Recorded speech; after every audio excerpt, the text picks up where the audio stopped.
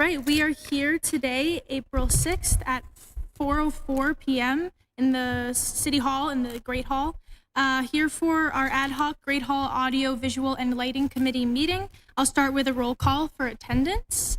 We have Director Santiago, Director Hayden, I'm here. Councilor Soto, Present. and myself, Councilor McLaren, present. I will accept a motion to accept the agenda. So moved. Second. Moved by Councilor Soto, seconded by Director Hayden. So we've accepted the agenda. We'll now move on to public participation, but seeing and hearing none, we'll close that and move on to our first agenda item, which is to review our collected survey data.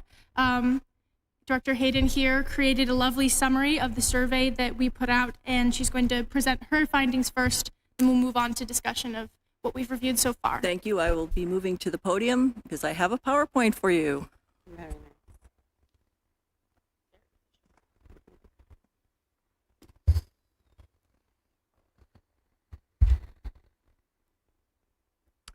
So good afternoon. As you know, we did a survey, or at least put one together, that tried to cover such items as the sound, the lighting, the room itself, temperature, the whole ambiance, if you will. And we had 22 responses to date. I hoped we would get a few more, but we can obviously leave that open for a while longer, especially tonight since there's so many people coming for city council meetings and et cetera, that we can hopefully pick up a few more.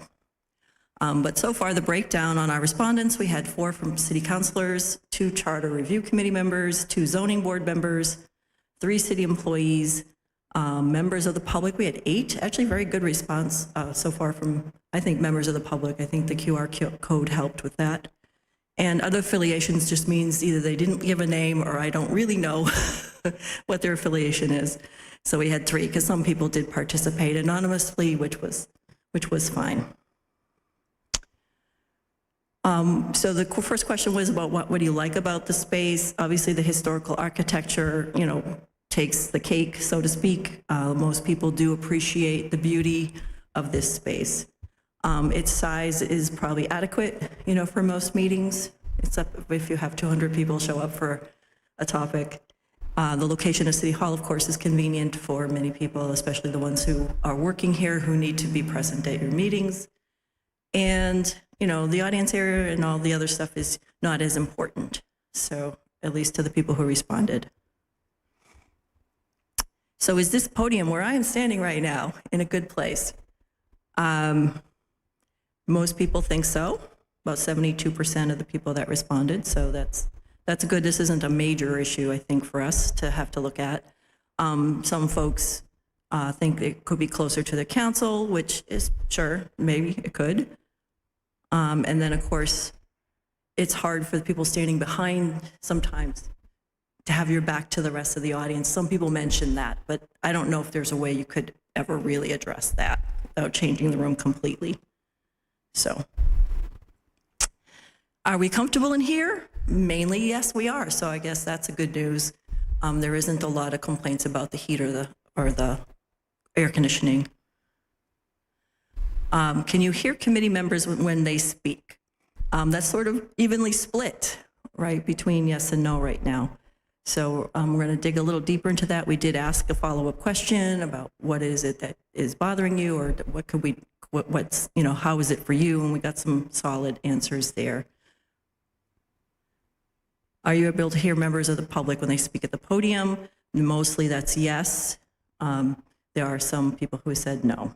So about 35%. Have you ever used a laptop? We had 22 people. Most people have not.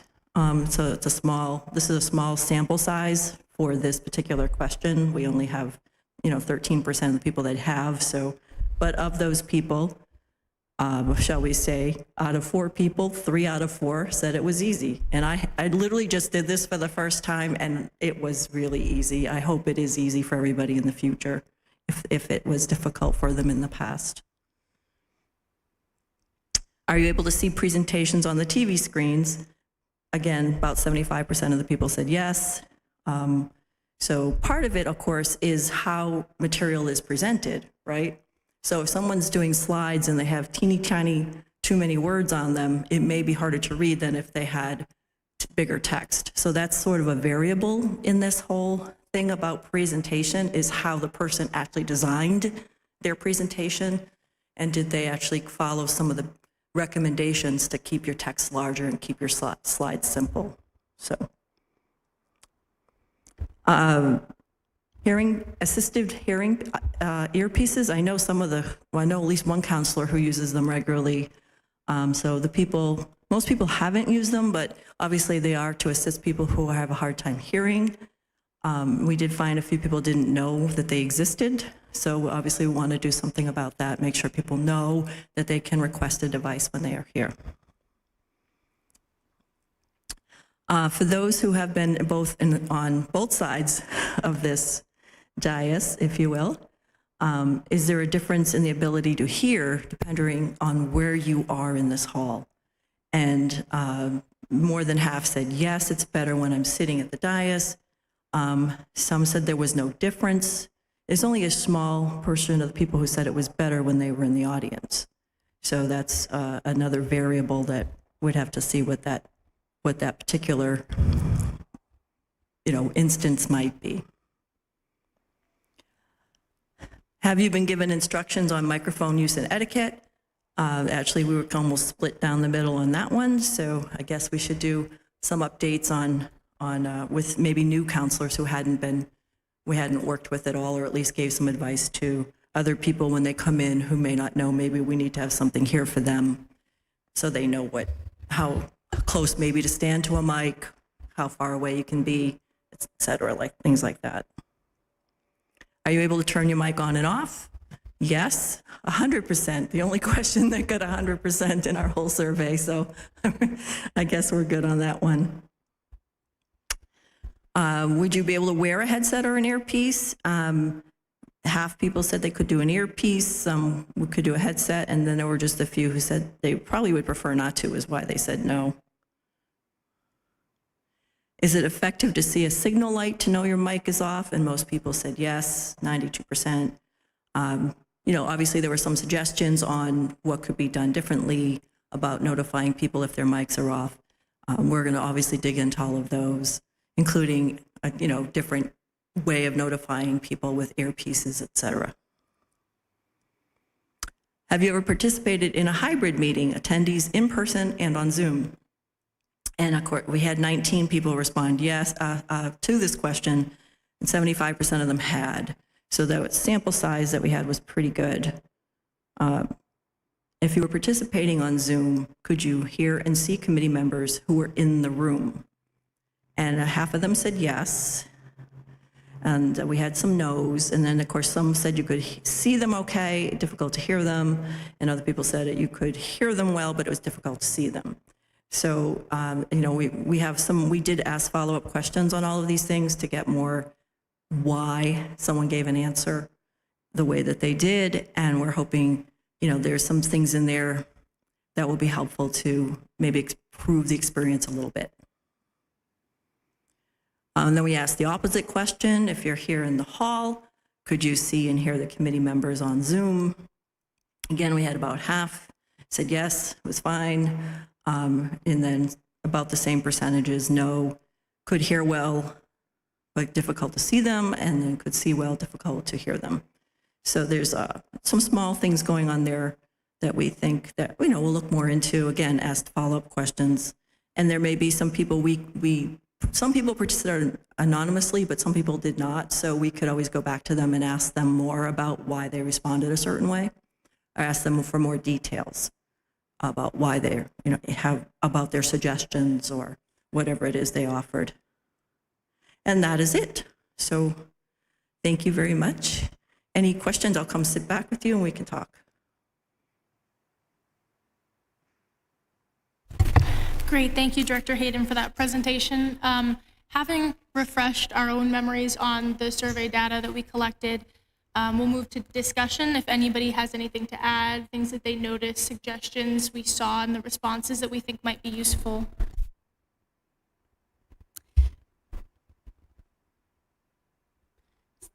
If I may, Madam Chair.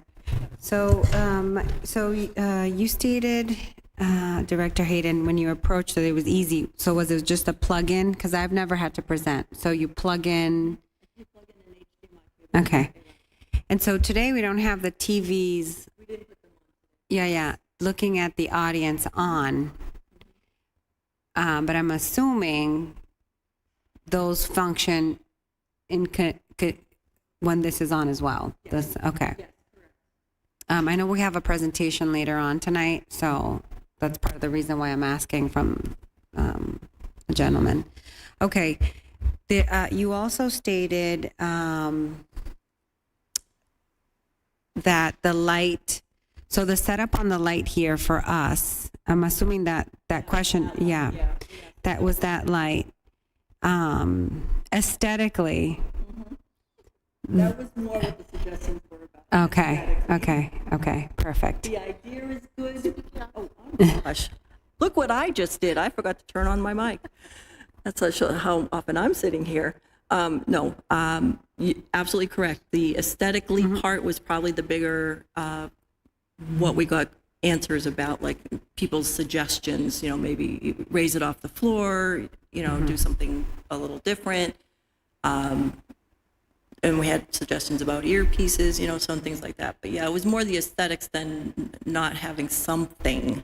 I think it's appropriate to have something if we can to let people know when they forget to turn on their mics, just like I just did. Okay, and then the acoustics or the sound, and I don't recall the percentage on there. Was that the one that was saying 50-50? It was about 50 were good, and then there was a mix of other responses. Yeah. I know that levels have been a concern in this room because that's what we hear the most, is that sometimes it's not loud enough, but of course you have limits on how high you can go before you get feedback, right? So the positioning of speakers and things like this is sometimes it's still a little bit of a work in progress, I think. But that's the biggest feedback we got, was that sometimes it's not loud enough. Okay. Yeah. And so I'd like to, through you, Madam Chair, if I could ask Mr. Santiago regarding the survey. In the scope of the survey, do you feel it was too narrow? And I'm assuming you guys worked on the questions, or maybe not, but did we miss anything that, because originally this was put together for the acoustics of the room, and lighting is really bad for this council floor. Now it gets better because the sun's out later. So I'd like your feedback if possible. Yeah, the survey, I think, was very good because I think it covered the whole aspect of the room. We didn't only ask about how the sound, we just gave them a lot of options and the response were, most is basically audio and lighting in here. They were fine with the podium there. The laptop is basically plug and play. The setup of the room, but they think is good. But I think the issue that the public mostly said on the survey, like 60 to 70%, it was first the audio. And because the room is, there's a lot of work that needs to be put for that to be probably never going to be perfect, but we can make it better, and the lighting. So I think the survey covered a lot. Yeah. Okay, thank you. Sort of a follow-up question on the audio piece. We've discussed earpieces for people at the dais, and I'm not certain the logistics of that, although you could enlighten me. I think perhaps that would be helpful to those of us sitting up here, but we saw, I think, even more of a concern when it comes to the audio for the people in the audience.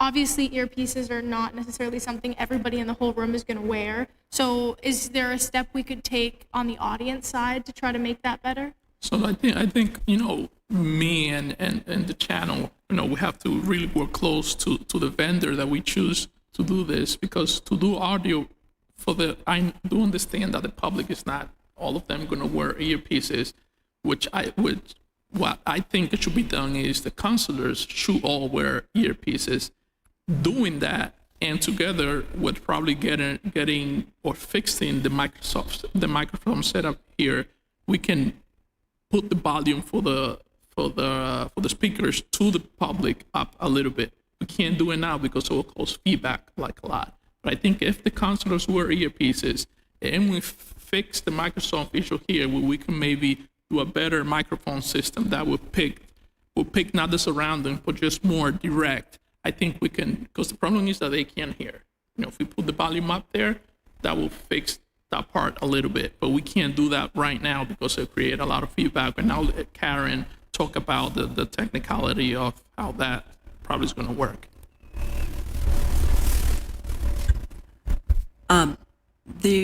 So microphones come in different pickup patterns, right? And I know Louis knows this too. There are ones that are more focused, but obviously what that's going to mean too is that counselors are going to have to speak into them, or they're not going to be able to be off to the side because they won't be picked up.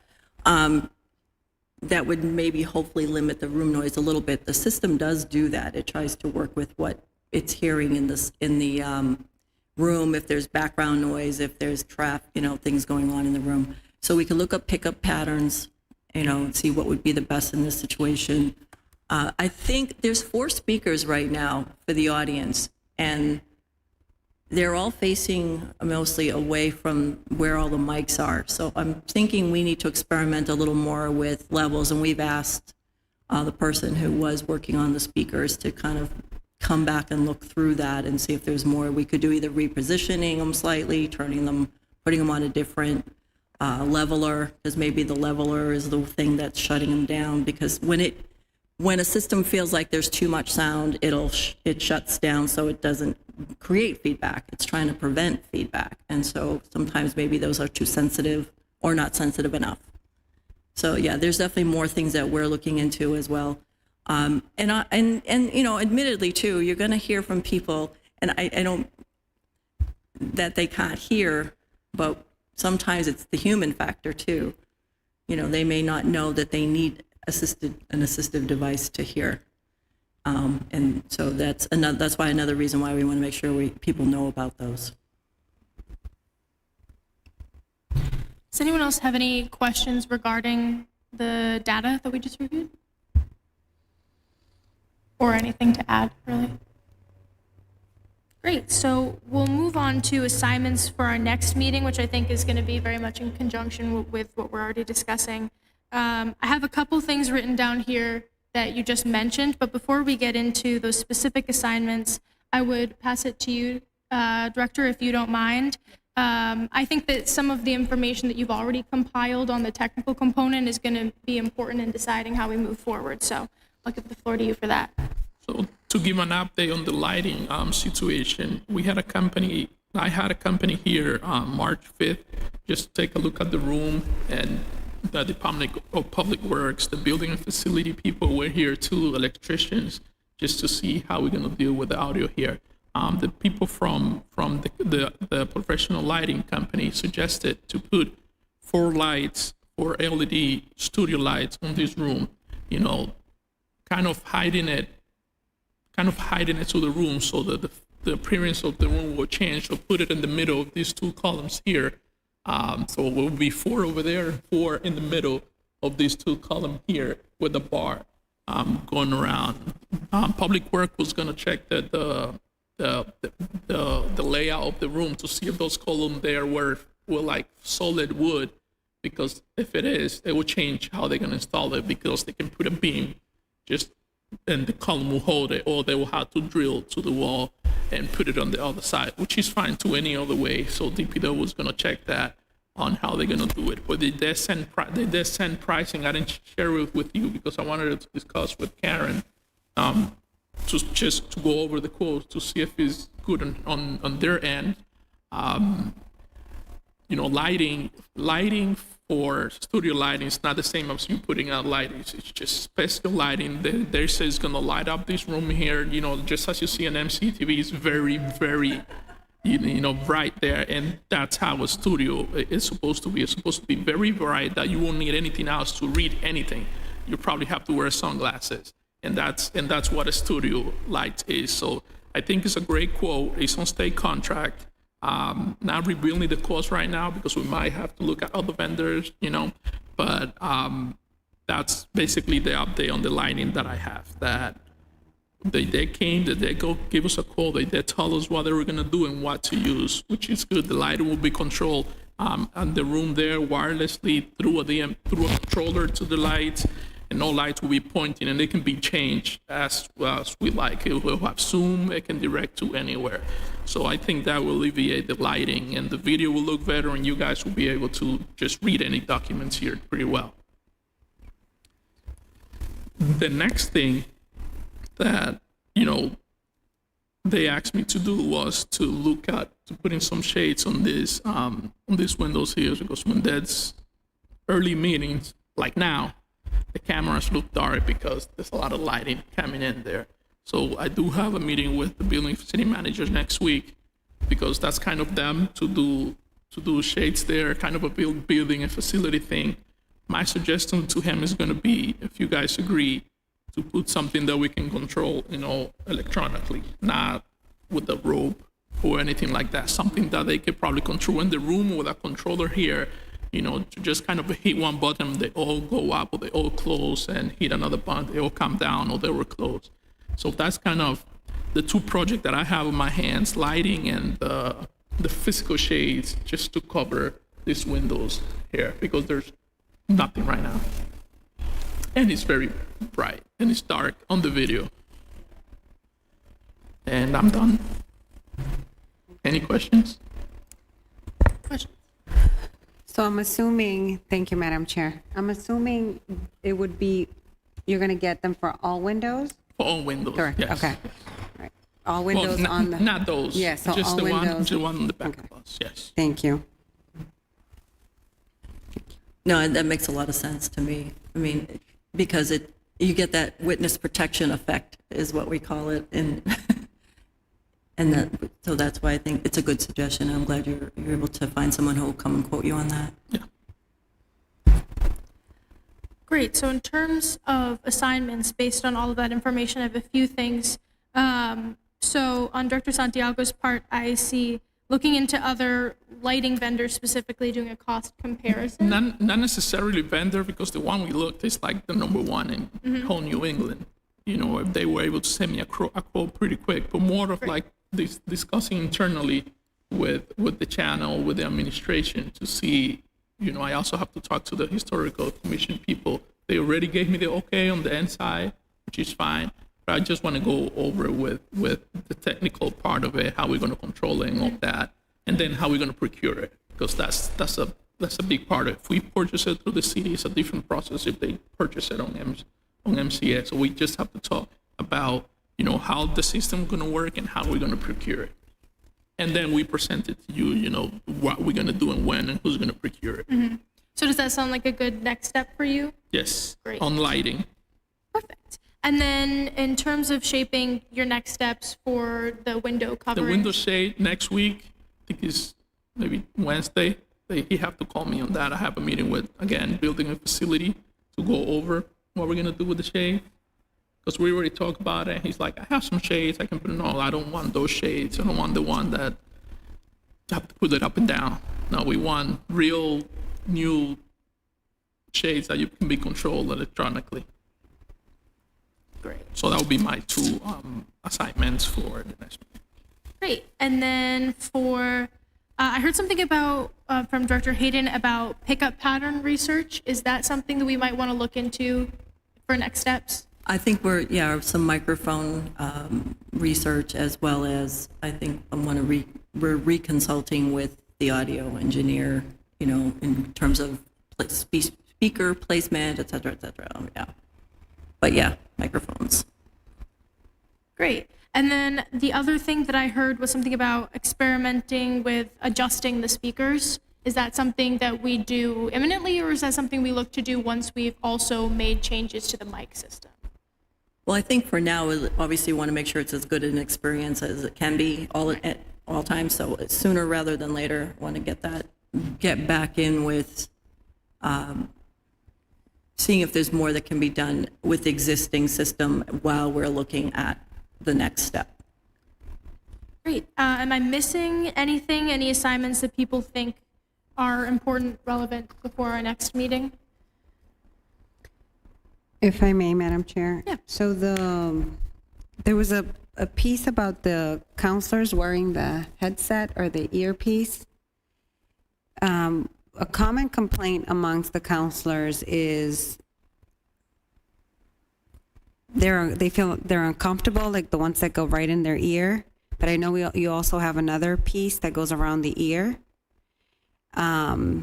If we could do maybe some research and find out because I'm assuming we would have to order them to the particular counselor, as opposed to we always give it back at the end of the night. I think if you had you decided to go in that direction, that every counselor should have their own, but they want to keep it somewhere so they're not forgetting it at home. So whatever would work best for that. So, It also, we can't just necessarily go out and buy like a random earpiece. It has to be tuned to the system that it currently exists. Otherwise, it's not going to work. okay, so is that something that Right. you could research as well for the, okay. And to add to that, we already have the earpiece system. We already had it available. It's just a matter of buying individual headset for individual counselors that come with different sizes. And it's not going to be that uncomfortable. So you can try. We can even do custom one if you would like. But just getting the counselors to first wear them and knowing that they're going to be individually for them. So before the meeting, they'll have to talk to somebody in the room and set up my earpiece. And that's what you do in any studio. You first get set up. We only do earpiece, but when you go to the studio, you get set up with microphone and an earpiece, which will be the goal here. If we'll get someone to put a little microphone here, it doesn't have to turn on and off. And it just take like right here, won't take anything else. But we probably not there yet. But we will be sometime. So the earpiece could also potentially be wireless? It is wireless. Well, The ones we have here it'll be aren't. wired to the device you have here. It will be wireless to the connection to the room. It won't be wired to the transmitter. To the transmitter, That it's somewhere, when you're tucking with your clothes. Right. To function as a microphone, it has to have a transmitter. Yeah. Yes. And this is something that, in your professional opinion, you think we should enforce having every council member do for just the sake of consistency? I think we should start with every counselor wearing an earpiece. Great. That way we can work with the audio for the audience, because you can hear each other here with that. Probably not 100%, but I think we should first get every counselor to wear an earpiece and then go from there. If they're comfortable with their earpiece, the ultimate goal will be to have them wear a microphone closer to them that they will have to be touching, moving, adjusting. But I don't know how comfortable even the channel and their staff is going to be, because you have to first go in there to get set up, to put your microphones on and their earpiece.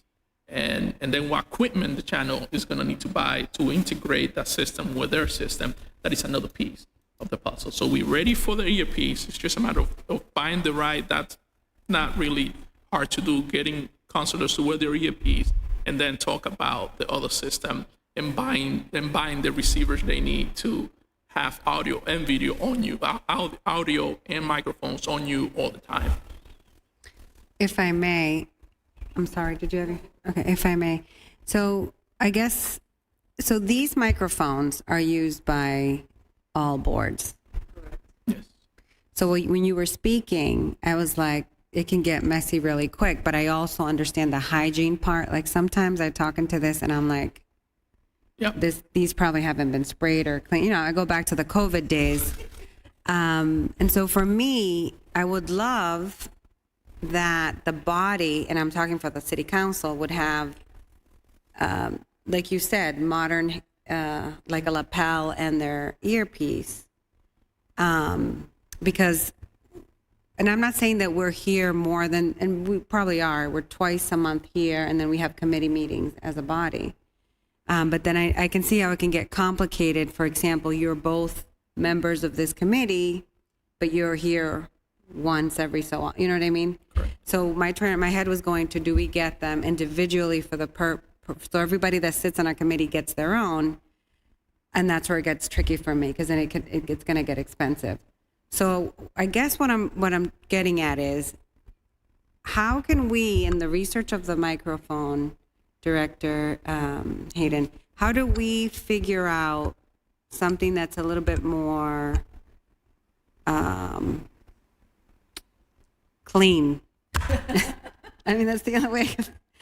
I so understand the point that, yes, it's like, here's these mics, different people are using them, touching them, turning them on and off. We don't know if anyone comes through here and just puts a nice sanitary wipe right over that, which is fine to do, right? But we don't know if that happens. So is that now something you want to ask for a cleaning crew to do? So that's one thing. Or have, right before a meeting, someone just goes down the line and cleans them all.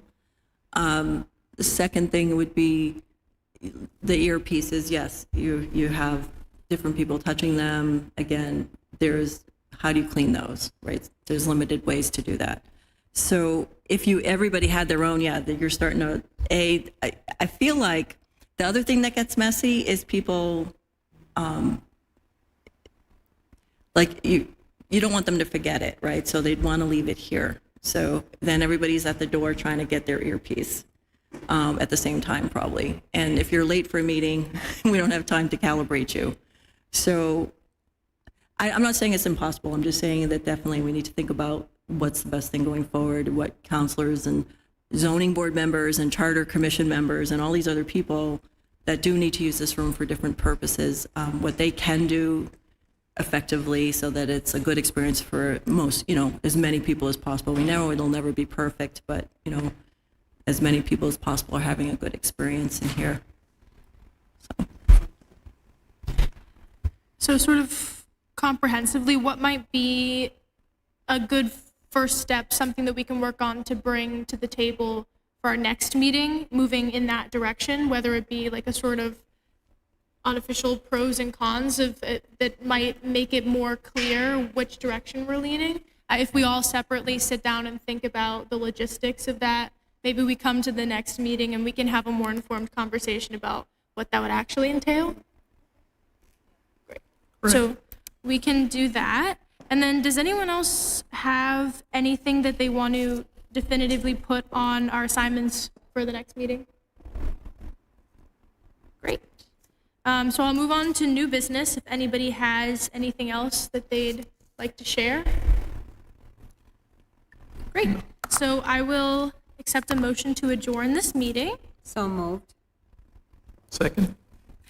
Moved by Councilor Soto, seconded by Director Santiago. This meeting is adjourned. It is 4:37 p.m. Everybody have a great night.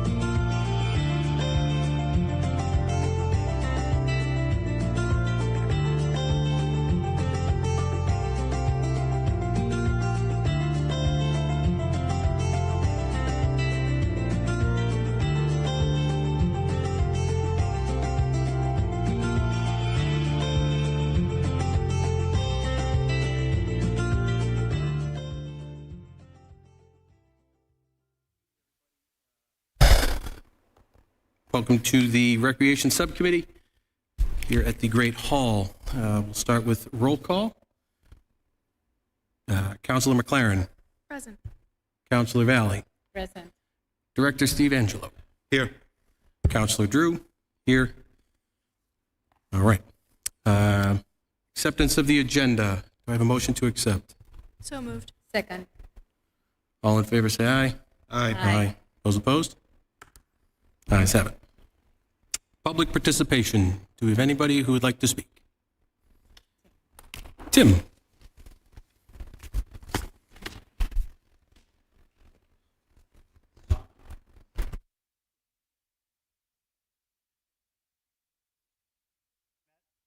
President of the Methuen Rail Trail in town.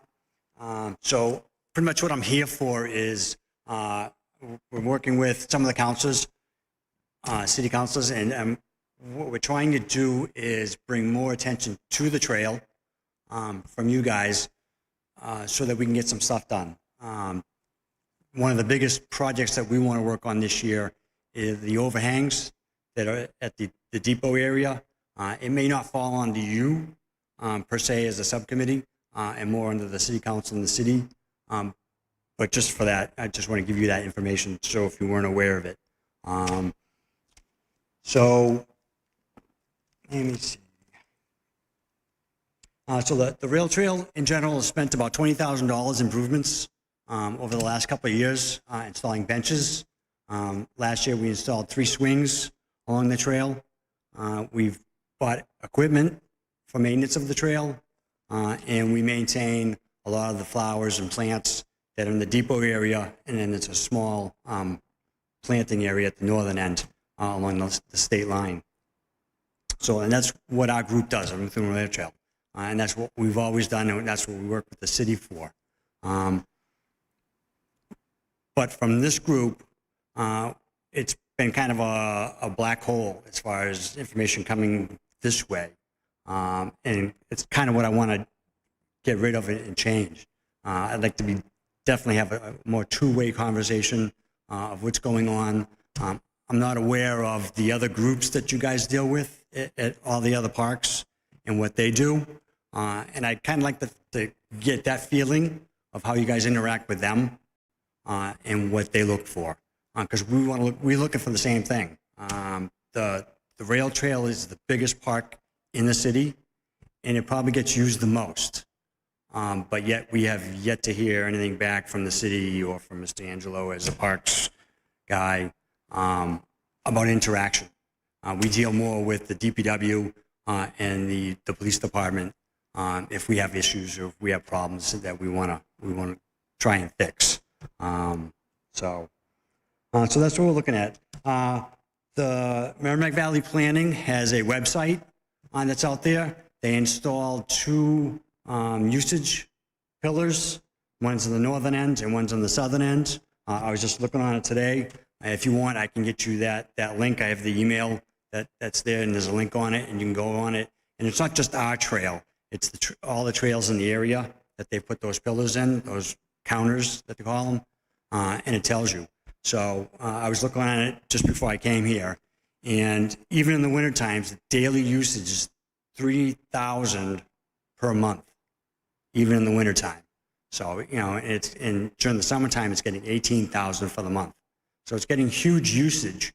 And we just like to translate that into something with the city, how the city can use it and do stuff with Merrimack Valley Planning and look for funds, look for other things. So, so with the overhangs, eventually, our thought was if that ever gets fixed, that area, when Bill Buckley was here, his intention was to use that area that's there on the side of the depot building to host things. His big thing was to look at maybe doing the farmer's market there instead of where it is at the Nevins. More access, more parking, because you're driving right by it. But in doing so, there'd be things that you'd have to fix and work with the union guys in the building so that people have access to that. So So I was on the website, the Methuen website, the city website, and under the parks thing, and the rail trail is not listed at all, guys. Not there. Just saying. So, and then the last thing I want to bring up is the rail trail is having our annual cleanup, spring cleanup, Earth Day cleanup on the 25th, that Saturday. So we'll post it on our website. We'll talk to the DPW about swinging a crew by, which they've always been really good about. And then just letting you guys know. I don't know if the city's doing something. They have been the last couple of years. So we'd like to be a part of that. And I think Councilor DiZoglio is looking at doing a cleanup in the bird sanctuary. So we might kind of coordinate with him as well. So that's what I have, guys. Thank you. Anyone else? Not seeing anyone, I will close public participation. On to the next item, department update. Superintendent Angelo, if you could take the floor, give us an update on everything going on in the Parks Department. All right, so I got a long list. I'll try to be pretty brief on each subject just for essence of time. So current priorities and constraints. Obviously, we're now in the spring season. Trying to get fields open and running as is probably our top priority from the field advantage point side. Said we also are working on finalizing schedules for all these facilities. It's always a wait, and then once the spring comes, it's just such a quick turnover. There's a lot of chaos, I said, just in terms of trying to get everything settled in a very short period of time. So this week we're going to be working on a lot of the baseball and softball fields. We did a lot of work on the softball fields today. Baseball has, the Methuen Youth Baseball has their opening day on Saturday. So we're going to be doing a good big priority on Veterans Park this week, making sure that's good to go for their opening day. And just over the next few weeks in terms of just trying to get this spring, all the playgrounds, all the parks, safety mulching throughout all the playgrounds. It's just spring cleanups. We're very actively just trying to be on top of things and to try to get things opened up, as quick as we possibly can. For capital project updates, so we are going to be closing the bids on the cement pad over at Veterans Park for that project. I said those bids will be closing this week, I believe. I said that will be for the installation of that outdoor fitness court that we'll be putting down in Veterans Park. We also just got the electrical engineering design completed for the installation of lights on the lower turf of the stadium. So that's that next big step into that project moving forward, which we're very excited about. We're also finalizing the engineering for Forest Lake and the bathroom replacement over at Forest Lake as well. That's been a long overdue project here in the city that is going to be coming to fruition very shortly. I said hopefully by this fall, as we'll have that in, so it's ready for the summer of 27. So, as I mentioned earlier, field and facility scheduling updates. I'm working very closely with the youth organizations here in the city just to try to coordinate field availability when we can get on fields when they're available. I said along with the high school. Obviously, the high school athletics take priority over fields, over the youth groups, but we do try to coordinate. So, it's a little give or take here and there. If we can accommodate, we can. And we really try to have ongoing conversations almost on a daily basis with a lot of these groups to ensure that we're adhering to their needs and staying on top of facility needs, scheduling wise, and field availability. DPW coordination for spring maintenance. I meet with the DPW staff every morning. I said we go over kind of the game plan for what that day is going to look like. Everything's always weather dependent. We might go into a plan at 7 a.m. and by 9 o'clock it's totally out the window, depending on how the spring goes. But we are, it's on top of it. So we meet every single morning. As in, obviously, I am under DPW, and we have crews that work in the fields that do a terrific job. As in trying to get the fields maintained and update, groomed, lined, and stuff with school, for athletics. We do all the lining and the chalking for every single Methuen high school game, baseball, softball, at all levels. So that takes a lot, as well as the coverage for all of the high school events at the stadium. So we have the playground and park audit status and priority list. I really don't have much of an update on this. This is something that I know the mayor has been working on. I say I can definitely check in with him on this to kind of get more of an idea of where we are with that project. But I said I know that that's something his office has been working on moving forward with. So upcoming community enhancement events. So we just had a great egg hunt over at Great Court Park this weekend. Turnout was terrific. It's one of the biggest one we've ever had. And even though the weather was a little bit chilly out, we had hundreds of families there, and it turned out to be a great day. There's no real major events we have coming up. We have a little smaller projects. We're going to be seeing some concerts down on Riverside Drive that will be coming out this summer. I said we'll also be doing outdoor movies again. That's something that we did years ago that we're going to be bringing back here to the city as free events here for our families. And with the 4th of July falling on a Saturday this year, I said the fireworks are going to be the following Saturday to stay in line with the tradition that we always have the fireworks after the 4th of July. So our fireworks will be on July 11th. And some people might ask the question, the reason behind this is the Saturday after always worked out very well for us in terms of attendance. I think we had close to 10,000 people there last year, and it just seems to get bigger and bigger every year. But if we tried to actually have it on the 4th this year, the opportunity to get food vendors and any of our entertainment vendors there very slim, because a lot of them go into Boston, a lot of them do activities in bigger cities than Methuen. So we would have not the product that our constituents are actually looking to see at the event. It would just be a lot lower scale and not what we actually want to put out for the event, because we take great pride in how successful that event is every year. Spring and summer programs are now open up online. I said this spring we have close to 600 kids signed up in various programs throughout the rec department, whether it be, I said, volleyball, whether it be soccer shots for the young little kids. I said we have T-ball signed up, which is at capacity already and already joining a waiting list, which is the most we've ever had here in my tenure here in the city. We also have our flag football league, which will be starting up in a couple of weeks. So as we've had very great turnout this spring in terms of participation, which we're excited about. And we continue to expand on programs. We just added a new cooking class. Tonight they have auditions over at the CGS for a new Annie Theater project that we're starting. What we try to do here in the city is to open up a big variety of programs. It's not all just sports-based. It's not all just science-based. We like to have a broad catalog of programs so we can make sure that we are offering the best we can for the community. And all that information can be available online. It's on www.methuenrec.com. I said all the registration and any information on any programs you might want are on that website. And for capital improvement plans, as I've been working with the DPW director on finalizing those requests, I said I'll go to the mayor and obviously to the city council afterwards. But I said we do have a list of projects that I put forth along with other members of DPW as well. I said if you'd like me to list off kind of what my requests were, I won't go into full detail on them, but I'll just give you a quick once over like what I put. Sure.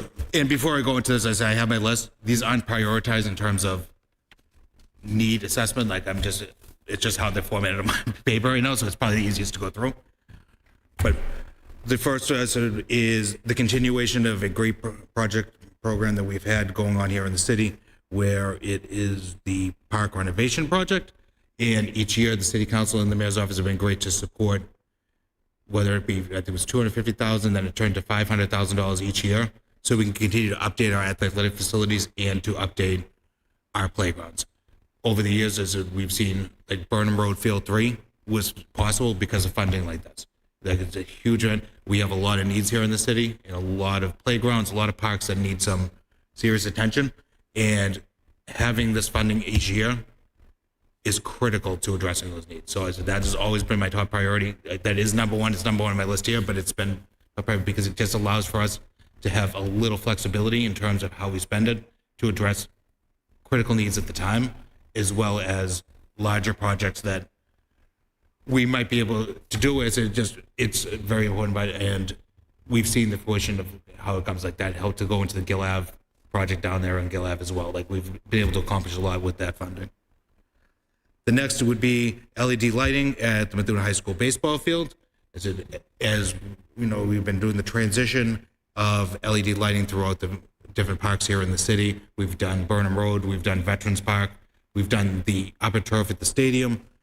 We are now going to be doing the lower turf at the stadium, which is a great project, but we want to continue that throughout all of our facilities. All the lighting fixtures here in the city are very dated and are in need of an upgrade quite a bit. So each year, as I go down my list, I'll actually have all the other fields that currently have lights that aren't LED on here as well, as opposed to just putting in one big block. I itemize them in my list just so the city council and the mayor can see exactly what the funds were to go towards each field.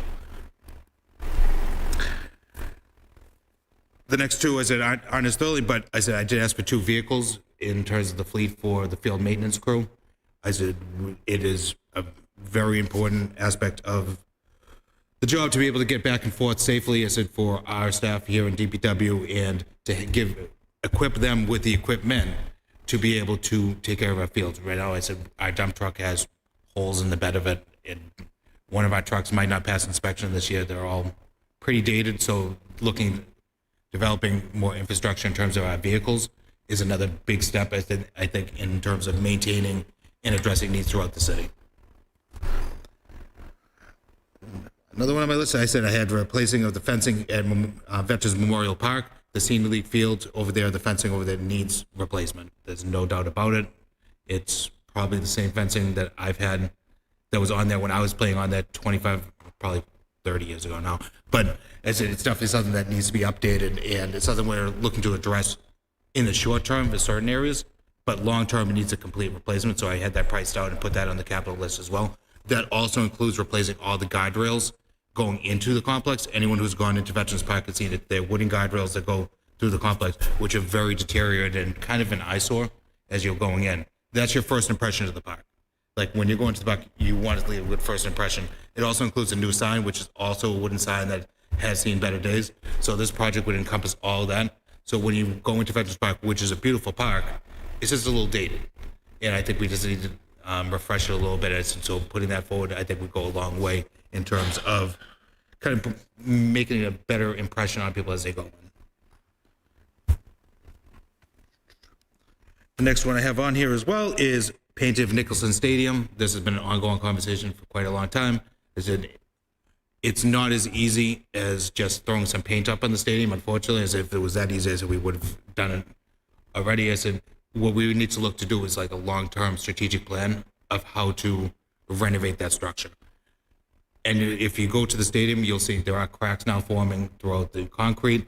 I said there is water that's getting through the concrete, which is starting to crumble away at the overhangs.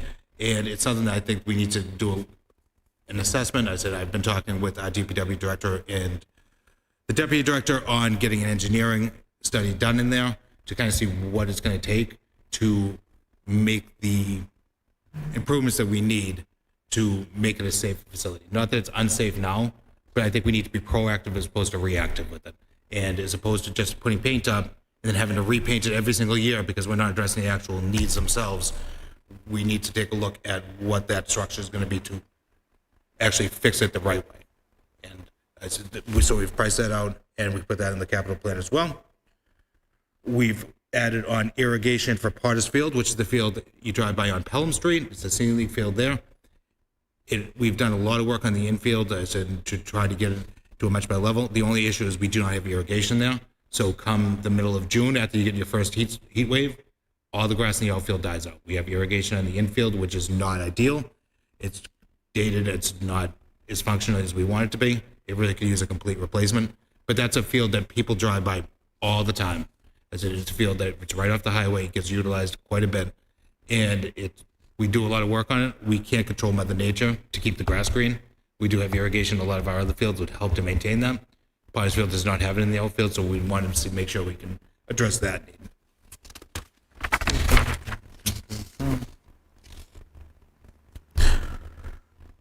As I mentioned earlier, I said I won't go through the list of them, but any park that we have here in the city, I said that does not have LED lights now. I do have that on my list. The other one I did put on here as well is putting additional lighting on the tennis fields at the tennis school. That is a field that gets used quite a bit by Methuen youth soccer and obviously from the schools as well. And I think opening up and putting lights on that field would help with scheduling and help with the overall use of that facility as we look to long-term reuse of kind of how we do things over there. Having lights over there would be a great addition. I also put on new synthetic turf for Nicholson Stadium. That is not necessarily a need right now, but I like to forecast years out, and that is something that we will be looking to do probably in the next 2 to 3 years as it's kind of ending the life expectancy of that turf. I said it was done in 2016, so we're at 10 years now. Your average life expectancy is between 10 and 15 years on a turf field. The stadium crew does a terrific job at maintaining it. We groom it. We make sure we are staying on top of it so we don't let it get worn down too badly. But Father Time's going to catch up with us eventually. And we know that that's where the window is for replacement. We need to start thinking about how we're going to fund that. So I would put that in the capital plan as well. And lastly, as I also have renovation of the Methuen High School baseball field. We just did the Methuen High School softball field with Burnham Road 3, which is an award-winning softball field. It is beautiful, but the baseball field is something that needs to be addressed next, I believe. I said the dugouts are kind of falling apart. I said the infield needs some work. I said it also doesn't have irrigation on that field either, which is another issue. I said in terms of when the grass starts to get burnt out in the summer, it's just not the product that we want to put forward for our community. So I think that should need to be addressed in the very near future.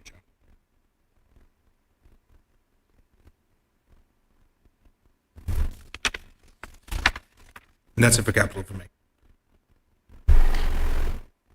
And then my last is Parks and Rec anticipated budget request. I said I will be working with the DPW director. I said on putting these requests in. Obviously, all the budget requests will go through DPW as I'm a superintendent under Director Bauer. But we will be looking for additional funding, mainly for athletic field maintenance. Our budget line has been level funded over the last few years. Obviously, product goes up. I said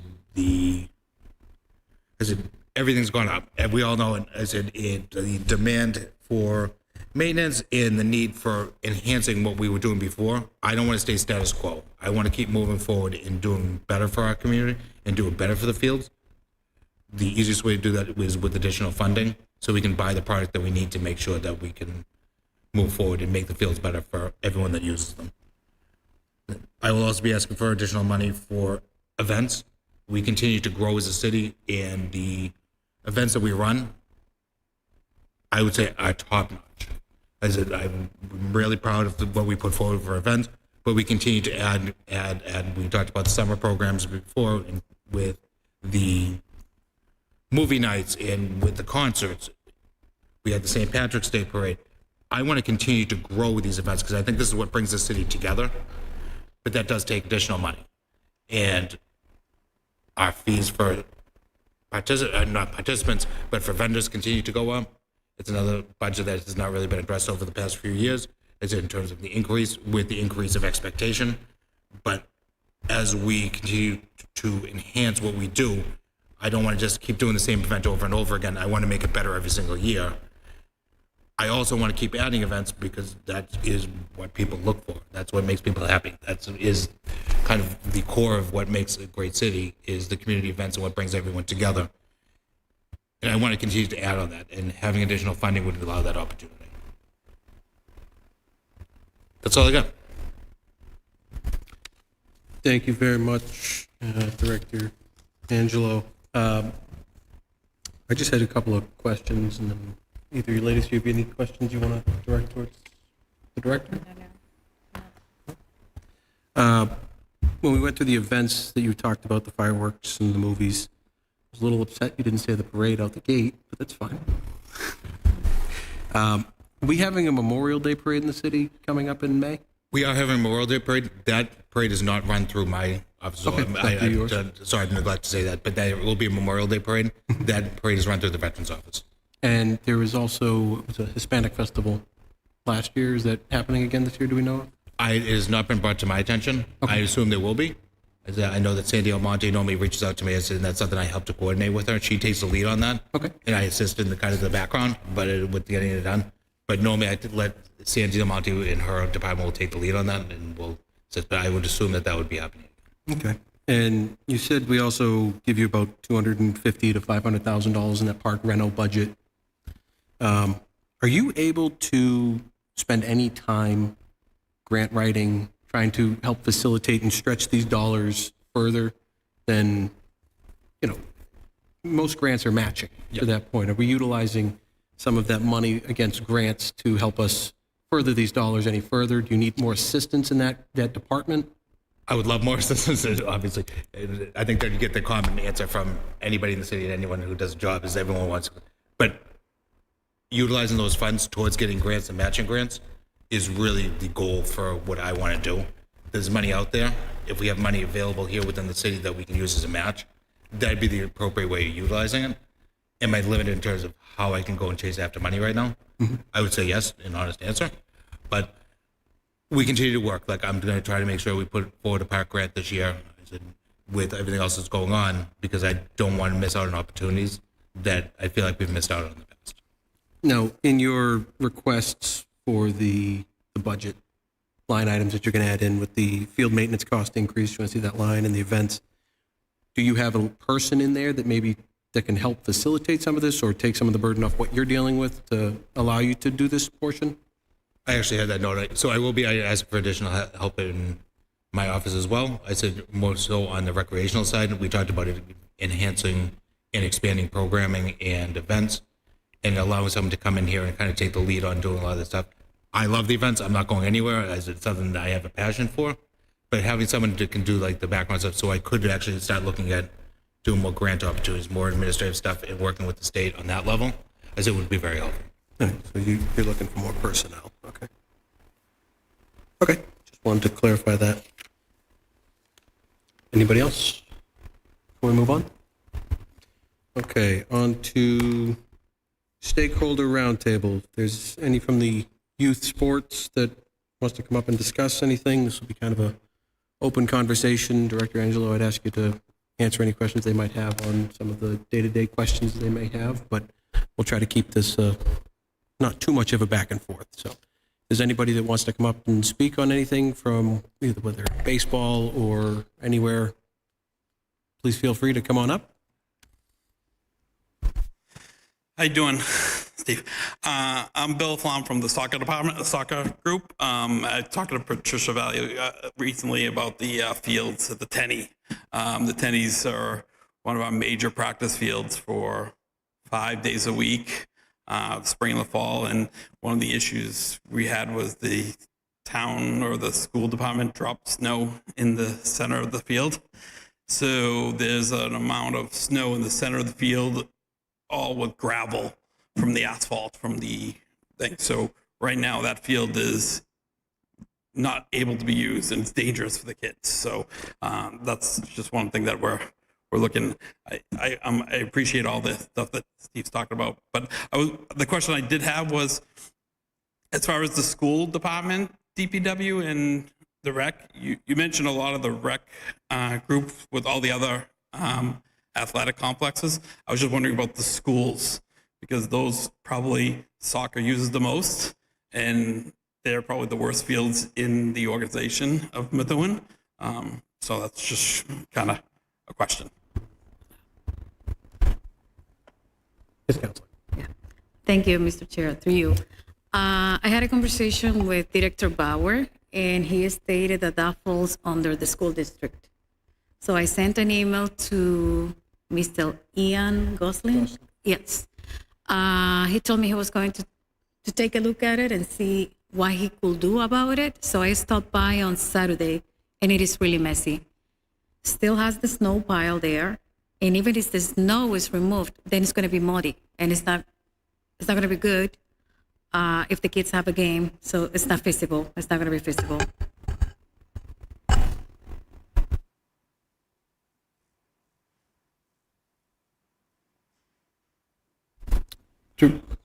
Yeah, thank you. Director Angelo. So thank you for bringing that attention. Obviously, I've been in communication with youth soccer as in terms of trying to help out as much as we can. That is where that we have that stick line of school fields and city fields, where that is not under the jurisdiction of DPW. That's under the jurisdiction of the school department.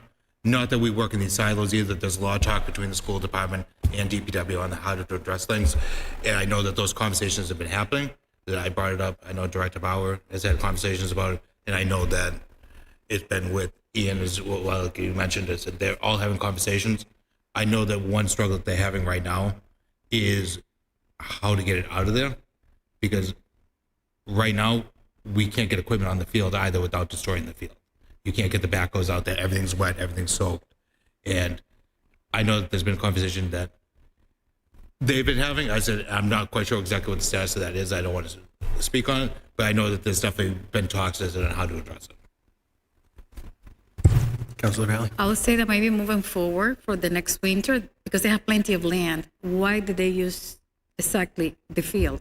Why did they dispose all the snow there in the middle of the field?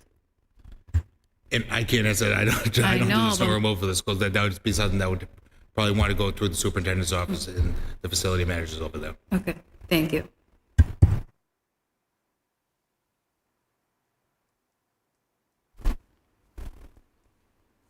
Councilor McLaren, anything? No, I've had the same question as Councilor Valley about why that decision would have been made, but it seems nobody here would have that answer. So.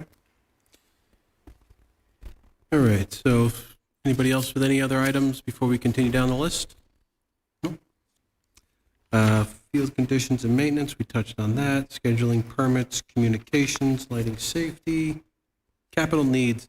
Director Angelo, we spoke at the last meeting about fixing a backstop on Burnham Road. There was a railing at one of the other fields that was loose that needs to be fixed.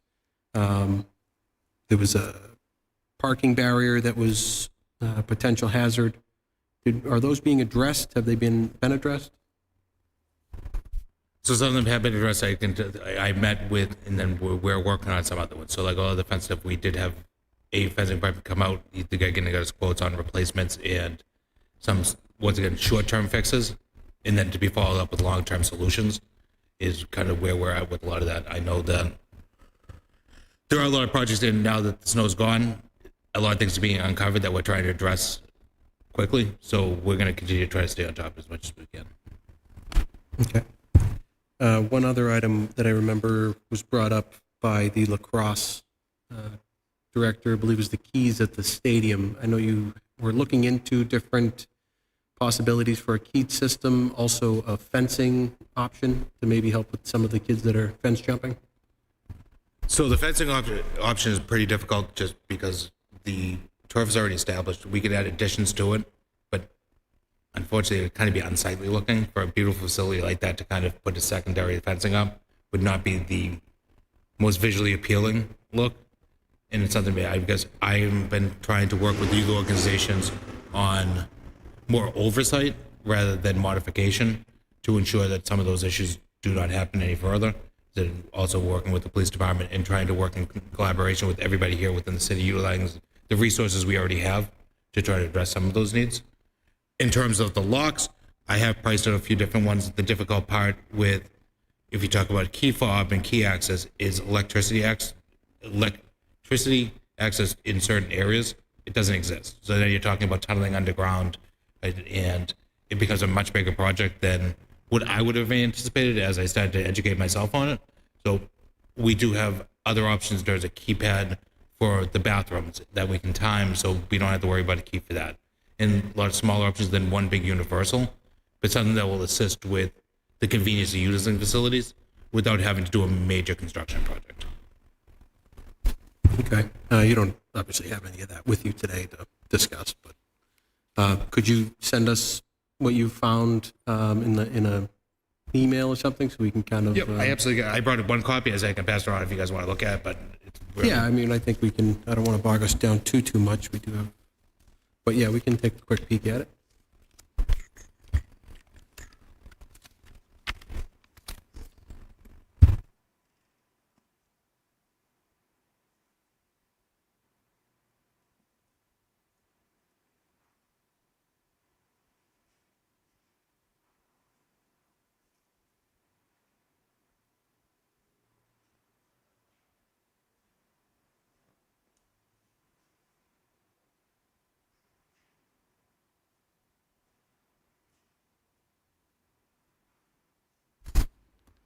If we want, we can just go through it through email and review it at the next meeting. It'll be totally fine. yeah, I apologize. I thought I had it with me, but No big deal. Not a problem at all. Does anybody else have anything you'd like to discuss with the stakeholder roundtable with everybody here? Before we move further down the list, Councilor McLaren, Nope, I'm all set. Councilor Valley, all set? All right, we'll continue down on to the rail trail lighting and grant opportunities. I know we spoke about this at the last meeting. Councilor Valley? We should remove that because Councilor DeSoglio is working on the Public Safety Committee with this item. So can we remove it? Yep. Do I need a motion to remove it? No, I can just remove it from the next Okay. agenda. Okay. then they can send it back I to us just- once yeah. they get a little bit further down there. Yes, I just don't want to step on his toes because he's working on that. Understood. Good. On to the next one. The Little Free Libraries by Councilor Valley. Councilor? Yes, I have seen this, and I usually visit another cities to exchange like books. Do you know what I'm talking about? Like the little boxes that you can take a book and leave a book. How many parks do we have right now in Methuen? Total, In total with playgrounds, we have 21. 21. I've reached out to a couple of vendors, but I don't have pricing yet, just to have an idea, like roughly how much will we spend on that. And I don't know if there's any grant opportunities available. Do you know anything about it? I'm unsure about the grant opportunities. I'm sure something like this, there probably are opportunities, something I haven't really looked into. We do have a few in our parks already. There's one over at Gill Ave. There's one over at Veterans Park. I haven't seen that one. Yeah, but those were there before even I began working here. I'm not sure exactly who took the lead on it, who did them, but they do exist in a couple of them. It's not universal. I'm not sure who initiated that project, as in who continues to utilize them. I don't have much information. I know that they do exist. I know that maybe they weren't as successful in certain areas as others, and then some kind of got deteriorated over time and just ended up as it being taken down because there was safety risk. It's something we could definitely look into, because someone had a vision at some point in time and thought about this. I just don't have the history on how it became what it was and why those areas were selected. I might have some information on that, Counselor. I did speak with the mayor because I saw this on the item, talked to him over the weekend. He did say that there are some that are currently run by the library. So the library does run some of these programs, and there's one on Pleasant Valley Street, Tyler Street, Milk Street, and I believe Merrimack Street was the ones that he knew off the top of his head. So But I don't think there's that many in the parks. I think Yeah, the ones that in the Director parks, Angela yeah. mentioned, the ones in the parks, those weren't mentioned. So I think maybe an inventory of that would be something that we should discuss and maybe further that program. I think it would be a great program, especially with the summertime coming. sounds good to me. Would you mind repeating again, Tyler? Pleasant Valley Street, Yep, Tyler Street, Milk Street, Milk, and Merrimack Street. Merrimack Street. Okay, thank you. So as an action item on that, you want to reach out to the director of the library and maybe we can I will. reach out with that? Perfect, thank you. Council McLaren, any questions or on this one? No? Okay. So then we'll continue on. Rail Trail Depot overhangs. Council Valley. So I had a conversation with both parties, BFW and the union. They are both in favor of transferring their respective depot overhangs to the city. However, the union wants to see the city's plan before moving forward.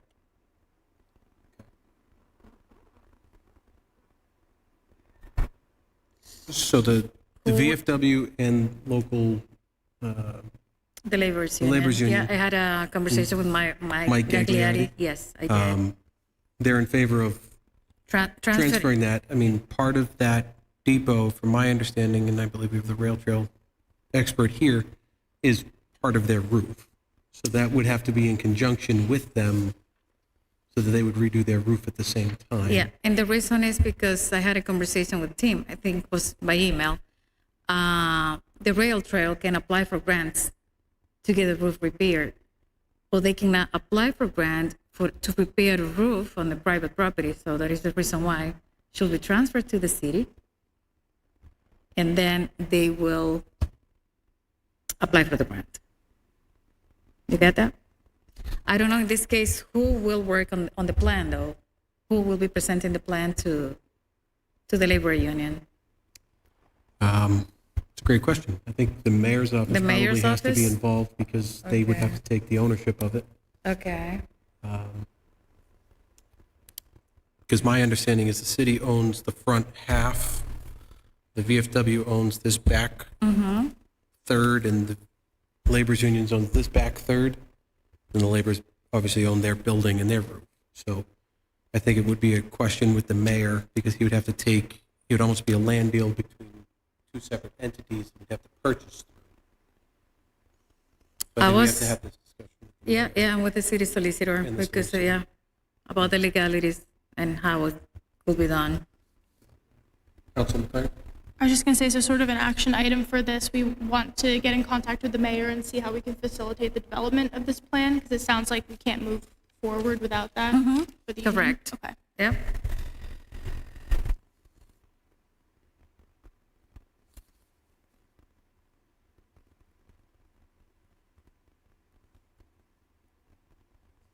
Once you get ownership of it, like there are grants out there just for the engineering.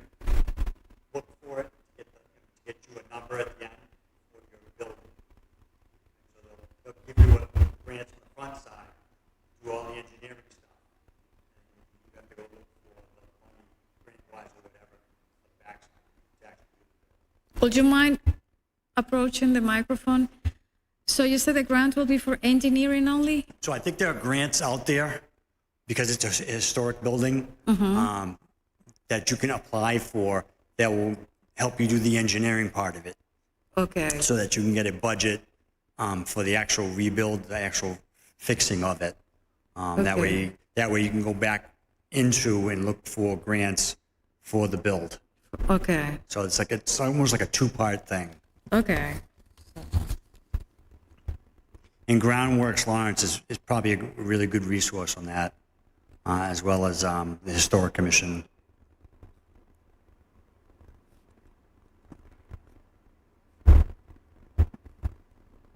Councilor Bailey, on an action item for this, do you want to approach the mayor's office, or do you want me to, do you want to team this together? and We approach the can mayor's team it together, yeah. Yeah, this is a team effort. Yeah, of course. office? Okay, so I think we can do something with that. Move that forward. Is there any other items we want to continue on that? No, I think it's All clear. right. Move on to the next item, which would be the Island Adoption Program. Councilor Valley? I know it existed in the past, but I want to know if it is still active. Like the island adoption that some business owners adopted and keep it in good maintenance with flowers and bag mulch. So my understanding is that it's run through the mayor's office now. Oh, I just asked this of Mr. Normandia, who came out of the mayor's office today. So I just got a little bit of that information. I didn't have too much from it, but my understanding is Michelle in the mayor's office runs that program. okay. I think we should be looking at trying to develop that program to do fire safety. Yes, because that was one of your pillars when you're Yeah, running. we should I definitely be remember trying that. to Yeah. Beautify this. Yep. So I'll take that action item to engage Michelle. Okay. And get a plan on how that's being implemented and how we can take that. And the requirements and the process, like if we have a business owner that wants to apply, how do they do? What do they need to fill out? How does it work?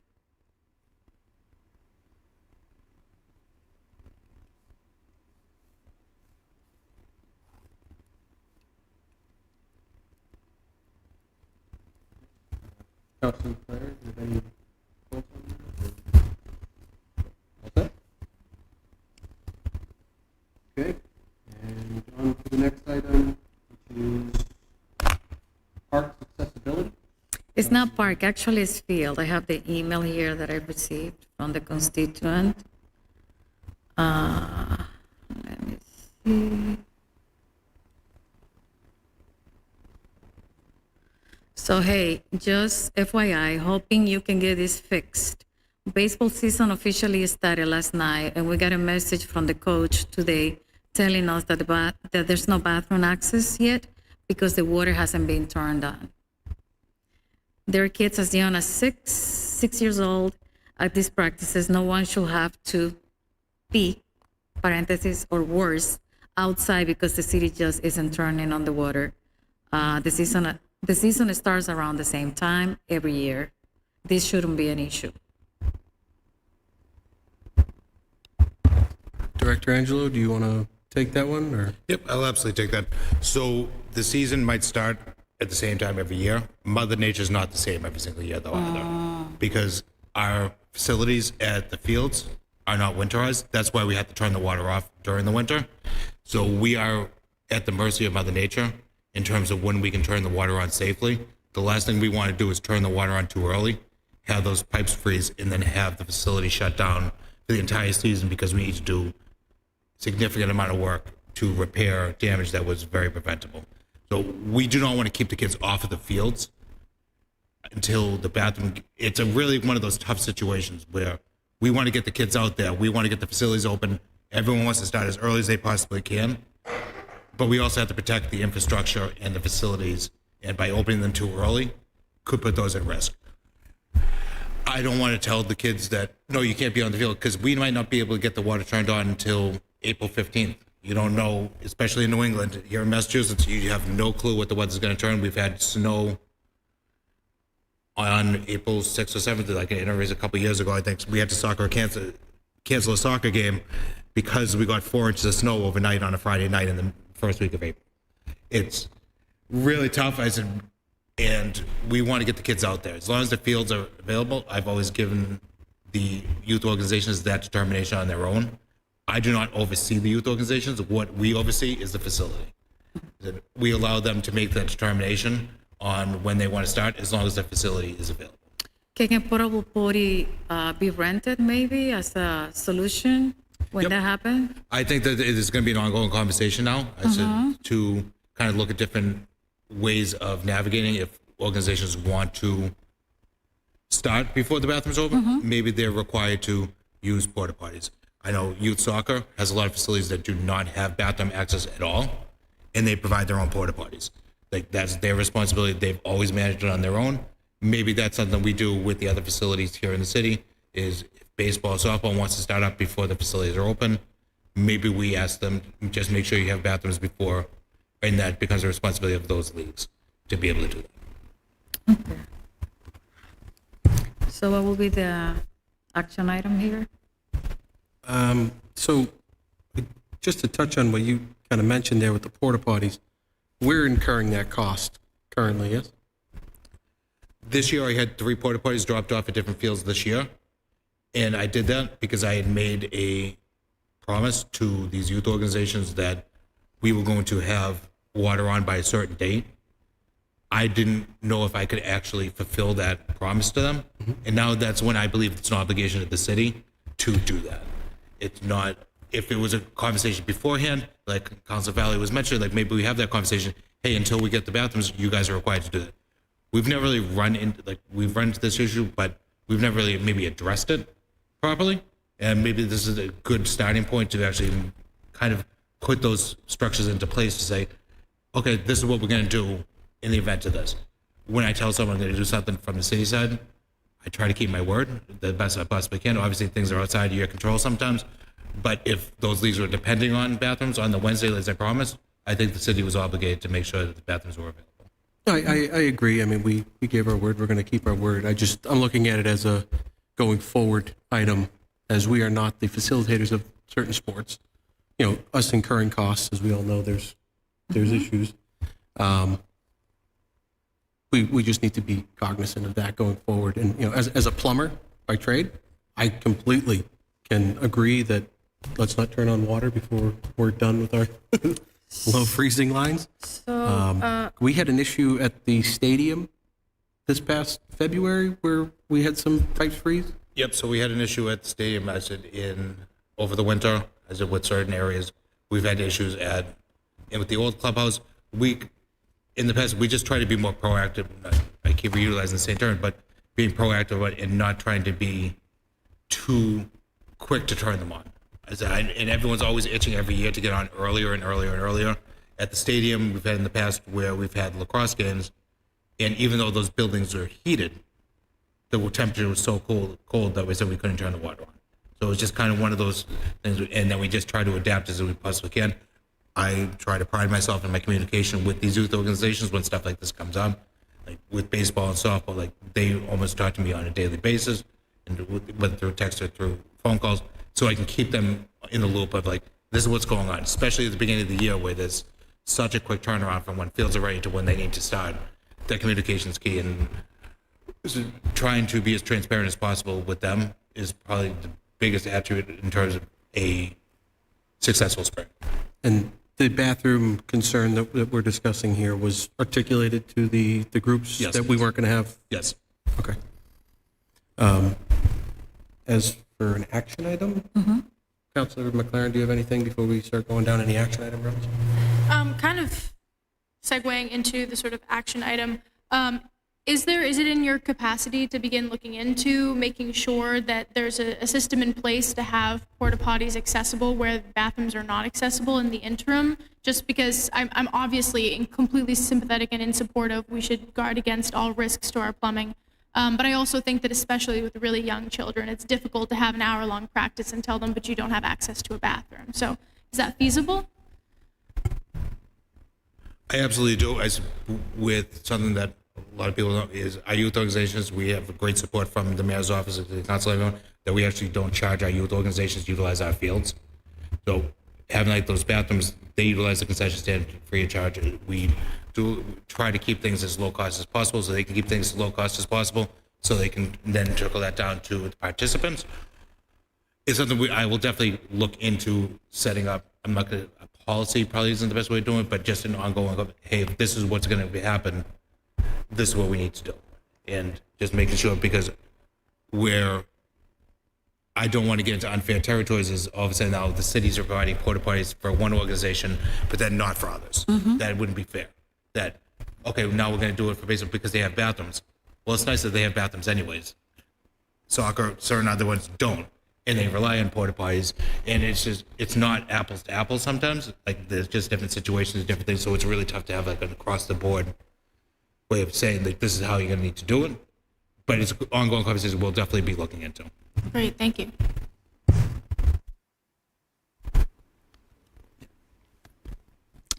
Okay, so on that, I don't know if there's really too much of an action item outside of us memorializing an ordinance or something in place, but we can certainly discuss that with Director Angelo and the organizations.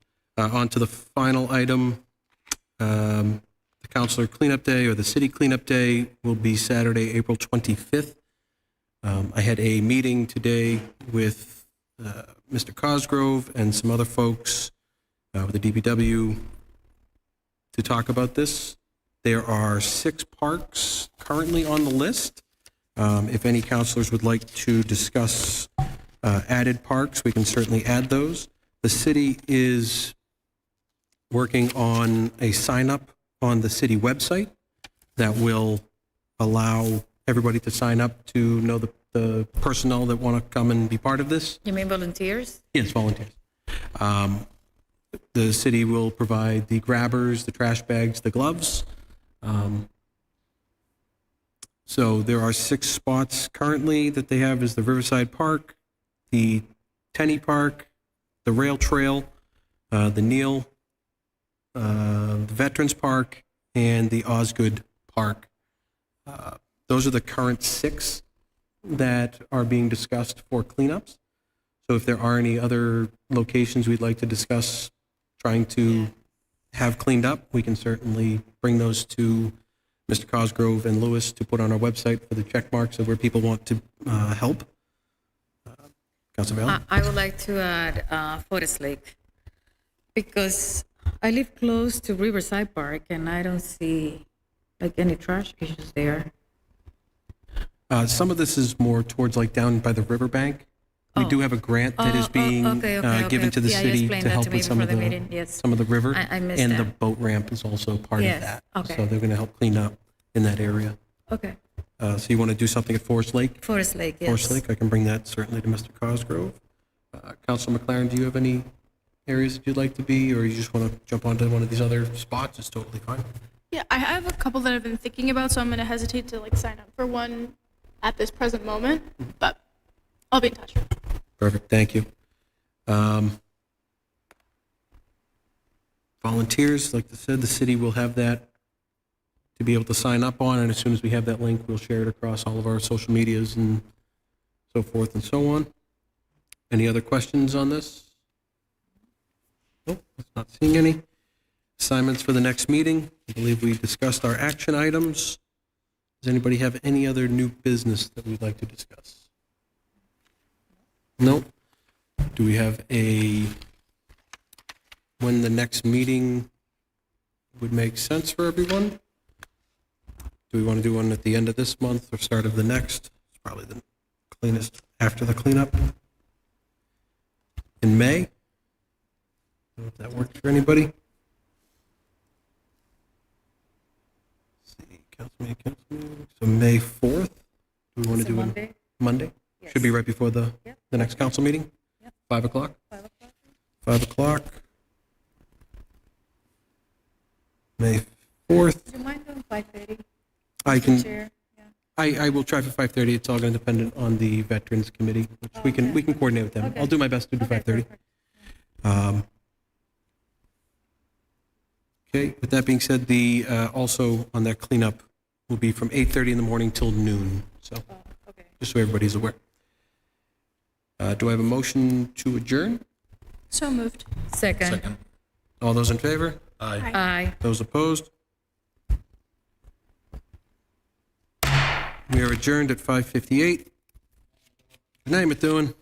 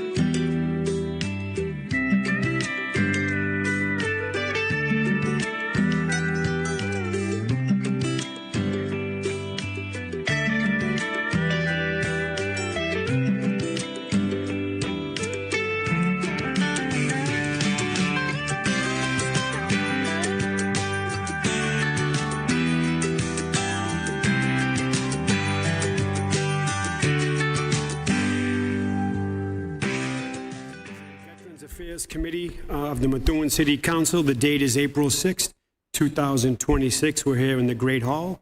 We'll take a roll call. Councilor Drew, Present?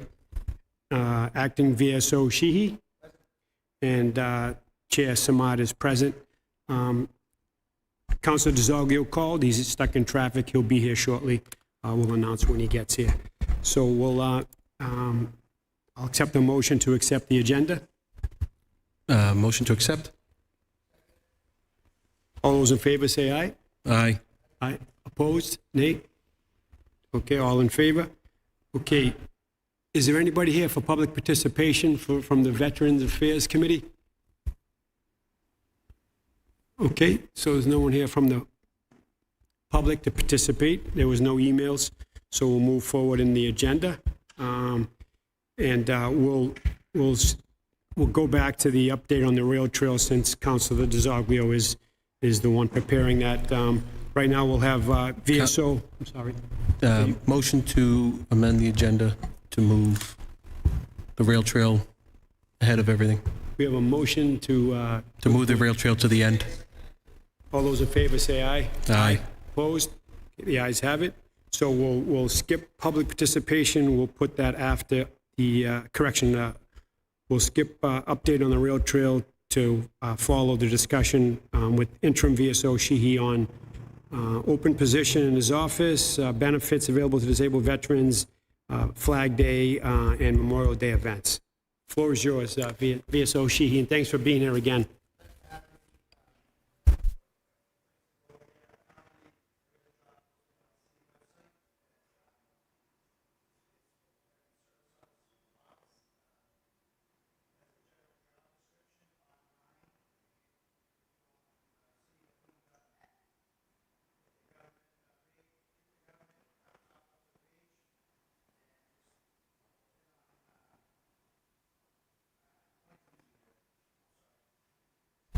Got a microphone.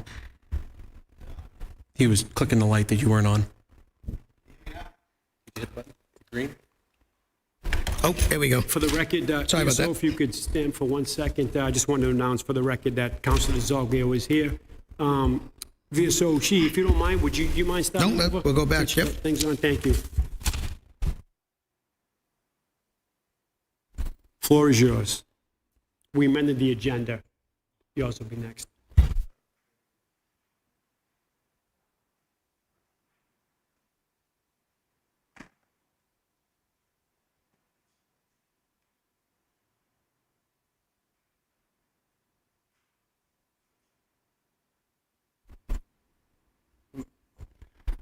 No, we'll stick with the amendment. Oh, okay. I thought you said we were Sorry. going back. I'm sorry. Oh, okay. So we'll get back to that. So yes, there's currently an open position in the Veterans Office. It's currently up on the city website. I believe it's up for another 6 days or so. It's a Clerk 3 position, again, in the Veterans Services Office. Job description is up online, and you can go to the cityofmethuen.net page and check out employment, which is like about probably 5 blocks to the right as you drop down a little bit. And right there, you can hit that, and that is the first job posted under job posting. So you're right there and you have a full job description. Tim, before you move on, do you mind if I ask you if you can explain some of the responsibilities that you think? Yeah, I'm going to put that around there. Well, in my opinion, if you had any type of experience with veteran disabilities and signing veterans up if they come in the office and looking for disability benefits, or another really important one is the Chapter 115 benefits through the state of Massachusetts. So we currently have about 26 veterans that are on there. So if you fall below a certain level of income, or you need help with whether it's with your heating or electric bills or your food, anything like that, we can help you out with stuff like that. So we come in as a whole formula. You come up, you just have to bring it. We have a checklist, but you need 4 or 5 things where you'd need your, whatever you have for Social Security benefits or money that's coming in, and we'll just check you out that way. But if somebody has experience doing that, using the on-base system, So if you ever done that before and worked for another VSO in another city or town, that'd be great. Love to have that. Perfect, thank you. I figured since you've been there a couple of months now, I think you would know more than I can read the anybody. job description if you want, Yeah. but that would be a plus. But Yeah, if you don't perform mind. clerical duties, including but not limited to answering in-person, telephone, and email inquiries, data entry, and assisting veterans in preparing applications and guidance regarding appropriate services and agencies available to them. Process and distribute veterans' benefits payments and assist in employment and benefit searches as appropriate. Assist in coordination and planning of various community events. Perform related duties as assigned. And then it just has the qualifications under that on the website. Awesome, thank you. Okay. Moving on. We got next Mike on the agenda. Next would be the Flag Day, and again, when I say Flag Day, it's the Replacement of flag. replacement of flags prior to the Memorial Day event, if you want to discuss that Yep. in the parade. So first, before I do that, I just want to go over different benefits that are available to veterans in the city. And we have that also on the website. So unfortunately, this year, we've already passed it. April 1st is the timeline. I mean, a lot of people who are veterans know what that this is available to them, but for those that don't, if you're a disabled veteran Methuen, you get a tax break, even as low as 10%. Yeah, I think you get $1,700 off your tax bill. If you're 100%, I believe it's $4,000. And there's also spouses, as long as you're not remarried, can get some of these benefits. That is also on the website. So when you get on, just scroll over to the veterans page, drop down all the way down at the bottom. It gives you the printout that I have here. It's right here, but this printout is right online. If you don't have access to the internet or anything, just call me. Call the veterans office anytime. I can let you know if you qualify for it. Also, for veterans in Methuen who are 100% disabled, which we do have some. I tried to reach out. I've been able to reach out to some of them. There's also another annuity that the state gives to veterans who are 100%, and that is in August. As long as I think you have to apply before June 20th. And if you're 100% disabled, you get that yearly stipend of $2,500. They make a check directly or deposit into your account. So if any questions on that, same thing. We're going to have that up on the website as a link, and I'm trying to get it done in the next couple of days. Lou is going to help me with that. Going to get that on there. If you don't know how to do it online, that's probably the fastest way. You can come in, we can help you with that, or you can also print it out and mail it in. But we can help assist people with that if they're 100% disabled. I guess that bodes well to the assistant that the VSO would need, who was going to do a lot of interaction with the veterans when they come in to inquire. So Right. they're going to have good communication skills, I'm sure, because the VSO will be oftentimes on the road doing events and stuff like that. Exactly. So, Yeah, sometimes the VSO is not there, so that person in the office will, if they don't have the education, are not familiar with it, we'll send them to the state and get the proper training. So that is exactly how it works. You come in and help them. It's all new to them. They might have been a veteran. They might be a Vietnam veteran, but never applied for benefits. And there's a lot out there for different people. So come in anytime. and correct me if I'm wrong, too, if you're 100% disabled, you get $2,500 from the state, and I think you get $1,500 federal. Is that accurate? I'll have to double check that, but it's possible. Yeah. Yeah, so I think there was a benefit. A too lot of from- people do know, but there's people that don't. So we want to try to get that out there and get the word out somehow. But I'm trying to figure out exactly who is 100% or not. But even 10% with your taxes, they changed a few years ago. It's quite a bit of savings. So Yeah, I agree. Great job Methuen did with that for the veterans. I agree. And if anybody knows Tim, Tim's that guy who's going to help you. Whoever comes in and talks to him, he's going to help you. So we're lucky to have him for the time that we do. So we appreciate you preparing for the meeting. All right, if you want to continue. Actually, are there any So- questions on benefits from anyone on the? You guys have any questions? If anybody ever has any questions, if anybody's watching this, just, call the office anytime. Just ask for me or Jessica. Usually, most times we're both in there. Sometimes if I'm not there, Jessica will be there. So right now, I just wanted to go over the flag replacement at the cemetery. So it's going to be at Elmwood. We do them all, but it's going to be on Saturday, May 16th, 8:30 till noon. Everything's usually wrapped up by noon.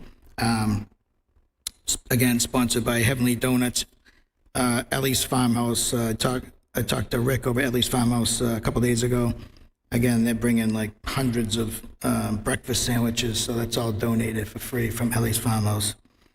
We also have, I believe, we get the water donated also by Shaw's Warehouse and some other things, snacks and things like that. So we'll have that all on we're going to have the flyer out on the website soon. We're just changing the link to something else. IT is going to help me with that. So if you can go on, you can either call and say you want to volunteer, or just write your name down and have you in there. But if not, you can go right on the website shortly. We'll probably have it done by the end of the week.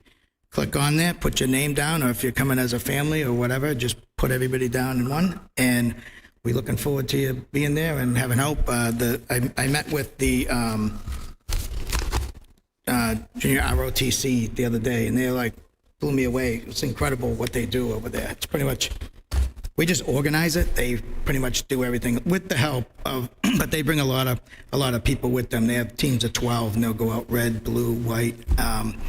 So meeting with them the other day, they have pretty much everything covered. They get the flags. We have the flags in now. They're over at the cemetery, but they get them all together, get them out to everybody, get them dispersed properly. We do, let's see how many different cemeteries we do. So we do, we obviously do Elmwood, but they start out Walnut Grove, which is right off of Lowell Street. You have the Village Burying Ground, which is across from the presentation between like St. Monica's and Neal Field. You have Meeting House Hill Burial Ground, which is across from the Holy Family Hospital. We have, obviously, the Elmwood is our biggest one where we meet, and then they collect the flags and send out teams to these different, cemeteries. But we also cover the Elmwood, Lithuanian, St. Anthony's, the Polish Cemetery, Orthodox Church, and also, what else do we do? One more. We do, I'm sorry, almost forgot, Chris Sear from Greater Lawrence Technical School. He has a group that he takes over to St. Mary's, so he gets all the flags, does that portion I'm doing over there. Lawrence does it, they all do it together, but Chris handles all that. So I haven't met with Chris yet. He did call me, we touched base on the phone, but I'll be talking to him this week, and these guys got it covered. It's great. I've participated in it a few times. Not more than a few times, a bunch of times with the fire department, but just go over, place some flags, but they got it nailed down. This JROTC they're awesome, impressive. So we thank them very much. And we thank all the residents who can spare some time and come over. We usually have a lot of people there, as you know, you've been there. Yeah, it's a great event. Does Chris Sear bring his baseball team? Is that who he does it with? Yeah. Yeah, it's awesome. Yep. From Greater Lawrence, yeah. Yeah. It's good. Yeah, Chris is a good It's guy. giving back, but it's always a great event. There's plenty of kids, and if you need any help with the schools, I know he has some connections, and John too. So if you need kids, we'll get some kids there.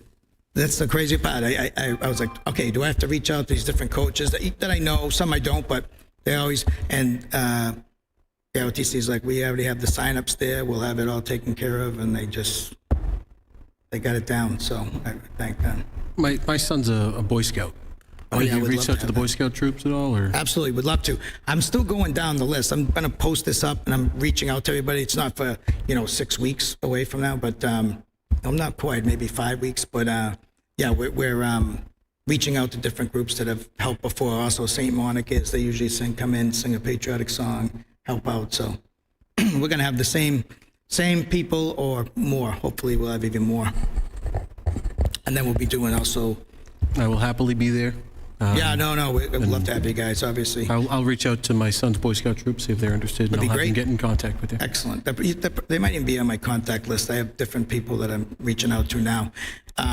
One other thing is the Memorial Day parade then also. So this is going to be the week before Memorial Day, the Saturday before. So that, what they say, that's the 16th. And Memorial Day would be what then? 23rd, maybe? Let me see what the date is, Memorial Day. It's a little early this year.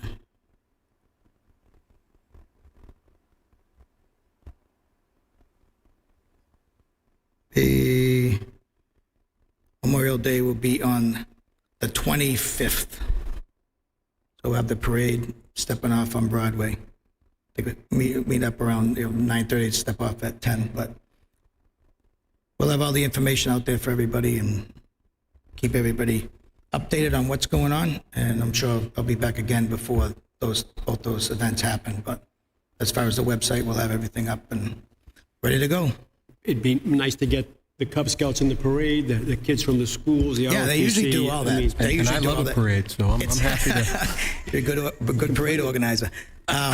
Big hit with the St. Patty's Day parade, so we'll see.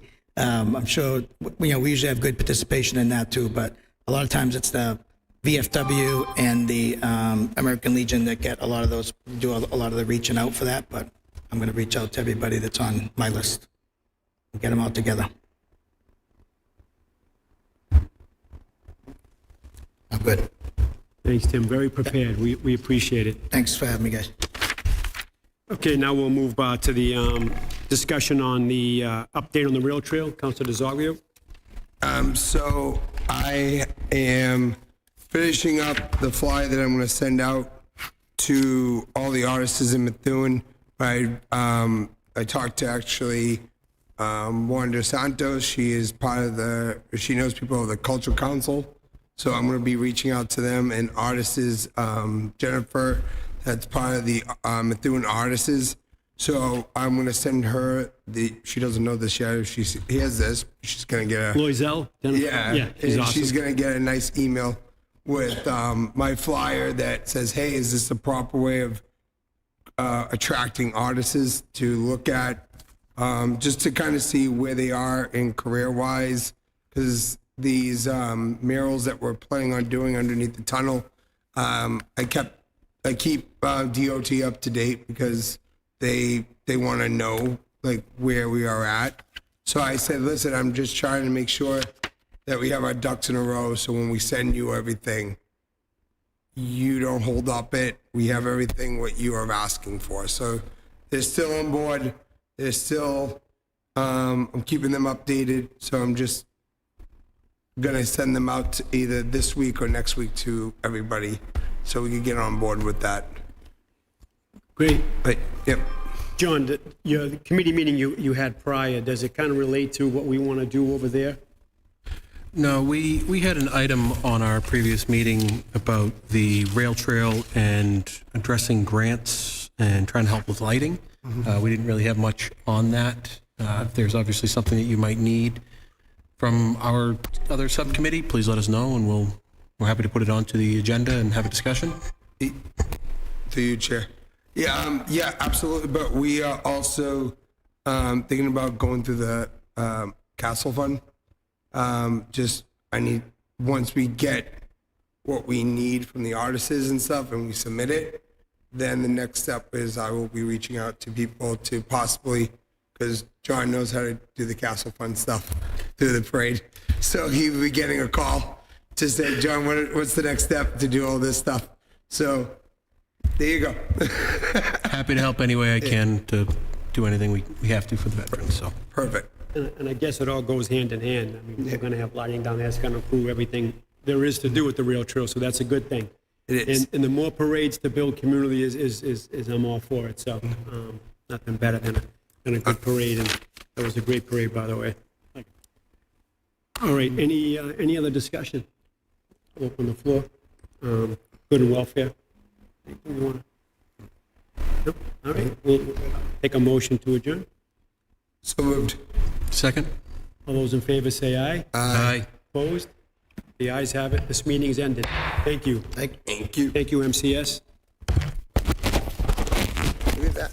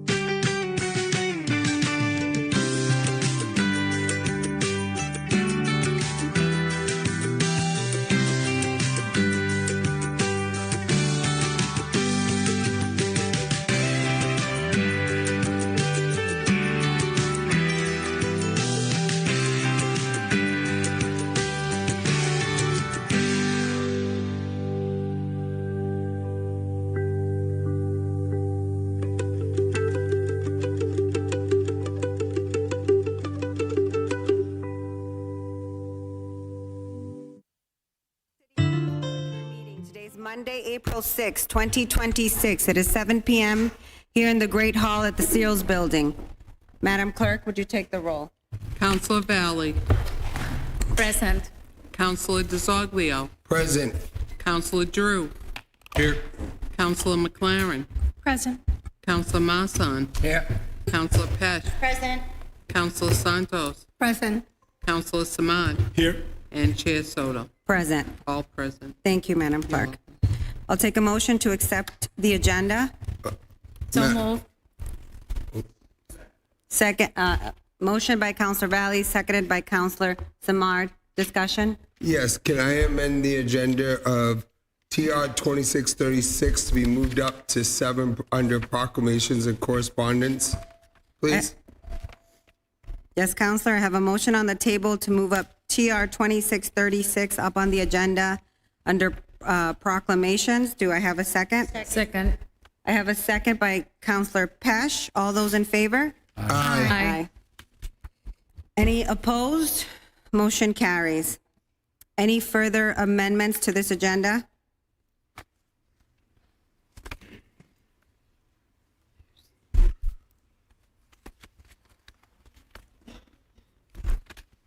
I believe there was a request from the Oakland School to be moved up on the agenda. If I can have a motion to bring up TR 26-24A up on the agenda as well. Second. Can you specify where you guys want it first, please? And then we'll. I think it was Counselor Samard. Right after the last amendment, Madam Chair. Okay, perfect. So there's a first and a second on that. All those in favor? Aye. Okay. Any opposed? Motion carries. All right, so now that the agenda has been amended, may I have a motion to accept the agenda as amended, please? Second. Motion by Counselor Drew, seconded by Counselor DeZoglio. No further discussion, I'm assuming. All those in favor? Aye. Any opposed? Unanimous, motion carries. Let's stand for the Pledge of Allegiance, please.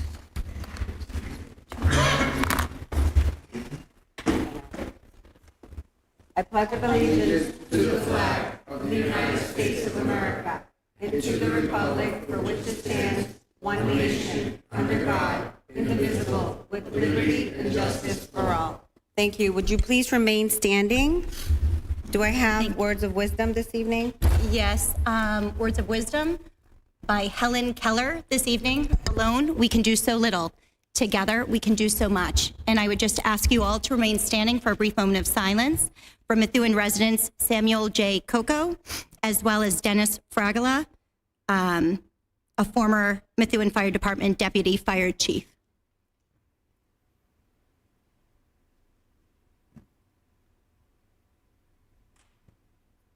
Thank you. Do we have an invocation this evening? Yes. Let's all pause for a moment of reflection.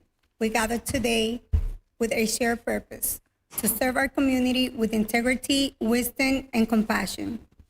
May our decisions be guided by fairness, respect, and genuine commitment to the well-being of those we represent. Let us listen with open mind, speak with clarity and kindness, and work together in unity, even in the times of differences. May we always remember the responsibility entrusted to us and try to make choices that uplift and strengthen our community. Thank you. Thank you. You may have a seat. Madam Vice, the floor is yours for public participation. Thank you. Can someone grab the sheet as well, please?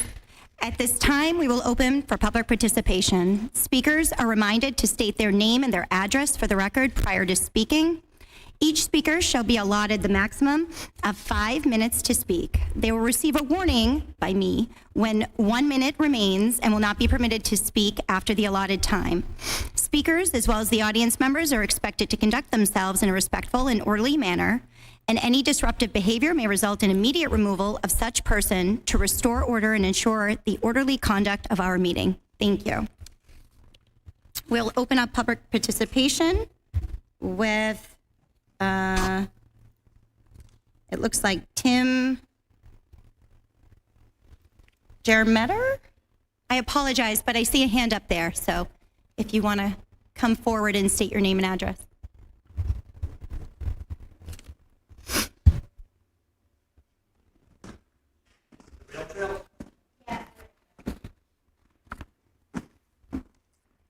How you doing? Tim Vermette from 28 Way Boston Street, Methuen.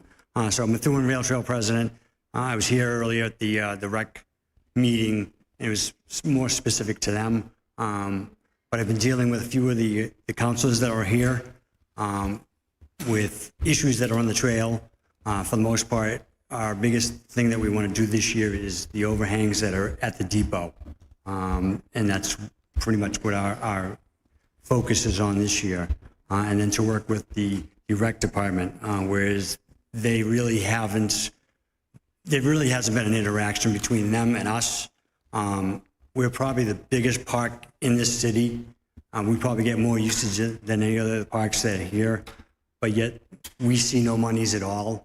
And there really hasn't been any interaction, and we'd kind of like to fix that. So that's pretty much what I have to say. I hope to work with all of you here in doing those projects, and hope to see you on the trail. Thank you.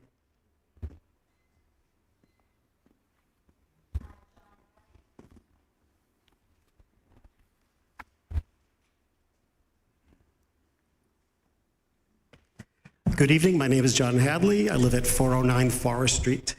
I'm here, the opinions that I'm sharing tonight are my own, and I do not represent any organization or group that I am a volunteer for in Methuen. I would like to respond to comments made by a representative of our city during a recent radio interview broadcast on the program Despierta Lawrence, Wake Up Lawrence, In that interview, a counselor suggested that opposition to developing affordable housing at the Searles estate is motivated by a racist, anti-Latino ideology, specifically as part of an effort to prevent, and I quote, people who look like me from moving to Methuen, end quote. I want to be absolutely clear. Nothing could be further from the truth. Quiero ser absolutamente claro que nada podría estar más lejos de la verdad. I strongly reject and deeply resent the accusation. My position is based on a belief that the Searles estate is a rare and irreplaceable historic asset that should be preserved and thoughtfully repurposed to benefit our city, not destroyed. Disagreement on policy should never be reduced to personal attacks or unfounded claims of racism. Racism is real, and it is a serious problem. But labeling me as racist simply because I disagree on a topic undermines meaningful dialogue and divides our community. Like members of our city council, I too believe Methuen should address the issue of housing affordability, but I do not believe Searles Estate is the appropriate location. There are many underutilized and vacant areas in our city, downtown, for example, along Osgood Street, Broadway, and elsewhere, that could support attractive and affordable housing developments. I want to address another concern. A member of our city council referred to residents who speak out as, quote, a vocal minority. I find this very troubling. Every resident in Methuen deserves to be heard, whether they represent one voice or many voices. The role of elected officials is to listen respectfully to all constituents, not to diminish our concerns based on perceived numbers. Similarly, dismissing thoughtful, well-researched input as merely, and I quote again, emotional, is not constructive. It discourages civic engagement and shuts down productive, meaningful conversations. I'd like to close with a brief example. In 1972, a nearby struggling town considered demolishing its historic downtown. A real estate developer presented a plan to the city to replace the historic structures with modern 1970s strip malls. Yet, a small group, or the vocal minority, opposed the plan and fought to preserve and invest in the town's historic core. That town is Newburyport, Massachusetts, one of the most vibrant and economically successful communities in our region. Preservation and city leaders with a vision all played a key role in its revival. In ending, let's move forward with more respect, civility, and openness toward each other. We may not always agree, but we can work together toward a shared goal, making Methuen a city we are all proud of.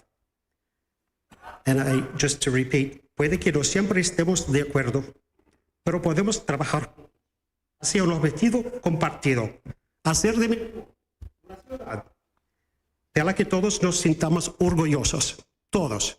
I was just repeating my last sentence in Spanish. So, members of the council, thank you for your time, and feel free to contact me at your convenience. Thank you. Thank you. Steve Gillis?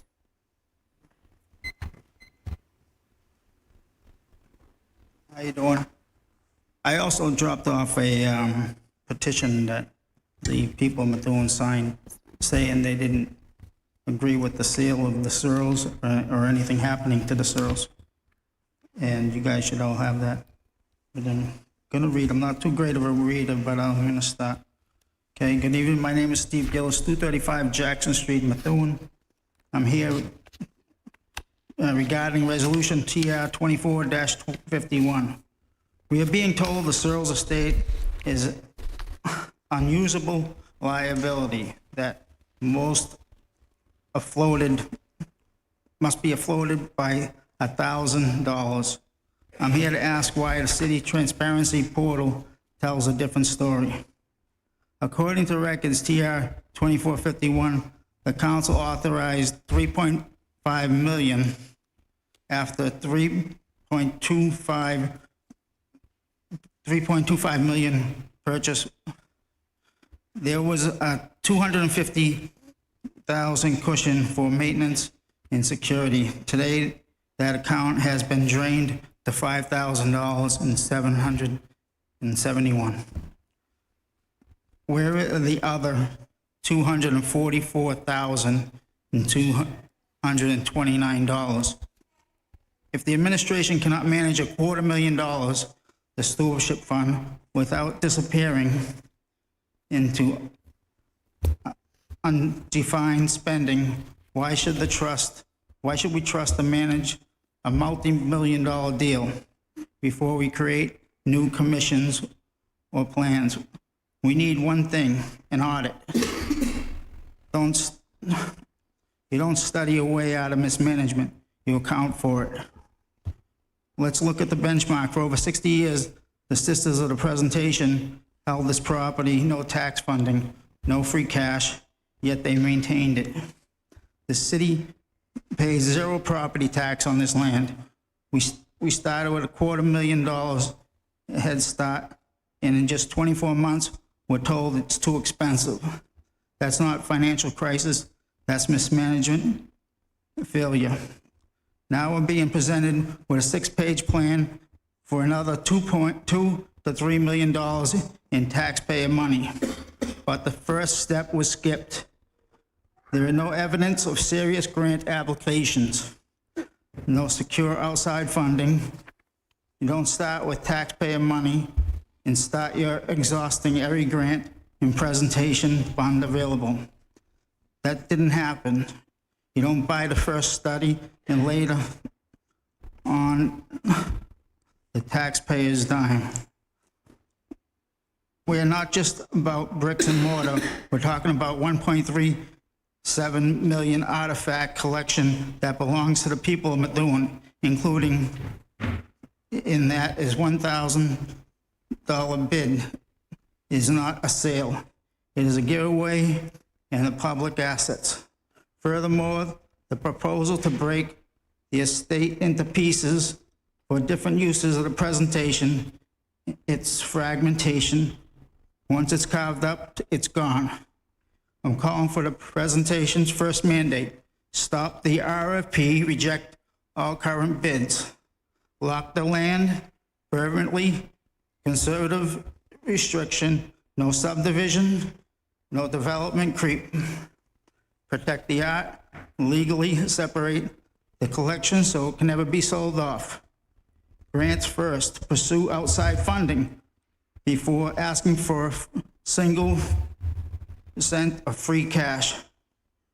The sisters could management. And just one more minute, Steve. All right. Mr. Gillis, thanks. I'll save the second page, you guys can read it. Okay, the sisters could manage the estate for decades, and discipline and the stewardship of the city can manage it with 3.5 million authorization. But the leadership cannot account for the money, cannot pursue the grants, cannot protect the assets. Then they should not be selling them.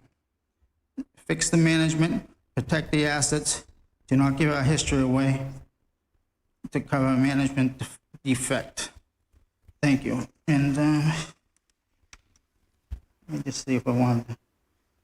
You know, when we first went to protect our property and we purchased it, we didn't say let's sell it. We were under the intentions that the historic committee was going for grants, and they never did.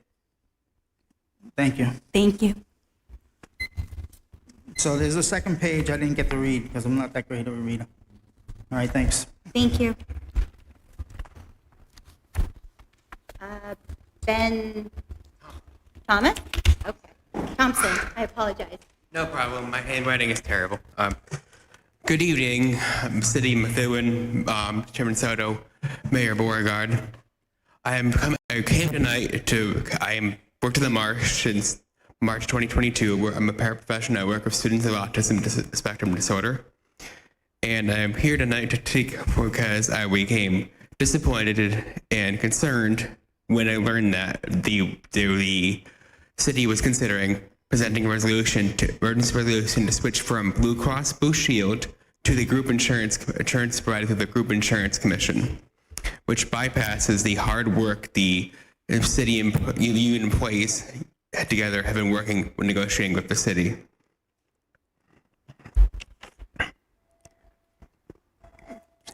This unjustly limits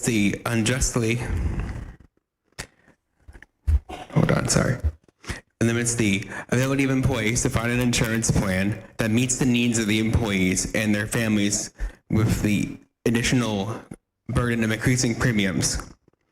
I feel this not only disrespectful to the hard work of current city employees, but would also result in a $50 increase in premiums per month for retirees that rely on insurance from the city. While Blue Cross Blue Shield is not the Cadillac of insurance, it is a high-quality insurance that is accepted in most places. When I switched from my previous insurance to the city insurance in January, I was able to keep not only my primary care doctor, but all of my doctors, which was really amazing because I see a lot of specialists. If the city of Methuen had properly funded the health insurance trust, we would not be in this position. Fortunately, the city of Methuen has $20 million in reserves. We understand that using reserves is a Band-Aid and not a permanent solution. The burden of Methuen's financial mismanagement should not always be placed on the back of its employees. Therefore, I urge the mayor and city council to not vote to switch the insurance of employees without their consent and to choose to fully fund the health insurance trust for this year and future years. Thank you.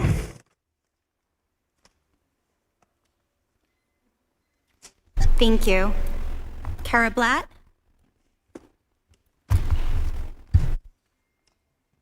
Good evening. My name is Kara Blatt. I'm the co-president of the Methuen Education Association, and I am the chair of the Public Employees Committee for the Insurance for the city. On the agenda tonight is new business is item TR 2632, presenting an emergency resolution to accept provisions of MLG Chapter 32B, Section 21, 22, 23. This is a big, huge surprise to us as the committee because we have been trying to bargain with the city over the insurance. We've sent 3 demand to bargains without getting a formal meeting until last night with a discussion with the mayor. It is unfortunate this is a surprise to us. This also is here to undermine the PEC's ability to collectively bargain with the city. And as collective bargaining of all city units, not just the teachers, police, fire, DPW, Public Works, everybody in the city is part of this insurance. And what this resolution does will take away the power of collective bargaining. We all bargained our contracts based on benefits, and this is a huge benefit and cost to all employees, especially employees like our program assistants, cafeteria workers, and others that don't make money that's even cost to cover insurance. Some of these people were on Mass Health, and now if they're on the city's insurance, they're going to take the part of having to eat or buy medicine. That is not okay to file this motion and take away the power of the collective bargaining units without meeting with us.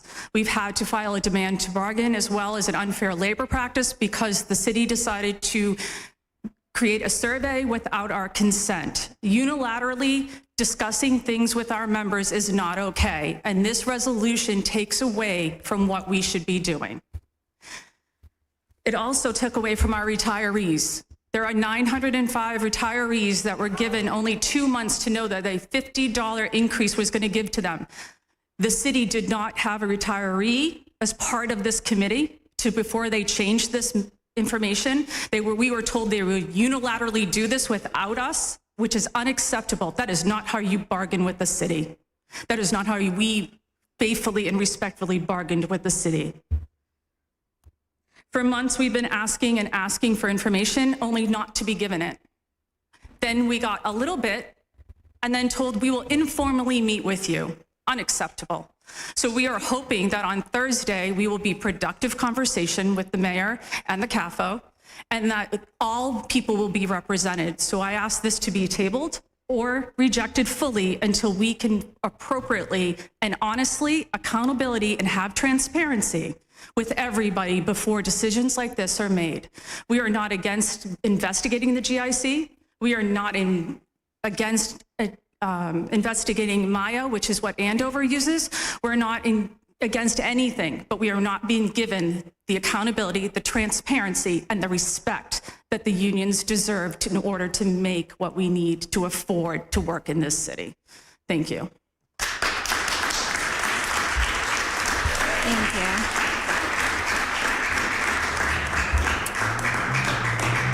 Rosine Ace Hatem.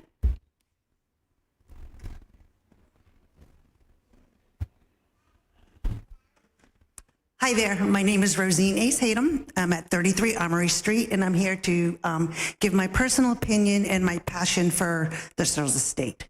I grew up here, and I left here to go to Hollywood and be a stunt woman. And I have traveled the world to look at beautiful, beautiful historic buildings all over the world, all over the country. And we have one of the best examples with the best fine arts and artifacts wherever you can find in the world. I was fortunate enough to see the George Washington Monument that once stood behind us, that is now at Forest Lawn in Los Angeles. It is one of the highlights of that very famous cemetery. We are so lucky to have such a treasure and to be standing where we're standing here today, for have a gentleman like Searles, Mr. Searles, that gifted this town. Being in the film industry, my immediate response was, oh my gosh, let's film here. Filming brings millions of dollars to the towns that they represent, that they come to film. I have been fortunate enough to work in the film industry for over 40 years and travel the world and the country to do this. I see what productions bring to a community. Money, money, money, and notoriety. So this could be a destination place.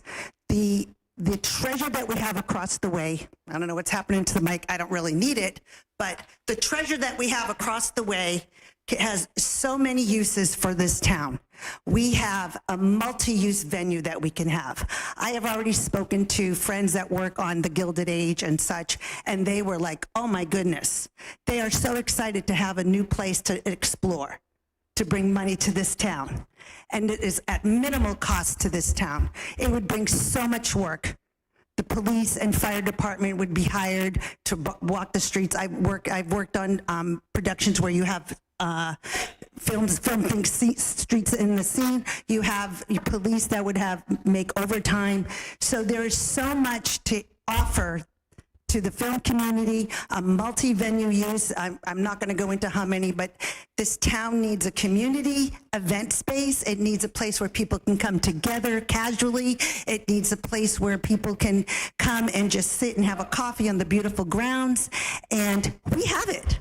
So there's no need to get rid of it, in my personal humble opinion. And like I said, I've already, I know the Massachusetts Film Production would love to see the place. I've already called them, and they were so excited because it's a treasure. And we have the organ hall as well. We have this building inside. There's just so many uses, and I know there's a lot of period pieces being filmed, and film productions like to work at a very fast pace. They like to do the work themselves, and I think this town and this committee that's before me, I think you'd be willing to see what they have to say to bring money to you guys and to all of us, and with minimal effort. With minimal effort, because they have their own carpenters, they have their own workers. You don't have to wait to get the work done, and that'll be quick money in your pocket. So I just want to say thank you for this time. Please don't let our Searles go away like the Tenney Castle did. And what would happen if somebody didn't come and buy the organ hall? Or what would happen to this building if we didn't save it? The sisters, my whole family went to PMA. I did not go because, thank God, I would have got thrown out. I'm a tomboy from that day. You can ask Sensei Larry Giordano. I was his first black belt. So I have strong roots here. And I would love to volunteer my time, and being the fighter that I am, right, Sensei? I would fight with the last bit of my soul. My dad just passed away at 101 years old. He worked for this town for decades. In just 1 minute, Ms. Hayden. You got it. That's all I need. So 101 years old. He's one of your oldest longtime residents here that paid a lot of taxes for a lot of years. I would love to see this legacy of Methuen and the Searles Estate be one of our treasures, and not have to go to LA Cemetery to look at one of our treasures. So let it be known that what we have behind those walls, that some people think is a jail, that it's treasure and it's money in the bank for Methuen. Thank you for your time. Thank you.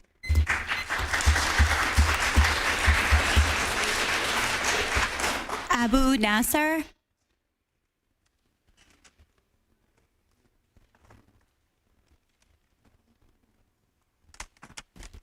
Good evening, Chairperson of the City Council, members of the City Council, Thank you for the opportunity to speak today. My name is Nasser Abdullah. My address is 9 Carriageway. I currently serve as the school committee chairperson of the Islamic school located on 125 Oakland Avenue. In my professional life, I work as a principal engineer in a high-tech company, and like many others, I chose to move to Methuen because of the school and what it represents.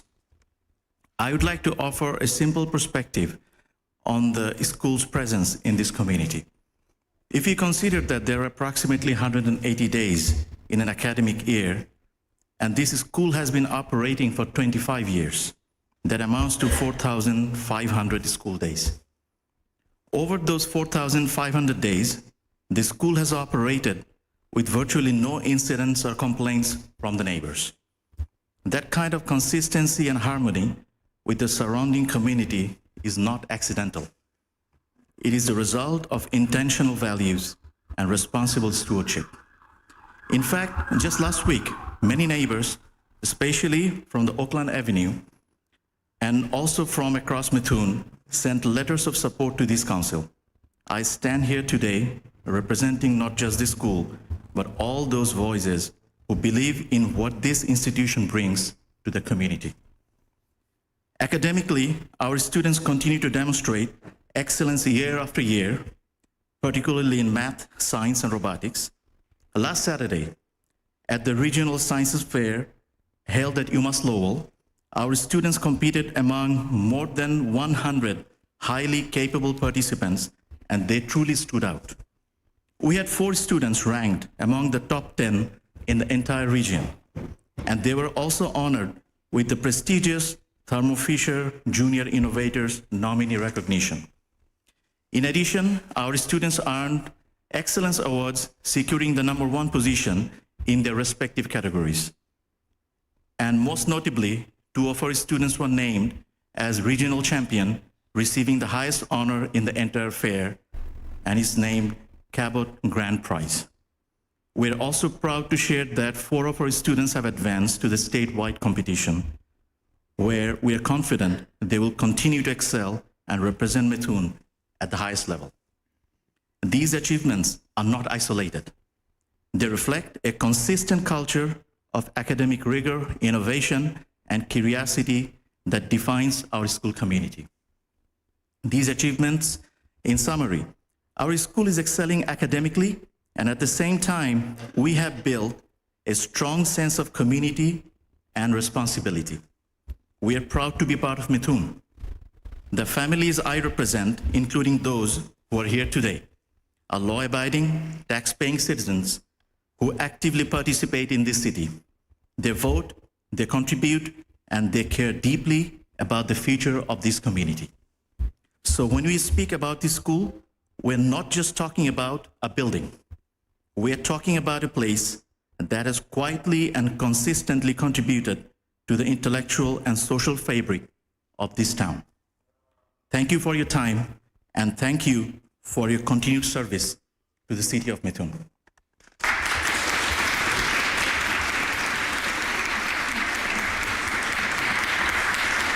Thank you. Bashir Eldaru.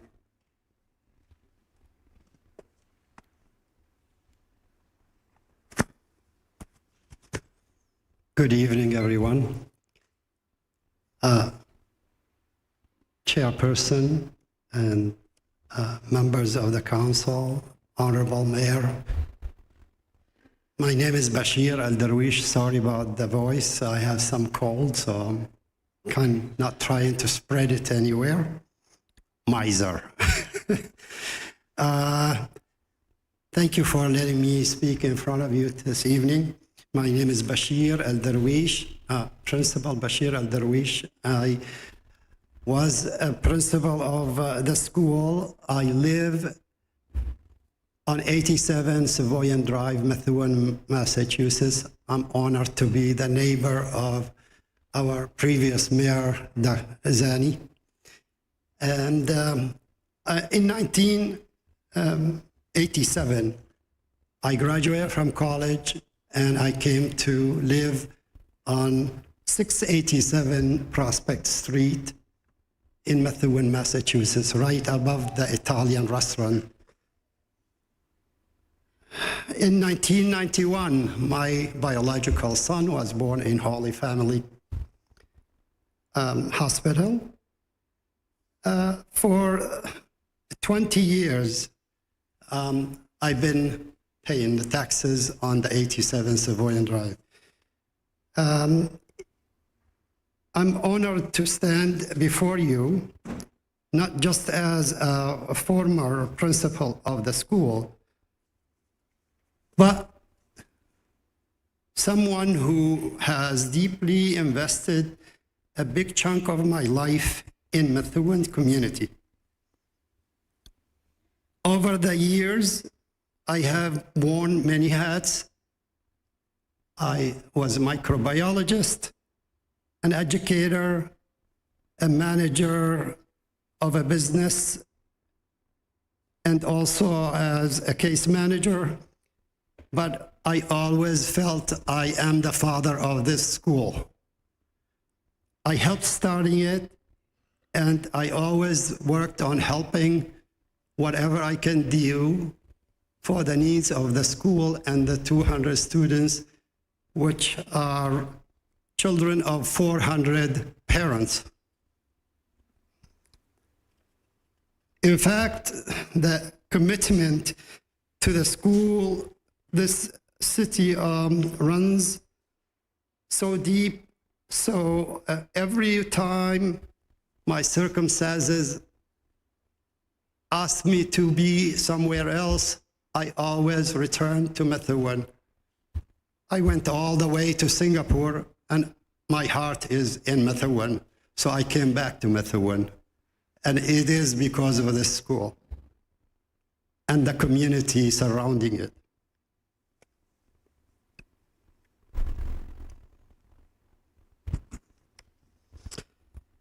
Beyond my professional role, my personal life reflects the same commitment to serve.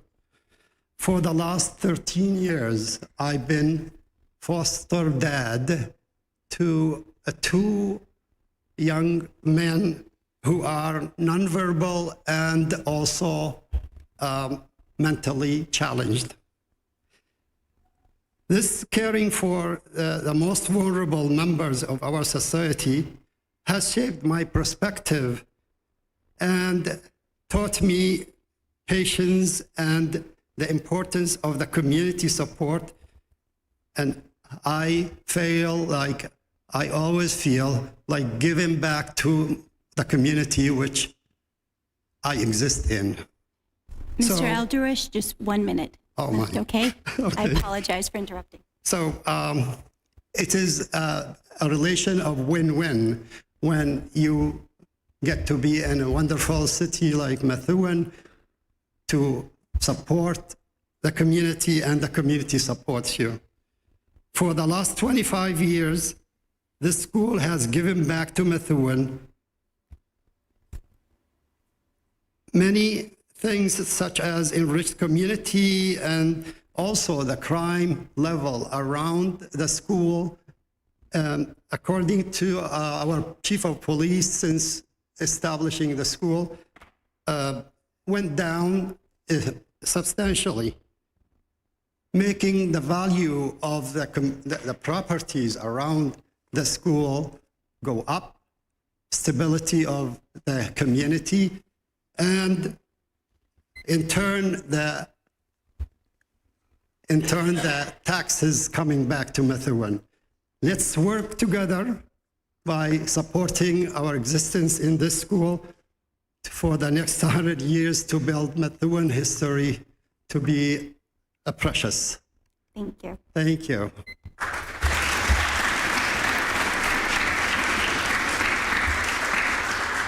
Susan Wheeler. Good evening. I'm Susan Wheeler of 8 Rivers Edge Place in Eastern Methuen. Good evening, City Council Chairperson Soto, members of the City Council, and Mayor Beauregard. Thank you for the opportunity to speak tonight.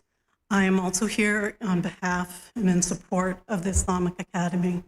My family have been residents of Methuen since 2002.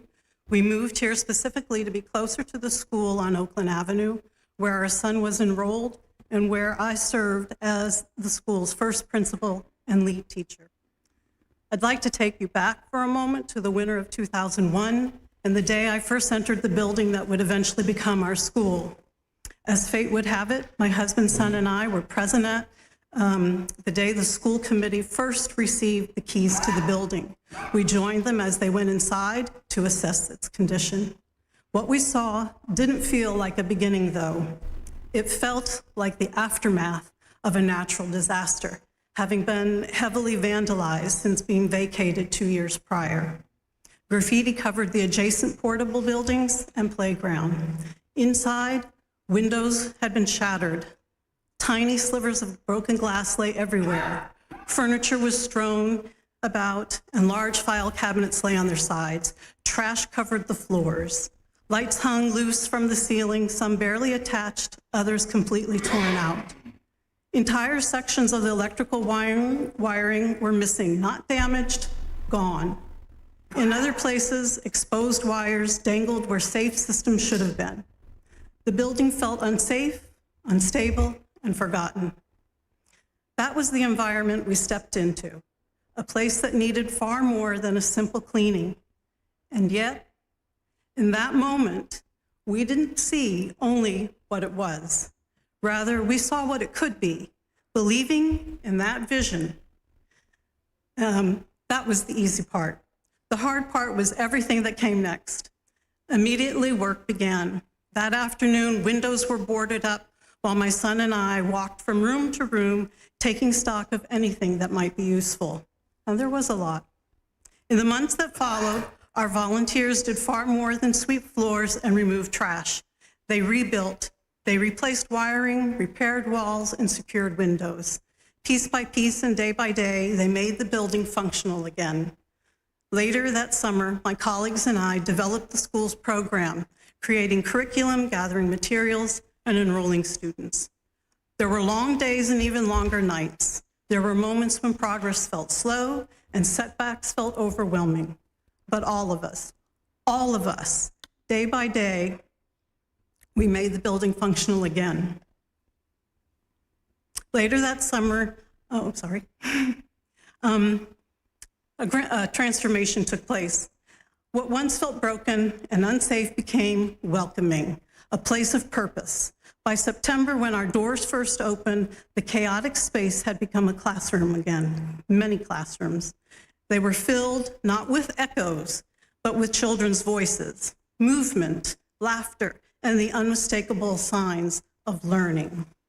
In the summer of 2002, I stood right here before the City Council to ask for approval to move forward with our vision. It was a pivotal moment. We sought and greatly received your approval as a bona fide school within Methuen. We made commitments, not only to restore a structure, but to build a school that would meet high standards and serve its students as well as the community with integrity. In just 1 minute remaining. Sorry, thanks. Thank you. I'm proud to say our school has honored those commitments each and every day since. We fully adhere to Massachusetts curriculum standards and are fully accredited through NEAS. Our staff works diligently to ensure that students receive a high-quality education that prepares them for success. Accountability has always been at the core of our work, driving ongoing self-evaluation and ensuring our commitment to continuous improvement. Equally important is our relationship with the Methuen Public Schools and the broader community. Since 2001, we have maintained a strong and respectful partnership with the district leadership, as well with local police and fire departments. These relationships are built on trust, communication, and a shared commitment to what is best for students. The point of the story is simple. Transformation is possible. With vision, determination, and hard work, something that seems beyond repair can become something meaningful and lasting. The school at 125 Oakland Avenue is more than a building. It's a testament to resilience. It is a place where students feel safe, supported, and inspired to learn. That's time, Ms. Wheeler. I'm sorry. Okay, no, thank you. I'm just going to say thank you for the quote tonight. Indeed, As Helen Keller said, alone we can stand, we can do a little, but together, all of us as a community, we can do so much. Thank you.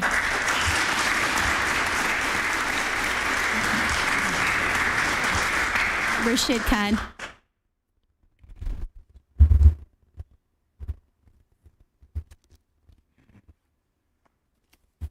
I took an extra minute last time. I'll try to give one back this time. Hi, good evening, City Council Chairperson, City Council, Mayor. My name is Rashid Khan, 41 Village View Road, Westford, Massachusetts. As you heard in the previous meeting and again today, 25 years the school has been an integral part of the Methuen community at large. Families who are law-abiding, tax-paying, and civically engaged have chosen Methuen to make their home, and they continue to contribute meaningfully to the city every single day. I want to state for the record here, we intend to use the parcel of land just like we have used for the past 25 years, only and exclusively for the education of our children and sports-related activities of children.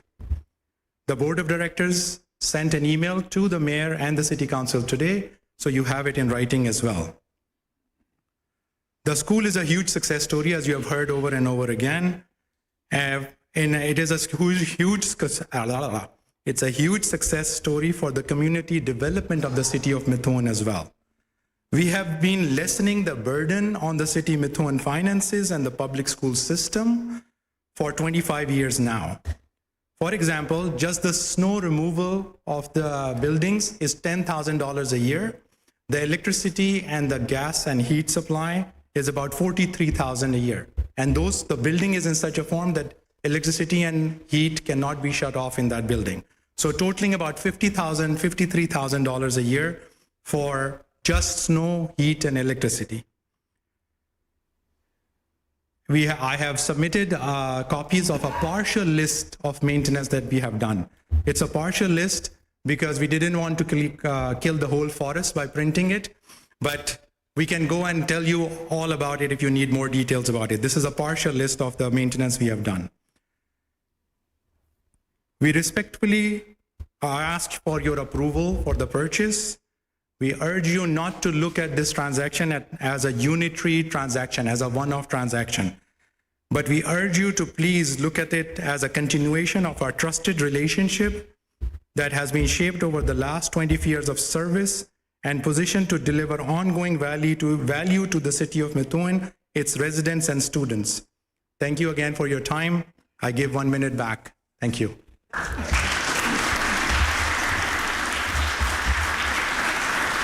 You actually gave us 2.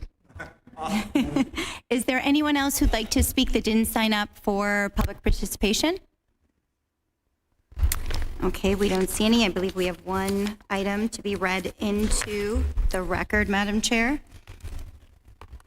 Greeting members of the Methuen City Council. On Saturday, March 28th, 2026, the Methuen Cultural Council hosted its 2026 grant reception and award ceremony. This year, the council proudly awarded 26 grants, totaling nearly $39,000 to fund projects and performances that will benefit Methuen's children, adults, and seniors, enriching the cultural life of our entire community. We were honored to be supported by this endeavor by Chairperson Nellie Soto, along with Councilors Janilda Santos and Patricia Valley. We sincerely thank them for their attendance and for joining us in celebrating this exciting news for our city. Sincerely, the Methuen Cultural Council, Ellen M. Baranowski, Chairperson. And that will close public participation. Thank you, Councilor Pesh. Next item on the agenda is organizational business. We have none. Reading and acceptance of the minutes from previous meeting, March 16, 2026. Your regular meeting. May I have a motion to accept? Second. Motion by Councilor Drew, seconded by Councilor Valley. Any discussion on the minutes? Seeing none. All those in favor? Aye. Any opposed? Motion carries, Madam Clerk. Unanimous. Proclamations and correspondence. I know we moved an item up. Before I continue, I want to announce that unfortunately the mayor's not with us this evening. He had a family emergency. So to the body, if there's an item that you feel should be tabled because of his attendance is not here, please take note. But your CAFO is here this evening, and I believe the Chief of Staff is in the building or will be in the room shortly. So as Council President, I would like to extend my sincere thanks to the Mayor for nominating Councilor Patricia Valley as a 2026 honoree for the 43rd Annual YWCA Northeastern Massachusetts Tribute to Women. I also want to congratulate Councilor Valley on this well-deserved recognition. This honor reflects her commitment to public service, her dedication to our community, and the meaningful work she continues to do on behalf of the residents of Methuen. I would also like to note that that 43rd Annual Tribute to Women will be held on Thursday, May 14th, 2026, from 12 p.m. to 2 p.m. at the Andover Country Club, and tickets are currently on sale through the YWCA Northeastern Massachusetts event page. Congratulations again, Councilor Valley. And thank you and to the Mayor for nominating you for this award and putting Methuen on the roadmap. Thank you.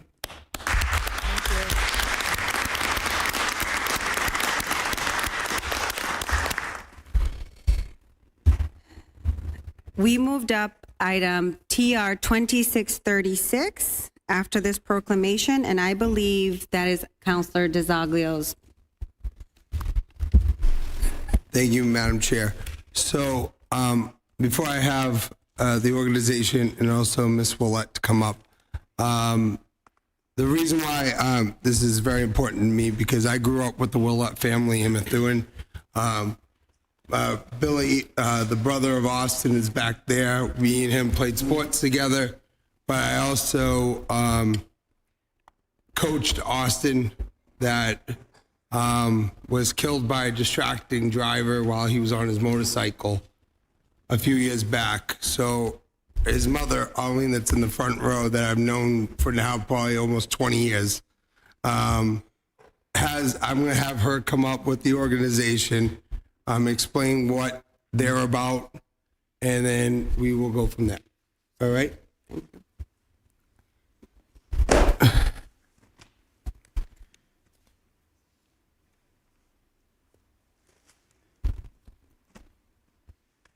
My name is Paul Cote. I'm from Amesbury. Grew up in Salem, Mass, but Amesbury the past 25 years. And back in before the year 2001, massive tragedies with motorcycles in Massachusetts. And the registry, when I did accident reconstruction review with the registry and the state police, and we found that the rest of the country, with the American Motorcycle Association, nationally celebrates motorcycle awareness for the month of May, because geographically and weather-wise, that's an ideal month for especially the northern states, and also May stood for motorcycles and you. And that was in 1992. We used to have to beg the Governor's Highway Safety Bureau to do something in Massachusetts. And we got tired of it. We filed a bill to make it a law, a statute, for an annual proclamation, and we had the month of May. Reviewing those statistics, we found that 27% of the fatalities happened in February, March, and April. And we said, why wait to May? Somebody smarter than us will come up with an acronym for March. And we changed the bill with Senator Giudica at the time. He was chairman of the Public Safety Joint Committee. And motorcycle awareness really can help save lives. The fatalities are down to the point where now more than 50% of the fatalities are rider error. Younger riders, we've got to smack them on the side of the head and say, stupid hurts. But we still need the awareness that over 145,000 bikes are coming out of winter's hibernation here in Massachusetts. Methuen has 1,188 registered motorcycles, second largest in Essex County to Haverhill. Arlene's son was killed August of 2023 by a driver texting right over the line of 97 into Salem, New Hampshire.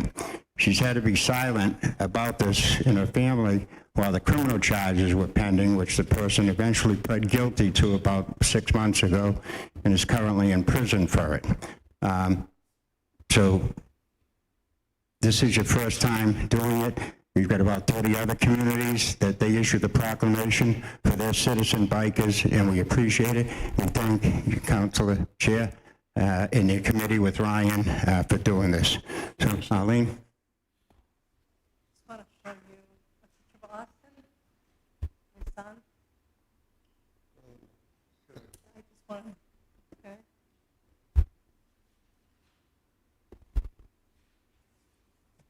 And Arlene has started also the Austin's Voice against distracted driving and is going around the state with us doing this. And, you know, again, don't text and drive. Good evening. Thank you. My name's Arlene Willett, as he told you. I'm truly honored to stand here as the City of Methuen issues this Motorcycle Awareness Period proclamation in memory of my son, Austin Michael Willett. Our family has deep roots in this community. This is where we raised our family, where Austin grew up, and where so many of our memories were made. Methuen has always meant so much to us.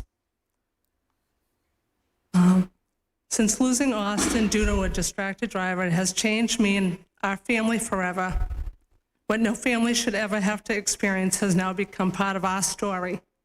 I was driving down the very road Austin grew up on, not realizing it was my beautiful son, until I was standing over him. That moment will stay with me forever. It changed everything. 2 weeks before we lost Austin, I had a conversation with him. I told him I felt like I had lost my voice. And he said to me, "Mom, you need to find your voice again." That's where Austin's voice began, inspired by Austin Michael. I was told I had a job to do, and this is to be Austin's voice, to bring awareness to distracted driving, to speak for him, to fight so no other family has to live with this reality. And we will never stop until we make real change and shift the way society treats distracted driving. As parents, we know how deeply we love our children, that love does not end with losing Austin. It gives us strength, the purpose, and to drive to keep going and to never stop until I meet him again. But through that loss, we have also seen the strength, compassion, and support of this community and the motorcycle community who have stood beside us and helped us turn our grief into purpose through Austin's Voice Against Distracted Driving 24. April is National Distracted Driving Awareness Month. It's a time to remind everyone how dangerous and life-changing distracted driving can be. It only takes a second.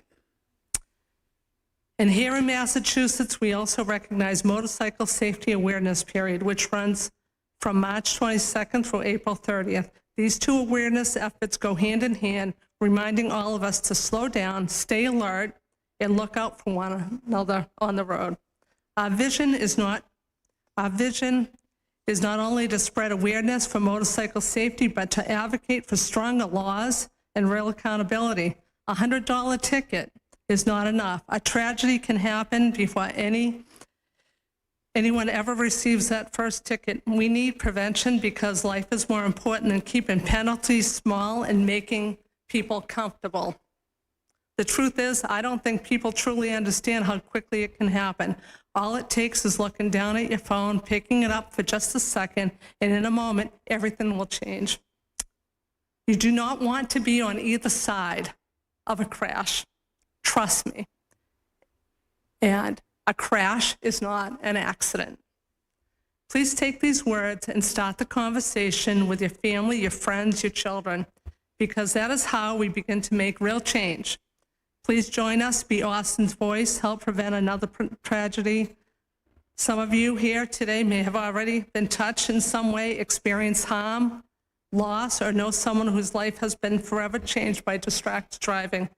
I am thankful to the City of Methuen, to the mayor, to the Public Safety Committee, to the City Council, to our community, and everyone here today for helping keep Austin's memory alive and for bringing awareness that can save lives. Check twice, Save a Life, Austin's Voice Against Distracted Driving 24. Thank you. Thank you.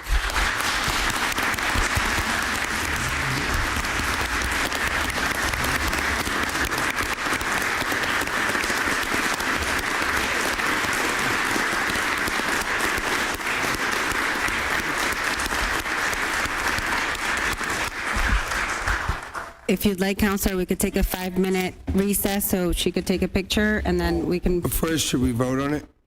yeah. Absolutely. So excited to move on. Sorry. Can I have a motion? I'll say No, it. I wanted you to, did you want to read it Oh, as well, or you feel? yes, I can. Thank you so much. So the resolution proclaiming Motorcycle Safety Awareness Month.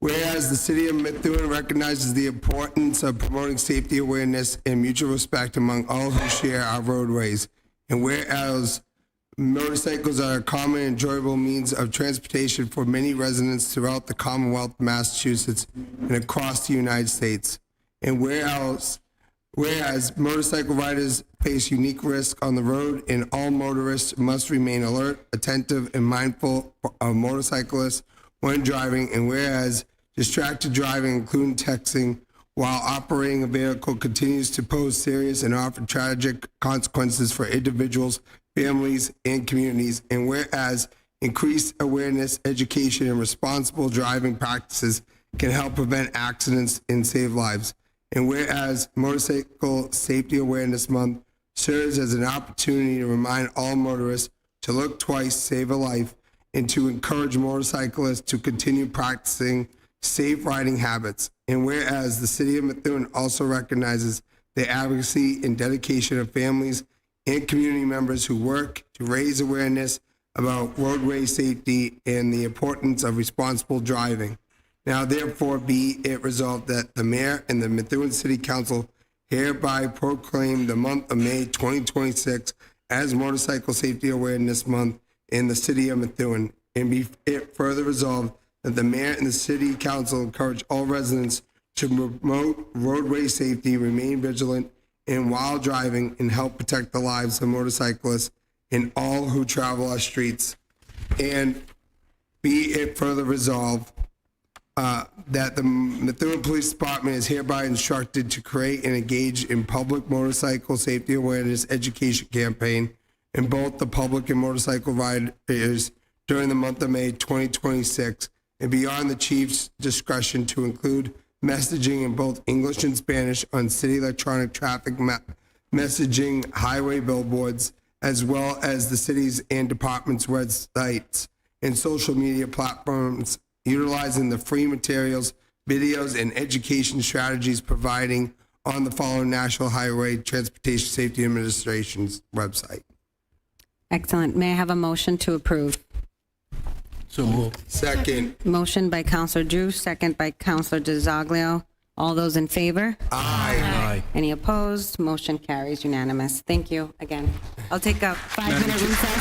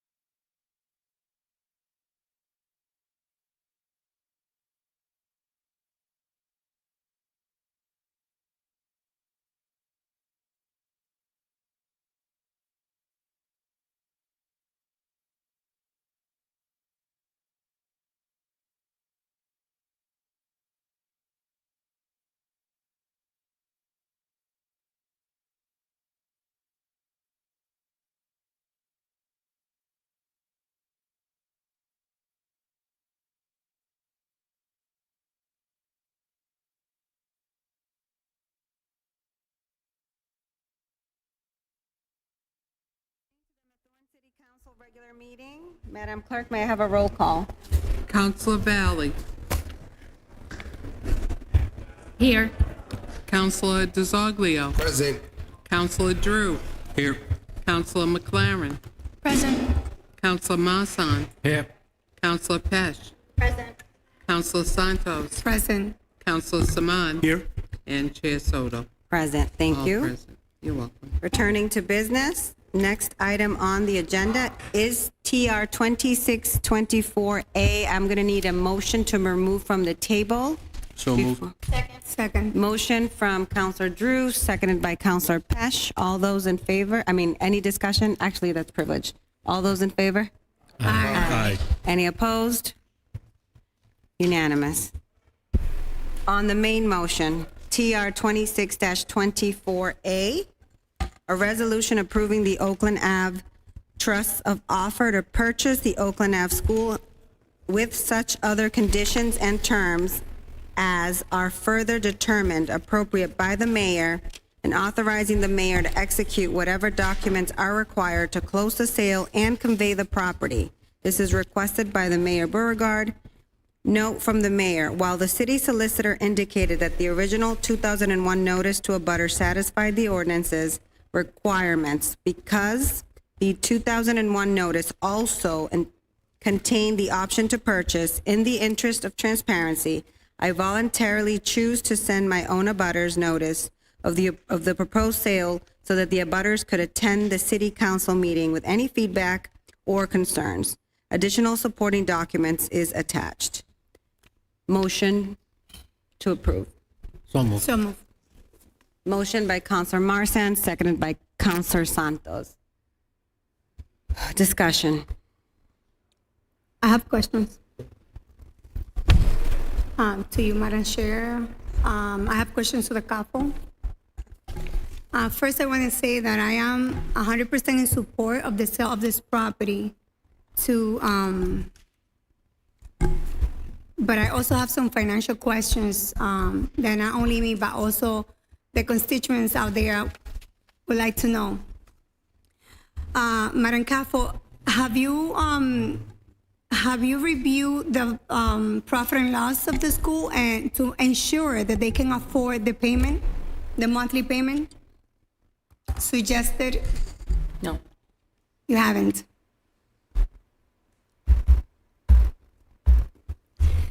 Okay, that being said, I would like to, so how do we know that they can afford this payment? If we haven't, if we haven't reviewed their financial statement?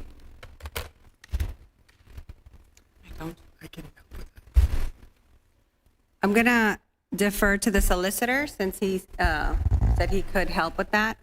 So I don't know if we would typically examine their financials, but I will say that this deal would be structured with a mortgage deed that would allow the city to take the property back if the school were to enter into default, just like any other regular commercial mortgage. So the city doesn't have any exposure, I think, in that regard. We certainly will vet that issue if the council ultimately approves this resolution and we go to closing. We will certainly, look at that issue and make sure that we're satisfied that they can do so.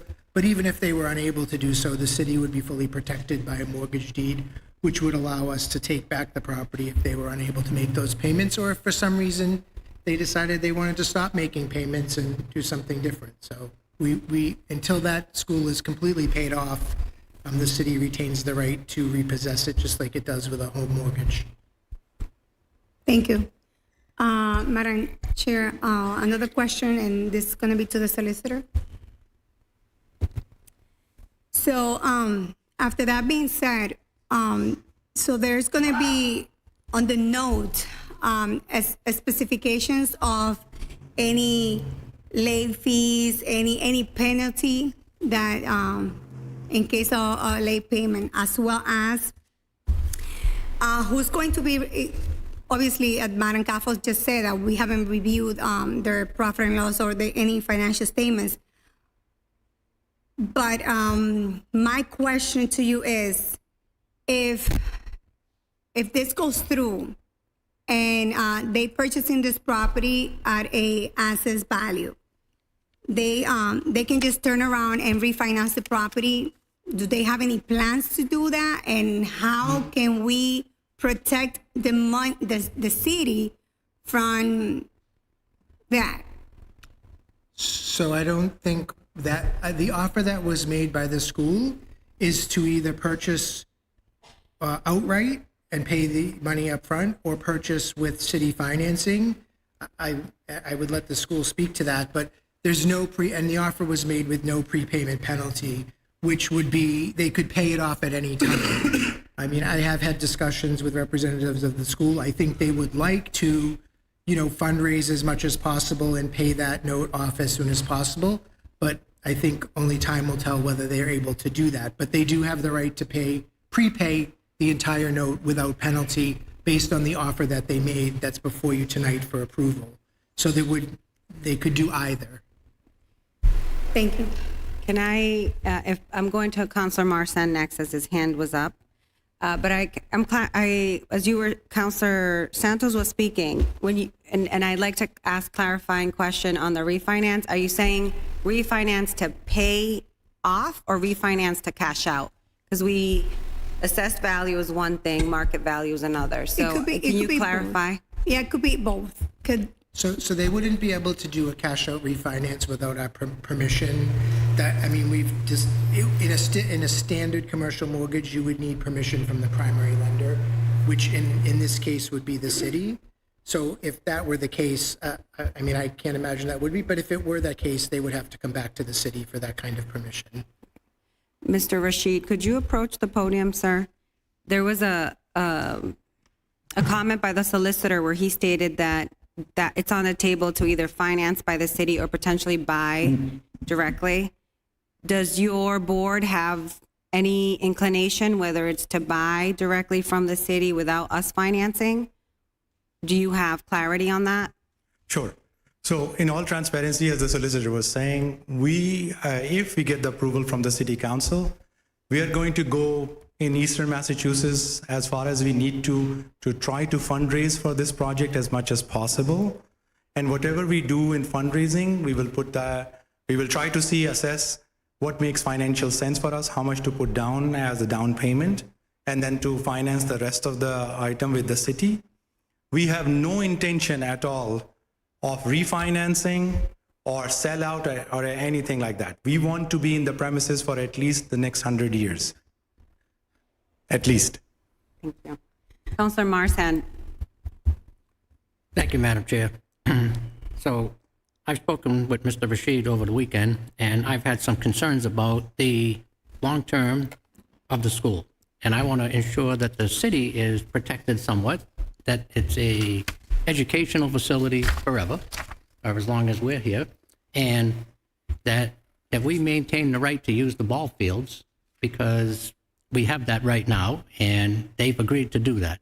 So as you are aware, the solicitor came up with a amendment this afternoon to help with the right verbiage to this, so that I could make an amendment to this, to our resolution here this evening. This is a friendly amendment, because I spoke with Rashid about it. He sent a letter saying he was in favor of this. The mayor's in favor of it. I know that the mayor still has his authority to still fine-tune the financing and not the financing, but to fine-tune the points of this. But this is just a friendly amendment so that we retain the use of the ball field, which I'm adamant about. I don't think we should give up a ball field, and that they use the facility as an educational facility forever. So I'll read the amendment, if I may. As follows. Authorize the mayor to convey the entire property, parcel ID 614-139A-56, as previously confirmed, surplus property by order 4254 and 45002 to the Oakland Ave School Trust for the continued use as a daytime parochial school, an evening community teaching facility, and in furtherance of educational purpose as specified in Section 1-3 of the lease dated December 14th, 2011. And further, with the written agreement of the Oakland Avenue School Trust, that so long as the trust continues to use the current playground area and ball fields for the purpose, and the public shall have the continuance to be allowed to use those areas upon reasonable conditions, and to the extent that such public use does not interfere with the normal, regular, and customary use of those areas by the Oakland Ave School Trust for its parochial school, educational, and sports activity use. The city solicitor shall ensure said restrictions are incorporated into the deed and closing documents as he has deemed necessary and appropriate. So I have a motion on the table. Do I have a second to that amendment? I'm sorry. Amendment. Second by Counselor Pesh. Discussion on the amendment. Counselor DeZoglio. Thank you, through you, Madam Chair.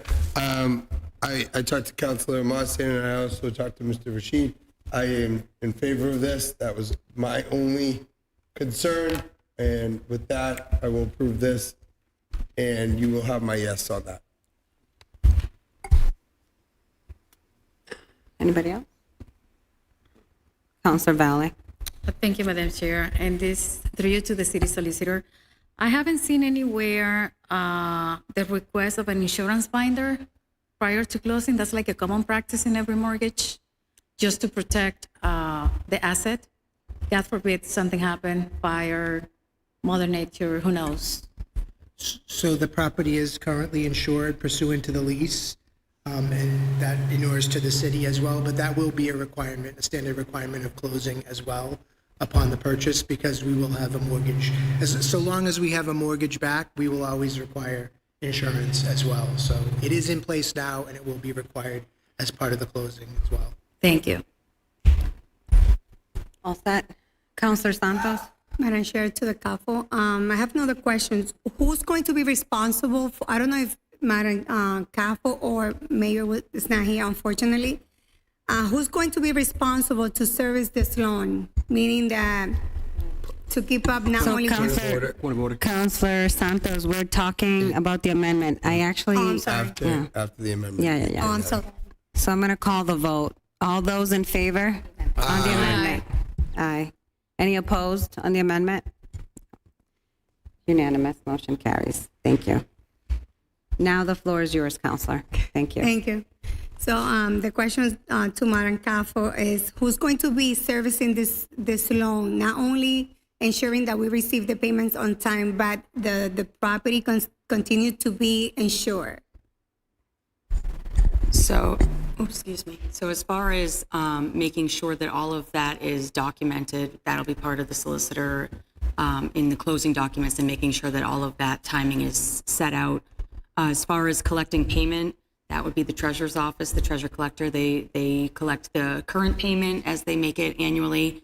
And if that's not made at a certain period of time, then we would reach out. Whether or not we provide them with annual, statements, I think that's something that we can figure out. Normally, we wouldn't need to, but obviously we can put that in the writing and as part of the closing. But that would make sure there'd be dates in there, and if they didn't meet those, then there would obviously be interest or penalties that would need to be discussed.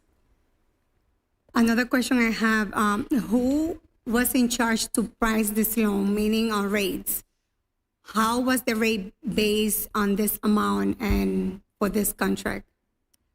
So this was an estimate so that we could bring forward an estimate of what we were looking to do as part of this to council as far as what it could look like.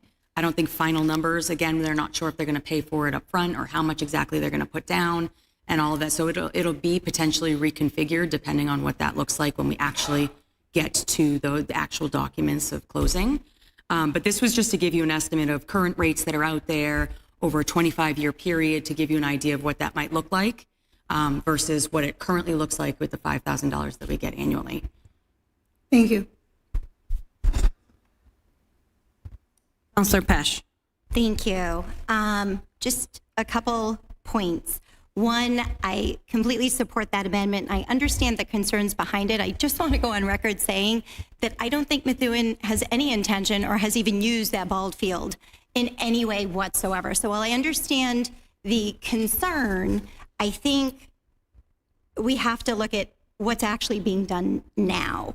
I think it's interesting because, and I know some of the speakers alluded to it, this is not, or I should say it wasn't prime real estate, right? They inherited a complete mess and they have rehabilitated it. And this school has turned somewhat of a diamond out of the shambles that it once was. So I think we need to give some credit where credit is due. It's interesting. It's interesting that the council has so many questions about financing, and I do in some regards in terms of a legal standpoint. We've heard from the solicitor that we are able to do it, that we are afforded the same rights as another, lender would in foreclosing if we need to. I am sure we will never need to. I have faith, and I have seen what the school has done to increase their students and exponentially over the years. So I don't really have concerns about that, but monetarily, if this council is concerned, right now we were getting $5,000 a year. My thinking behind that, and while I know there have been a lot of rumors that, questioning about why 5,000, like was this a gift? I think the state of disrepair it was in, perhaps the people who gave it to them might have gifted it to them. We might have paid people to inherit what they inherited to become this school now that is prospering. But at $5,000 a year, I just want you guys to look at the financials. What we will be getting per month financing this would, and I'm doing the math off the top of my head, it's just an estimate, don't kill me, but we're talking years of rental income. We're talking about the absorption of financial liabilities for the city and costs that we're now spending, right? And we're getting that money. And by the same token, we can't then turn around and expect a prepayment penalty clause when we don't want them to finance in the first place. So it's kind of like one or the other. My only question to the solicitor is, if this vote takes place and passes tonight, we will be entering, that will allow us to enter at least into the PNS, yes? Correct. With the school. At that point, would we still have the reservation of rights as an administration to specify financing terms for our mortgage? Like, is that something that comes subsequently? So I would say that the way that the lease is structured, you have an offer before you that's been made. And so you would be approving the offer as made, which is basically a 6% loan for, I think it says $200,000 down payment and then remainder to be financed, or an outright purchase. We wouldn't change those terms when we come back. So if you're not comfortable with those, you would want to vote no and have them make a different offer. So not those terms. I'm talking about the specifics of the actual financing, like our capabilities of foreclosure, whatever note they're signing on our end. Those are already agreed to. I mean, we've agreed verbally that it will be a standard commercial mortgage. All of those provisions are always incorporated. So, I mean, is there a specific provision that you're looking for that? So I have spoken with members of the council and other concerned residents about the foreclosures, mainly concerned that we don't do them and we haven't in years. Oh, well, we're talking about two different things. So you're talking about tax foreclosures, right? That's what you're talking about. Fair enough. So, fair enough. So this would not be a tax foreclosure. This would be a regular commercial mortgage foreclosure, and which is expedited, which is yes? completely different than a tax foreclosure. Tax foreclosure has to go through the land court, and it's a fairly laborious process that takes a long time. In a commercial mortgage, not like, as we said, not that this is ever going to happen, but if I will just say, if it were a problem, I could have that property back in a month. So it's not that kind of thing. This is strictly a business deal, so it won't be a belabored point. Thank you. I'm glad you clarified that. I wasn't thinking. I was thinking I was kind of lumping them all together. So thank you. So for me, again, just to reiterate, I think it's kind of a no-brainer. I mean, we're getting tax revenue. We're allowing the school to continue thriving and to continue expanding potentially, and we're making money for the city at an assessed value that I think is more than fair. So my 2 cents, I will let anybody else speak. Thanks. Thank you. Any other members of the council before Yes, Councilor Smart. Thank you, Madam Chair. I just wanted to say that, $2.6 million, if TIA was to pay that off next week, I'd be happy for the city. I'd be even more happy for TIA because they would save the $2 million to put back into their community.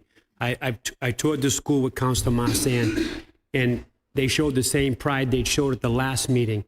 We toured the classrooms, and like Councilor Pesh said, they weren't given lavish digs. They were given a building that was, decrepit, and they fixed it, and they made it into a school, a very successful school and community. So it seemed like a no-brainer, obviously, and, I'm glad they're here to stay. So, and I trust Rashid and his community, and I also trust the city of Methuen that we're all doing the right thing. So thank you.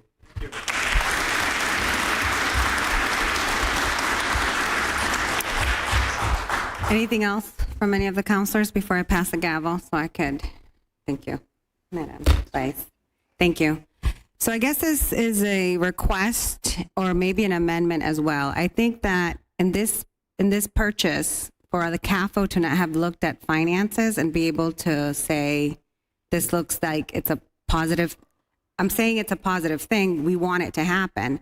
But I think as our CAFO, for you to not have looked at least their financials, to me, I don't understand. I think you should be able to say, let's look at their financials. So I'd like to ask the body at a minimum for you to look at those financials and give your go-ahead on that purchase. So I'm making a friendly amendment for the CAFO to look at the financials of the school and give her blessing that the city would not be in a position in the future or in the near future because their financials just don't make sense. So as your job would dictate that's what you're here for. So that's the friendly amendment on the floor. Can I ask a question? Is that, you want that done as part of the closing, or you want that done before? I'd like that done, you're signing a PNS, so at that point. So before we. Yes, so she would look at the finances and would say, this is a go. Yes, we did plan to do that. I will just say, I don't know. We certainly can do that, look at their finances, but it's always been the case from the beginning that they've made it clear they don't have $2,680,100 in their reserves, and they're going to be financing and fundraising to do that. So they do have money verbally somewhat for the down payment. So we certainly can do that, and we would do that as a matter of course. But yeah, there's no problem with that. How do you feel about that, Madam CAFO? Yeah, I'm fine with that. Perfect, thank you. There's a motion. Do we have a second? So, a second.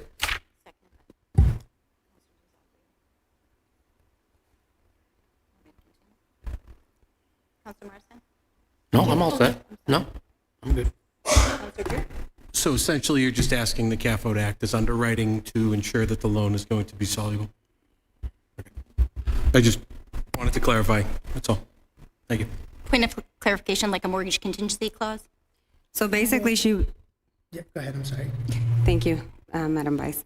So in essence, when you're going to finance commercial property, it goes through due diligence and financing, correct? And so you make sure that everything's in order. We understand they don't have all the monies up front, that they're going to be fundraising. So she would plug in all that into her system or whatever you use, and she would say, I'm pretty sure you could tell the probability of success when you do your numbers. Well, they have a credit rating, and we will look at, I'm sure they pay their bills, just like we would look at any other financing deal. Yeah, I appreciate that, Mr. Solicitor. So to the point, I'm trying to protect the board, the council, that we're not making a blind decision on financing for the city. So as long as the CAFO has the blessing of this is a go, I feel more comfortable in this transaction.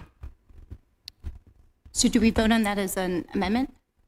I think it's on the floor. Yeah. On the floor, right? Okay. Was there a second? Yeah, there was. Yeah, there was a second by Councilor DiZoglio.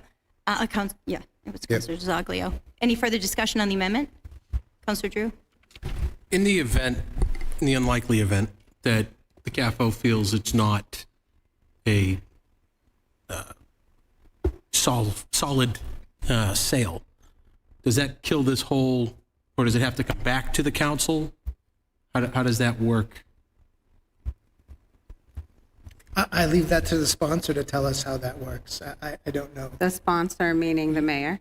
No, Oh, your so for amendment- me, the way I feel it would work is then we would look at what our options are. As you may be aware, or maybe not, other municipalities will allow financing for an organization if they're doing that business, and they most usually hold a silent second. So they allow them to go out to the marketplace and get a loan, and they hold a silent second so that they could be successful, with the financing and not carry the burden of the financing or the risk. Now, that's not the position we're in right now, but I am sure because we want to make this happen, we could look at creative ways. But at least we're doing our due diligence and our job of making sure it can happen, and not blindly saying yes.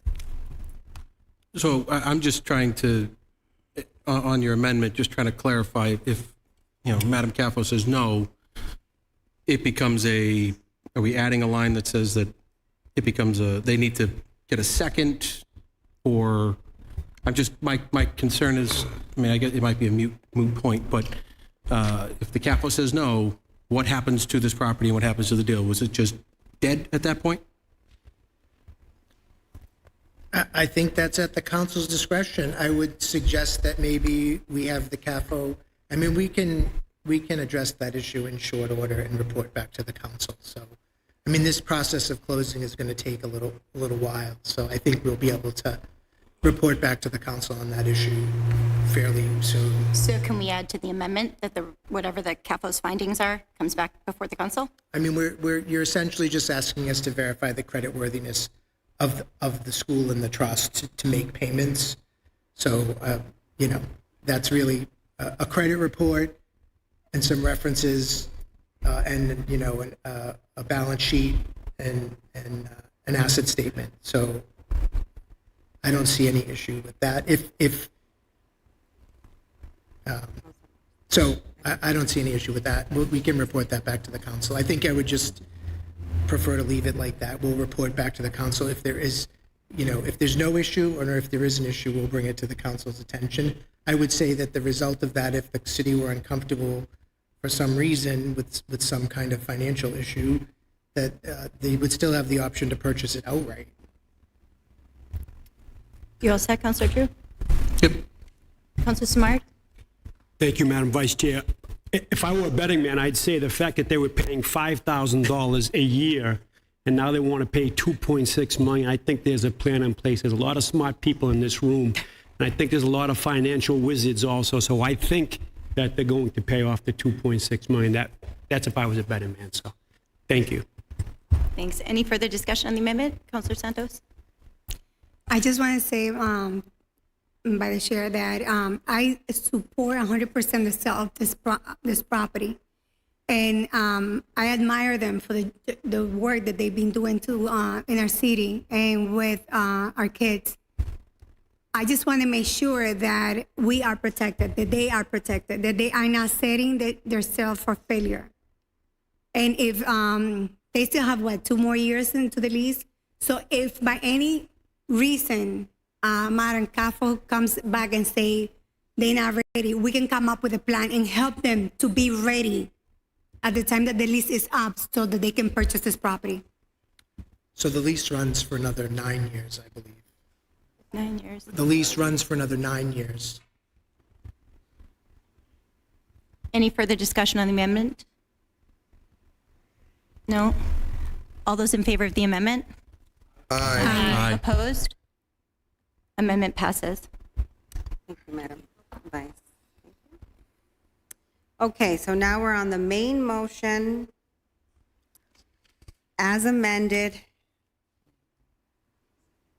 Yeah, I need a motion on the main motion as amended with both amendments in there. So move as Can I have a amended. first? Second. Second. Any further discussion on these amendments? Or on the main motion, sorry. No. Can I take a roll call on this one, Madam Clerk, please, just because we have, thank you. Counselor Valley, Yes. Counselor DiZoglio, Yes. Counselor Drew, Absolutely, yes. Counselor McLaren, Yes. Counselor Marsan, Yes. Counselor Pesh, Yes. Counselor Santos, Yes. Counselor Samad, Yes. and Chair Soto. Yes, unanimous. Unanimous. Motion carries. Congratulations.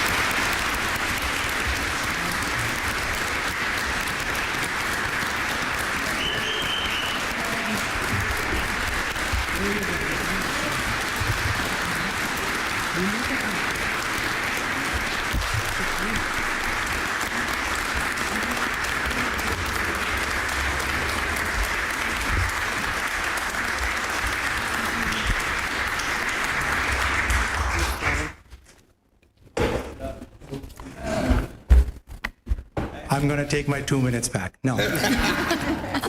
With all sincerity, I would like to thank the City Council for their due diligence, for going through the process, and for supporting the school. Thank you from the bottom of our heart. Thank you so much. Thank you.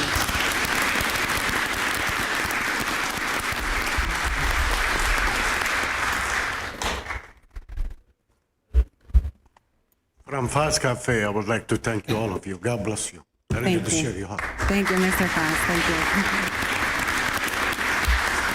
Thank you. Okay, so next item on the agenda, I'm going back to my regular agenda.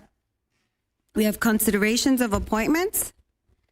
I need a motion to accept Mr. Tristan Hoare, MAA Assessor. I believe you received a package. Can I have a motion to accept? So moved. Second. Motion by Counselor Samard, seconded by Counselor McLaren. Discussion? I'll wait for them to. Is there any discussion on the motion? No? I'll take a roll call on each of the appointments, Madam Clerk. Counselor Valley, No. Counselor DiZoglio, I'm sorry, I can't. Okay, I know they were exiting. Yeah. Okay. I'm in the middle of. We're in the middle of a roll call. Yeah. So I'll hold the roll call. Yeah, I know.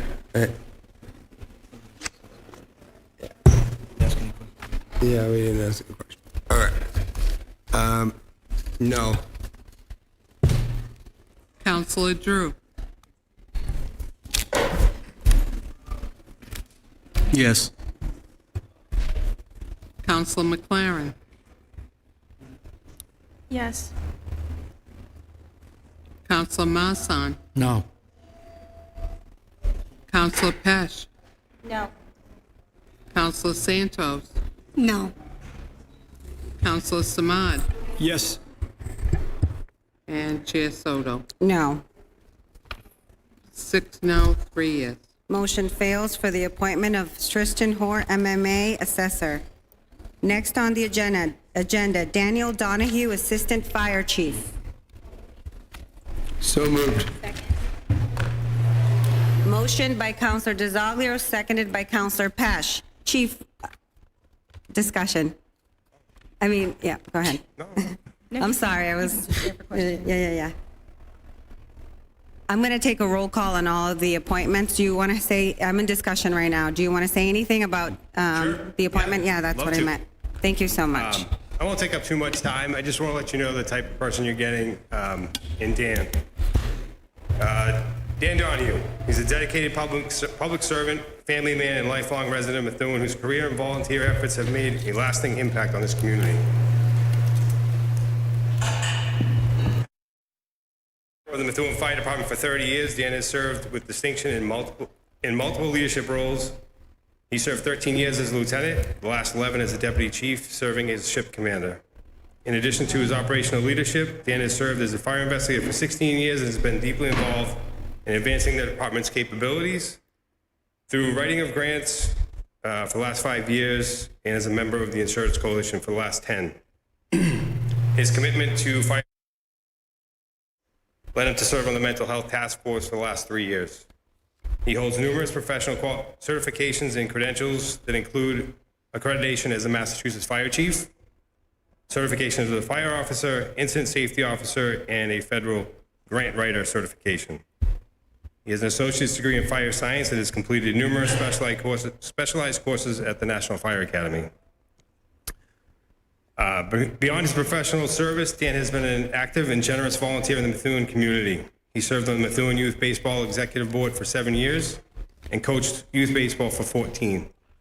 He regularly participates in the Read Across America program, cooking meals for seniors, and supports numerous other local initiatives that strengthen the bonds of this community. At home, Dan has been happily married to his wife, Beth, of 34 years. Together, they have raised 2 sons, Cody, who is married to Hannah, and Cameron, who is married to Katie, and proudly serves as a member of the fire department following in his dad's footsteps.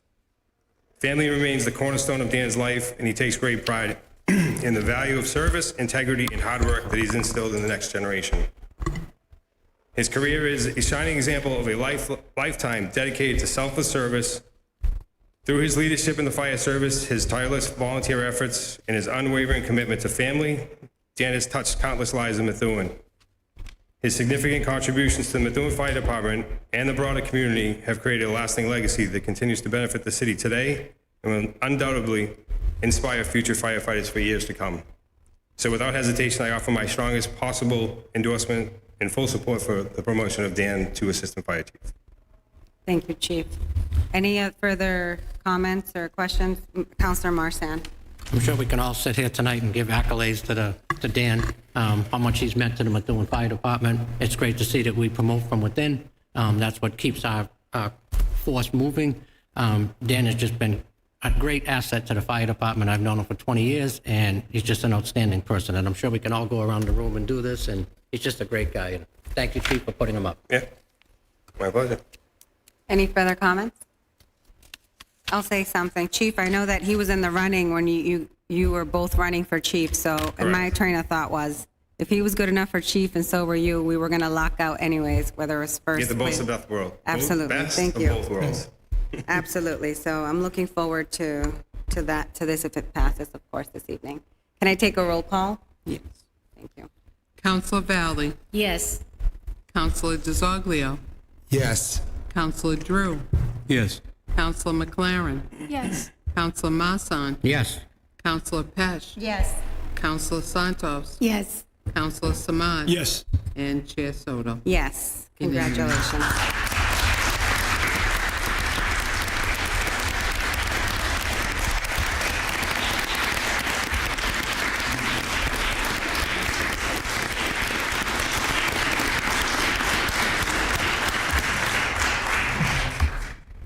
Thank you. You obviously have a lot of work to do tonight, so I'm going to make this very quick. I want to thank you all. I appreciate your endorsement. Thank you to the mayor. Thank you to my family. Thank you to the men and women that I've served on the department with for 31 years. They're a tremendous group of people that, do everything they can for this city. So once again, thank you so much.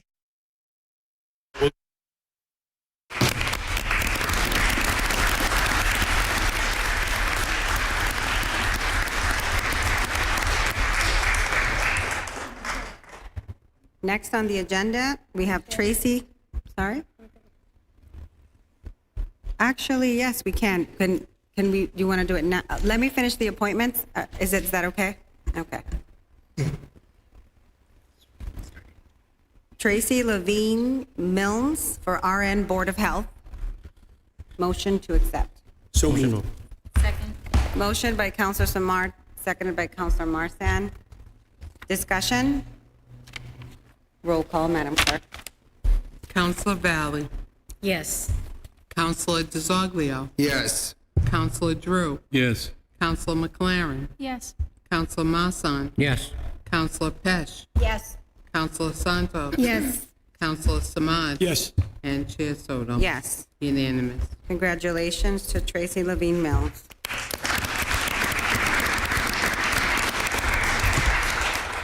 On the next appointment, is the chief of staff in the room? So I did get clarification. thank you. It's under 10 years, Madam Chairman. Okay, perfect. So because it's under 10 years, you only need 5 votes on this next item. Christine Metzemakers, Commission on Trust Funds. This is a reappointment. I'll take a motion to approve. So moved. Motion by Counselor Pesh, seconded by Counselor Marsan. Any discussion? Counselor Drew. I guess this is a question for the Chief of Staff, since the mayor's not here. As I look at the talent bank and the interview, Corey check, everything was done back in October. Why is this just getting in front of the council today? Through you, Madam President, to Councilor Drew, thank you for the question. So the mayor was holding off on reappointments until the new body came in. So you'll notice starting in January, we started going down the reappointments, and we've finally worked our way to Ms. Metzmaker. Any further questions? Concerns, discussion? Okay, with that being said, I'll take a roll call, Madam Clerk. Counselor Valley. Yes. Counselor DeZoglio. Yes. Counselor Drew. Yes. Counselor McLaren. Yes. Counselor Marsan. Yes. Counselor Pesh. Yes. Counselor Santos. Yes. Counselor Samad. Yes. And Chair Soto. No. 1 no, 8 yes. Motion carries. Congratulations to Ms. Christine Metzmakers.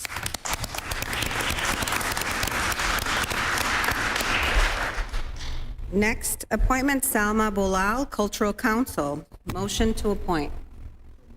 Motion by Counselor Drew, Second. seconded by Counselor DeZoglio. Any discussion, concerns, comments? Counselor Drew. I read through her resume here, and I was just very impressed by this person, and I'm glad to see such qualified people stepping up and being part of our community and taking the moment to volunteer their time for boards like this. That's all. Any further comments? There's none. Roll call, Madam Clerk. Counselor Valley. Yes. Counselor DeZoglio. Yes. Counselor Drew. Yes. Counselor McLaren. Yes. Counselor Marsan. Yes. Counselor Pesh. Yes. Counselor Santos. Yes. Counselor Samad. Yes. And Chair Soto. Yes. Unanimous. Congratulations, Salma Bolal. I'm Salma. I just wanted to say thank you so much for the appointment. I was a part of the Methuen Youth Action Committee while it was still active, and I'm hoping that that can be brought up in youth engagement, will be brought up in the city of Methuen. It's a beautiful city, and I really do want to see more youth in the city engaged, and I really appreciate it. Thank you. Thank you for that.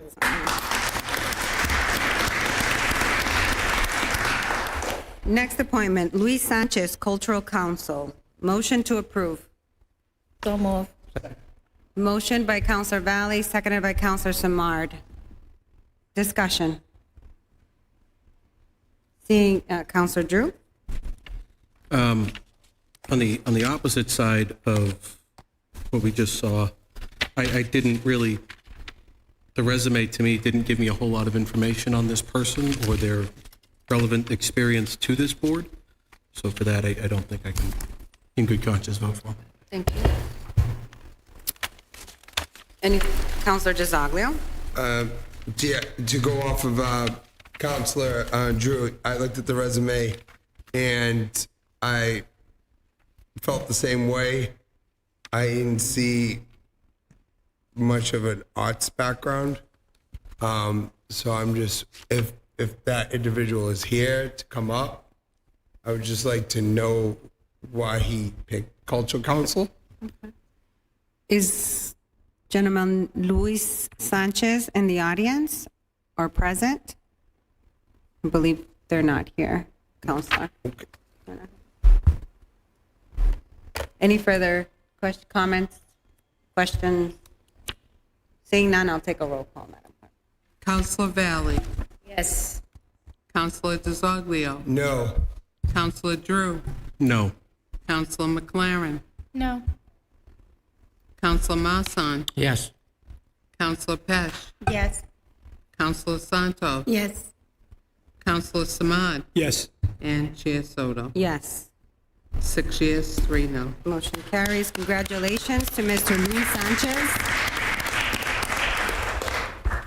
Next appointment, Leslie Melendez Medina, Licensing Board alternate. Can I have a motion to approve?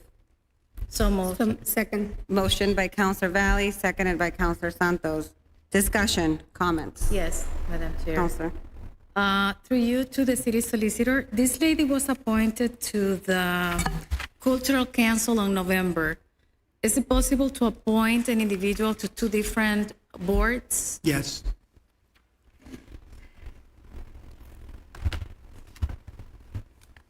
Thank you. Any further questions? Counselor Drew. Again, this is one of those where I looked at the resume and it was, again, very impressive. And I think this person will be a great asset to the city on this survey as an alternate. Thank you. Okay. No further discussion. I'll take a roll call, Madam Clerk. Counselor Valley. No. Counselor DeZoglio. No. Counselor Drew. Yes. Counselor McLaren. Yes. Counselor Marsan. Yes. Counselor Pesh. Yes. Counselor Santos. No. Counselor Samad. Yes. And Chair Soto. Yes. 6 yes, 3 no. Congratulations to Ms. Leslie Melendez Medina. Okay, moving on to presentation, projects, department updates, and today we have, 5 minutes. Chair, could we take a oh yes, motion that's to right. recess? My for 5 apologies. minutes? We'll To take a teachers? 2-minute recess. Thank you. 2 minutes.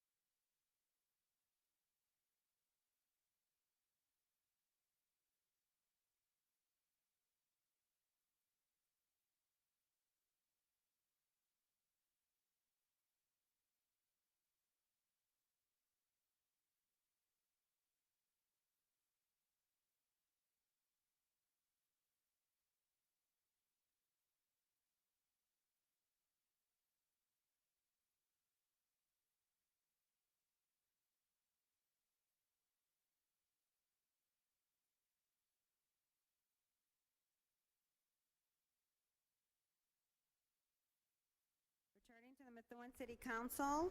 I'll take a roll call, Madam Clerk. Counselor Valley. Present. Counselor DeZoglio. Present. Counselor Drew. Here. Counselor McLaren. Here. Counselor Marsan. Here. Counselor Pesh. Present. Counselor Santos. Here. Counselor Samad. Here. And Chair Soto.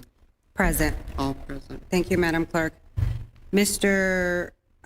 Clean River Project and illegal dumping being presented here in Methuen, Mass. It's being presented by Mr. Rocky Morrison. Thank you for your time this evening. The floor is yours. Thank you, Madam Chair and City Council members. Thank you for having me here. I want to talk about the illegal dumping because it all triggers back to the Merrimack River. So as you can see on the screen there, this is the Spigot River. And, it's a wetlands, and this is where kids go and play. And so I want to bring attention to this. I did put it on Facebook so the conservation could see it. And you can see it in this picture also. And since I reported this, there's actually more trash there now. So I'm hoping that the conservation is down there taking care of some of this, because it is that wetlands. So you can see this is a Riverside Drive. There was a pile of trash there, and I asked the owners of the property to clean it up and nicely, and they just looked at me like I had 3 different heads. And of course, the next weekend, someone dumps off these toxic barrels here, of some sort of waste or something in there. Anyways, let me just compose myself here. Been a long time sitting here. So anyways, thank God that the city came down and actually took control of this, because now they hired somebody, outside firm, to come in and contain it and at least close it up and stand them up, but they were leaking all over the place. I don't know what's going to happen from here. I think the company that owns the properties have to take care of this. But it's my eyes on the environment, what's going on, that helps out the city here. This is a cemetery in Methuen, and believe it or not, there's actually a dump there, and they're burying this stuff. There's tires and mattresses. I think I brought this to light last year, and it's still going on today. So I want to bring that to the city's attention too, if they could look into this, this dumping going on there. Now, going back to the Merrimack River, cruising down 110, whether you're in Haverhill or whether you're on the Dracut line in Methuen, you look over the guardrails, you'll see tires, you'll see mattresses, you'll see all this stuff, because people illegally dumping, and you don't see it until you get out of your car. You look down there. I know several of the residents are here from Methuen. They know this because they see it. They live on 110. It ends up in the river. People don't want to pay for their mattress. They don't want to pay for their tires. They'll pull over and they'll chuck them down the embankment into the river. So I've been doing this for 22 years. I know, nothing shocks me anymore because I see it coming down the river. And we put these booms in for the past, I think, 15 years. And this is what we call a catch and keep boom. It's got a mouth on it. It actually takes it in, it goes through the belly, and it stays there. And the wind doesn't blow it back and forth. So after doing this for so many years, we got it down to a science. And as you can see, the system, there's 300 feet that we use for one system. And you can see how that is. We have a marker light there, so for at nighttime for traffic. This is the Andover. They have a catch and release boom. It's 1,000 feet. This thing blows back and forth. And they've been doing this for 3 years. They know it's wrong, but they just want to put a boom out there to say, hey, look, we're doing something. And there's no science to it. It just goes back and forth. And, a lot of the residents here, they see it. They live on the river. They know. But we have a true system where we collect stuff. We don't fill up garbage bags. We fill up dumpsters, tonnage. We have a big river monster grabs this stuff. So I am here today to ask if we could put an RFP together so we can get our equipment in the river and start cleaning. We patrol it. We go up and down. We get in the bushes, hand pick all the trash out of there. We have barrels up and down the river for fishing spots. So the funding that we get from the city allows us to do all this, And then we have a program where we have kids. We have over 300 kids, different schools, Methuen, Lawrence, Andover. They come to our facility. We take them on one of our big boats, 30-footers, and we teach them about where their drinking water comes from and what's in those booms, microplastics, toilet waste, CSO matter. So it's really, we're getting back to the kids. We have a school program. I actually go to schools and talk to the kids too. So I do a lot. So, the funding that we get from Methuen really goes a long way for education also.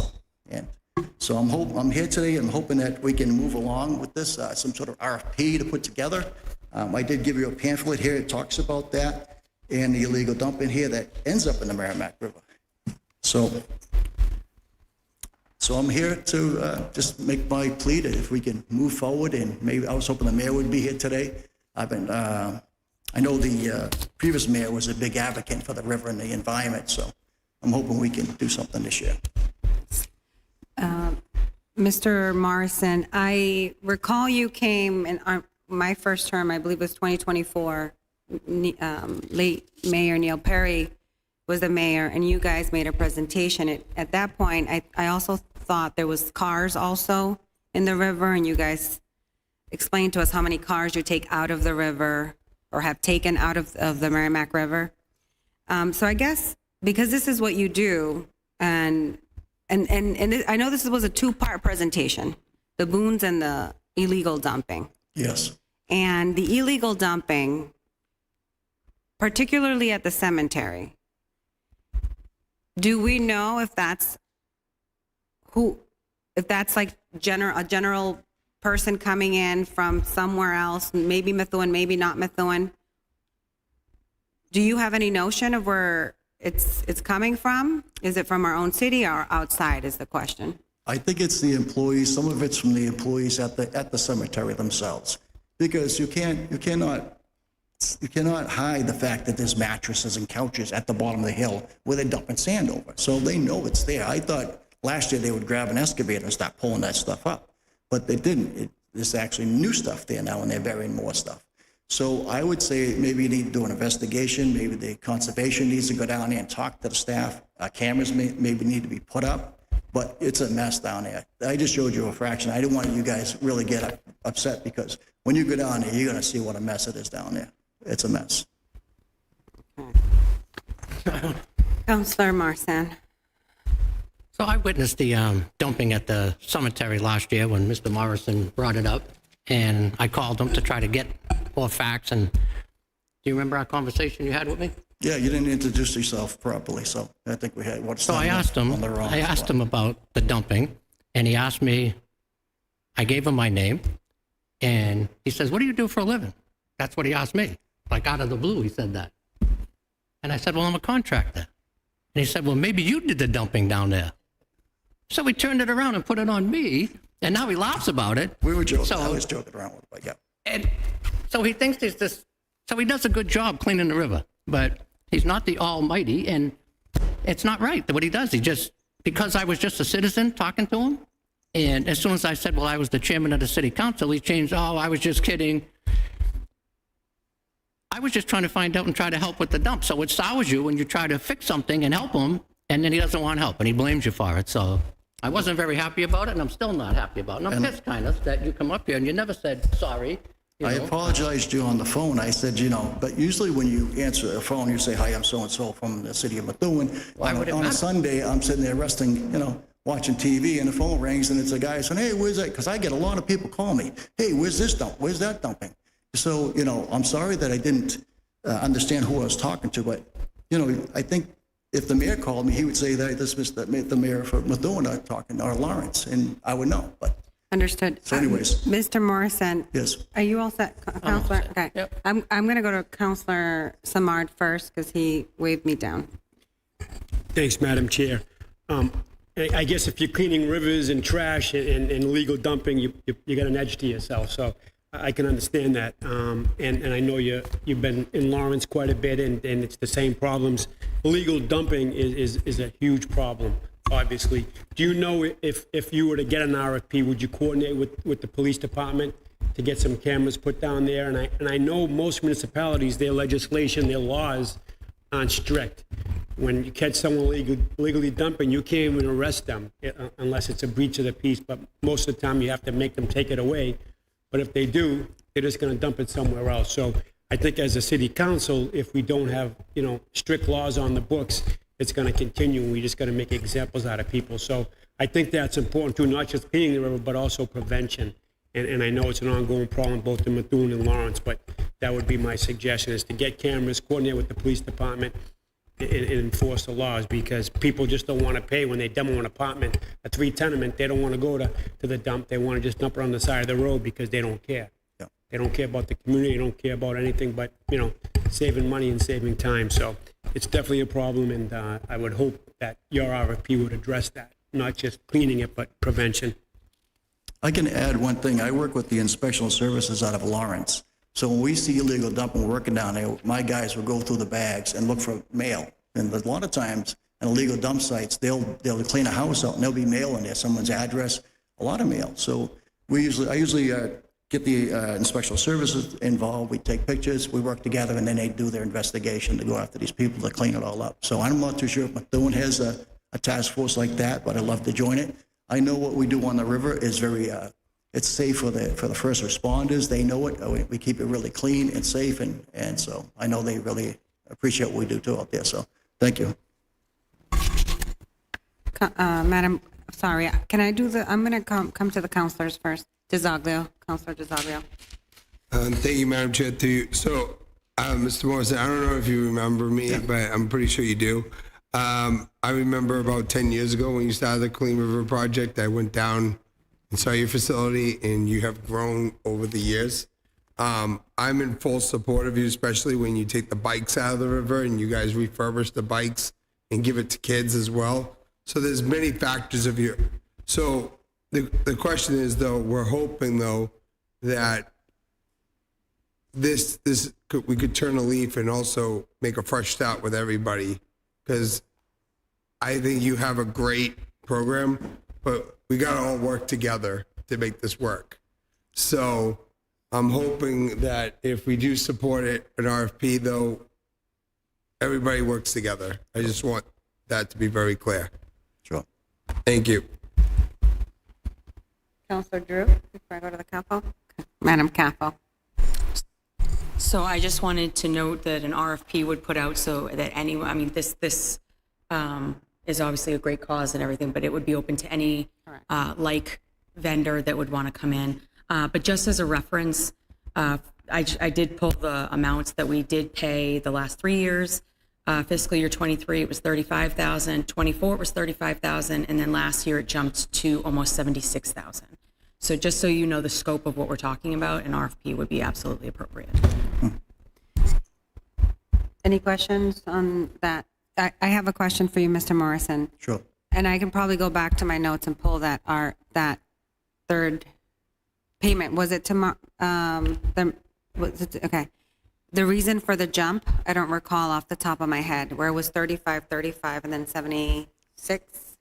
Well, it comes down to expenses. You have to pay the employees.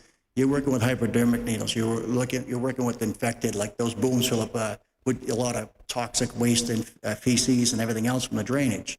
So we have to pay insurance, liability insurance, workman's comp. So all our prices went up, even fuel went up. So to hire a staff, we can't just get free volunteers to do this. We have to pay our paid staff to do this.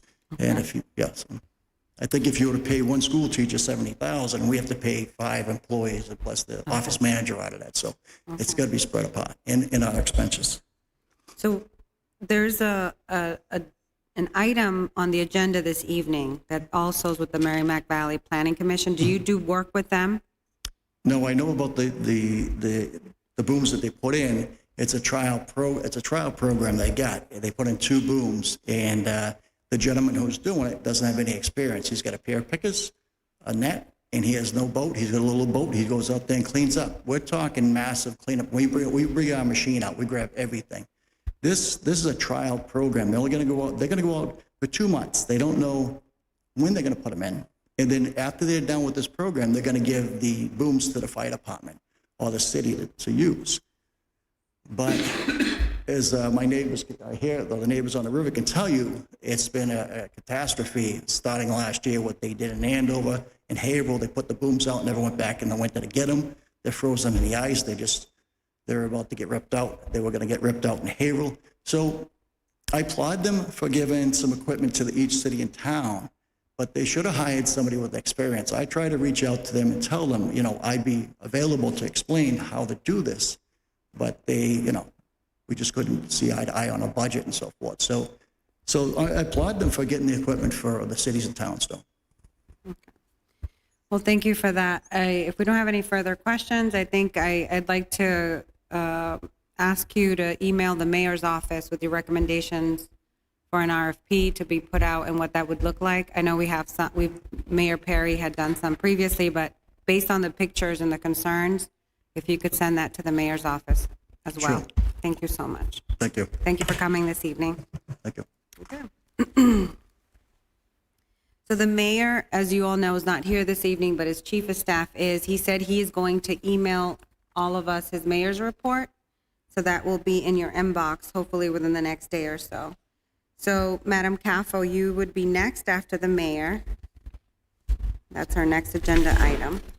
So I left a packet on everybody's desk, and I'm very aware of the time and how much we have to go through. So I'm not going to go through every single thing in detail here, but I am going to just briefly go through what is in your packet and why it's in your packet, and then happy to answer questions either tonight or after the meeting later this week, whenever.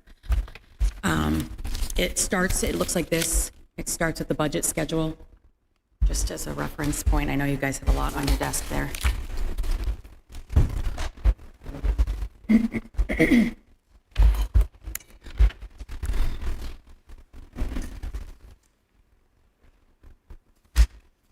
I have an extra one too if you can't find it, but I'm just going to jump in if that's okay. So the first thing that's in the packet is just a copy of the fiscal year 27 budget schedule.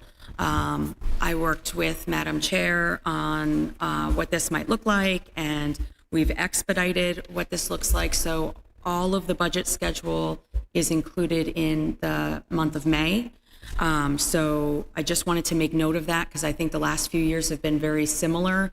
So just to make sure that everybody realizes that those dates aren't necessarily the same weeks as they have been in the past. They're about 2 weeks earlier.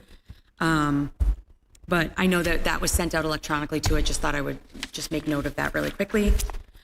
The following two documents are these two MMA handouts. I just thought this would be helpful, especially because some of you, this is your first budget season.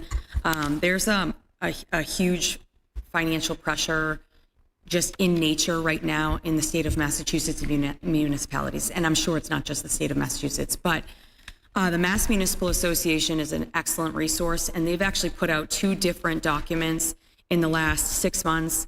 One was an analysis of fiscal pressures on municipalities in Massachusetts, and then they followed it up with possible recommendations. I just thought it would be helpful to give you, some nighttime reading or however you approach that, but just because I thought it was a really good read, and it gives more information, it gives a little bit of background and perspective that sometimes I think we get caught up that it's us with a lot of things, it's a Methuen problem, whereas I think this gives a good idea of that it's statewide and that there's some problems that just, everybody's addressing and we also have to address it. And then some good ideas that we are looking at internally, but should be part of these discussions.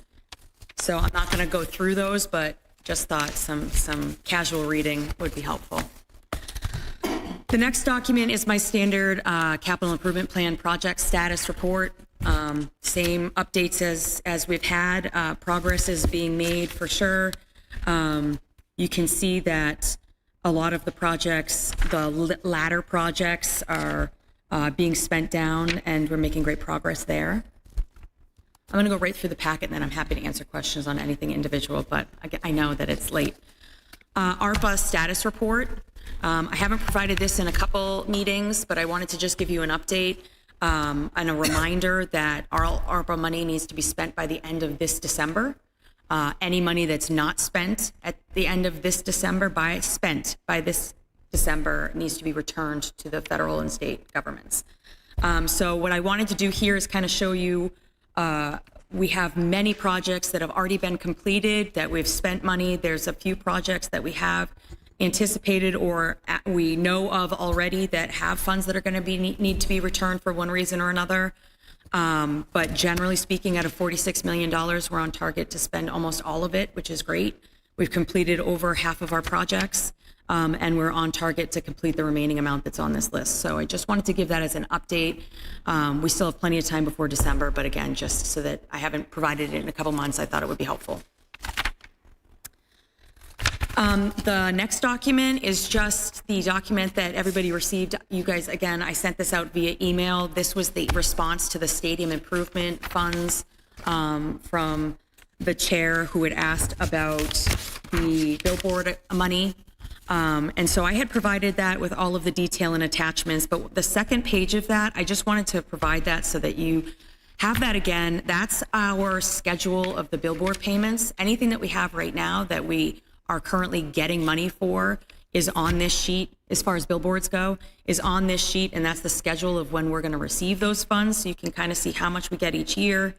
I did add a summary there briefly to show, which payments went to which projects. The fiscal year 16 to 19 payments, about $950,000, they all went to the stadium improvement project that occurred during that time period. And then from fiscal year 20 through July of 22, about $540,000 came in for billboards, and that went to the track project. And anything that's come in after that point, and anything that comes in the future, unless something is changed here at council, is going to go into the stadium park stabilization fund. So far, we've put a little over 800,000 in there. And again, the remaining payments that you'll see here are all scheduled to go there as they come in. So that was a lot, but I just wanted to kind of go over what I had sent out, and that's kind of the high level there. And then the last thing, and then I'm happy to answer any questions, the last thing that I provided is the Searles Estate expenses updated through Friday. And so that kind of shows you where we're at. Just under 3.850 is what we're at to date. That includes insurance payments as well as utilities. The current cost right now that's ongoing, that's continuing to hit our budget at this point, is the utility costs. It's the gas and electricity. We are also having to pay for our insurance to cover the property, which is critical and important, however, also very expensive. So we did just pay another portion. It was $100,000, and that'll take us over for another 6 months, but that is a very expensive piece that we need to be aware of. But yeah, that's that update. So again, that was a lot, and it was kind of rapid fire, but happy to answer any questions that you might have. But again, if you don't have them tonight and you're going through them, I'm happy to talk to anyone afterwards. So I have a question, if I may, and then I know Councilor Pesch still has something that I don't think we've addressed yet on there, but regarding the stadium dollars that you mentioned, so attached to your email, is this projected? Is that the projected sheet? Yes, so that is what we have under contract with those companies for monies to receive, yes. And what has been received. So everything that we've had in billboards is on there. But we agree that it's 100,000 remaining from the old numbers. There's 100,000 remaining.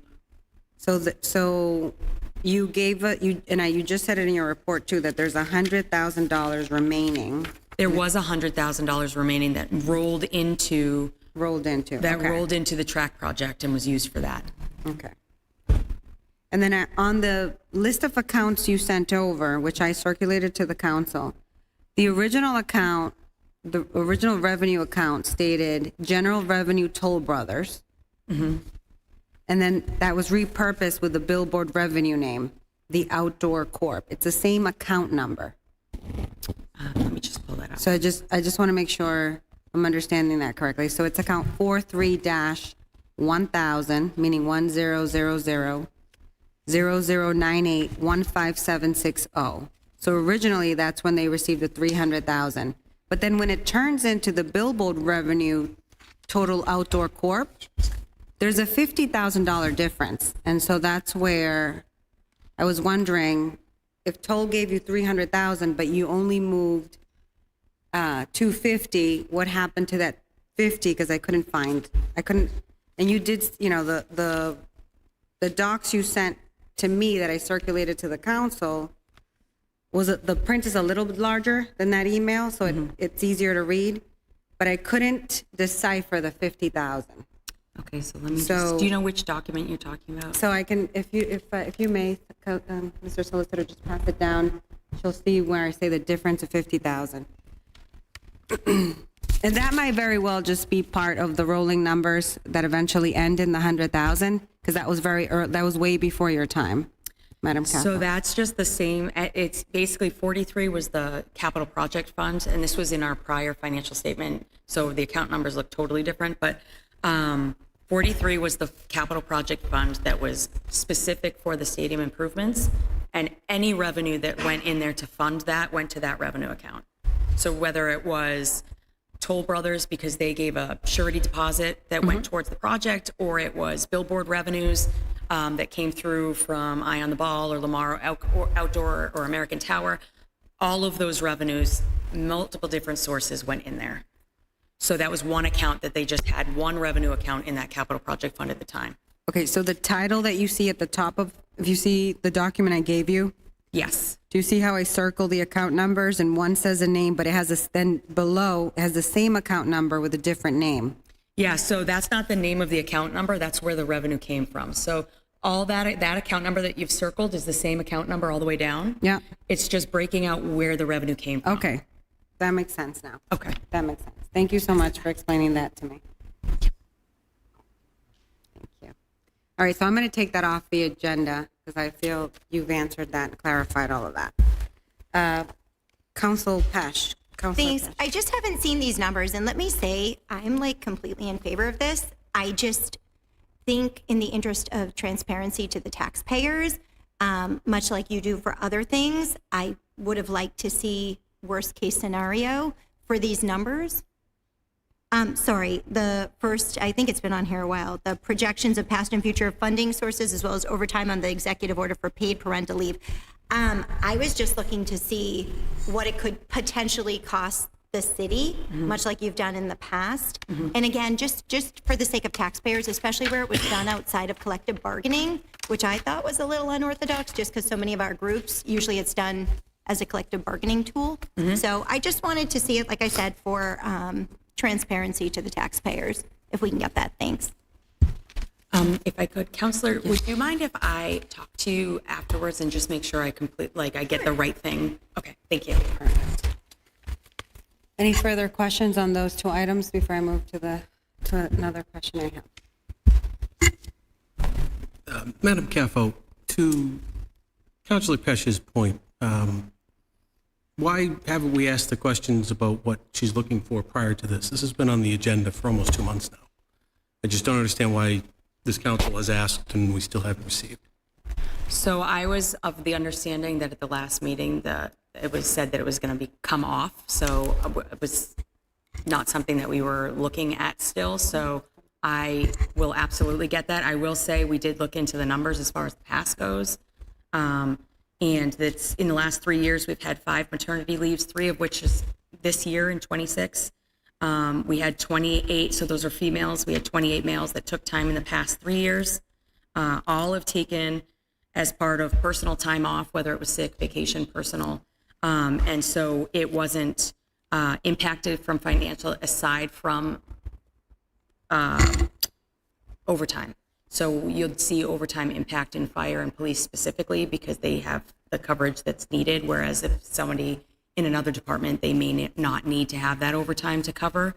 But I'm happy to actually calculate a projection or what that would be, but I just want to touch base with you first to make sure that I am using the right parameters.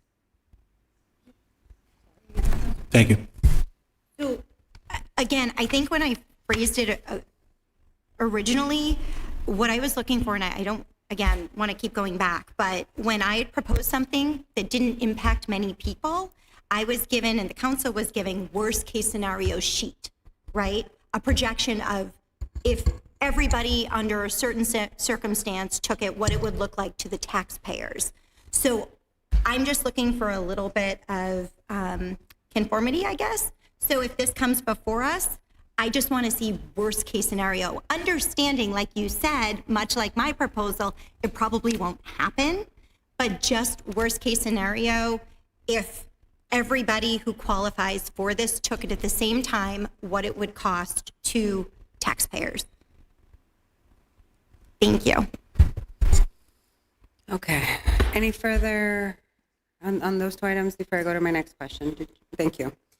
You mentioned with the ARPA funds that we have to return funding. Could you let us know, and if you can't do that briefly here, how much we've returned from that funding already, or We haven't returned anything. anything? Okay. And then on the Seals estate, the insurance conversation, when we acquired the property, we gave the $100,998 March of 2026. We paid $100,000 for the commercial property insurance. That's right now. That's what we just paid now. Okay. So we paid another payment back in September to cover the building or the property. Which was part of the inflation of the price, because we bought it for 3.25. I remember Yes. you guys inflated it by 250,000. That's right. To cover some of these expenses. That's right. So, Madam Caffel, asking you, looking at these numbers, what do you foresee in the near future that the mayor's going to come in front of us for expenses that we are depleting from those 250 that we budgeted for? Mm-hmm. Do you have a rough estimate of what that may look like in the near future? So right now we're covering, like I said, the electricity and the gas through our general fund budget. So I don't think that we're going to ask for additional funds there. However, we have asked the council already for additional funds at one of the last council meetings.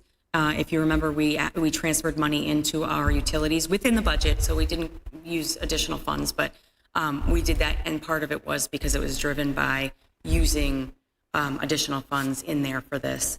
I would anticipate that we would need to at least another $100,000 of insurance in the next 6 months. Well, we just paid one, so these are 6-month insurance coverages. So I would say in another 6 months, you'll need at least another $100,000. But if you're talking about expenses that have already been incurred, I would say that right now we're covering what we can, but that last insurance payment is one that I'm still trying to figure out how we're going to cover. So it's actually $200K a year, $200,000 a year to keep that building, the property insured. Okay, thank you for that clarification. Now, understanding that the monthly or the payments that we're paying out, for example, for utilities are way below the threshold of what the mayor needs to come in front of the council for. It coming from our general fund, it's our taxpayer dollars that are paying for the monthly expenses of the Seals estate. For utilities, yeah. Correct. Okay. Just wanted to clarify that. Any further questions on this item? I'm surprised I haven't seen this in the past. I'm just curious. The purchase and sale agreement line item, why is it $56,000? There's a deposit. Oh, it's the deposit. Thank you. I saw DEP and thank you. Yeah. Makes more sense. Thanks.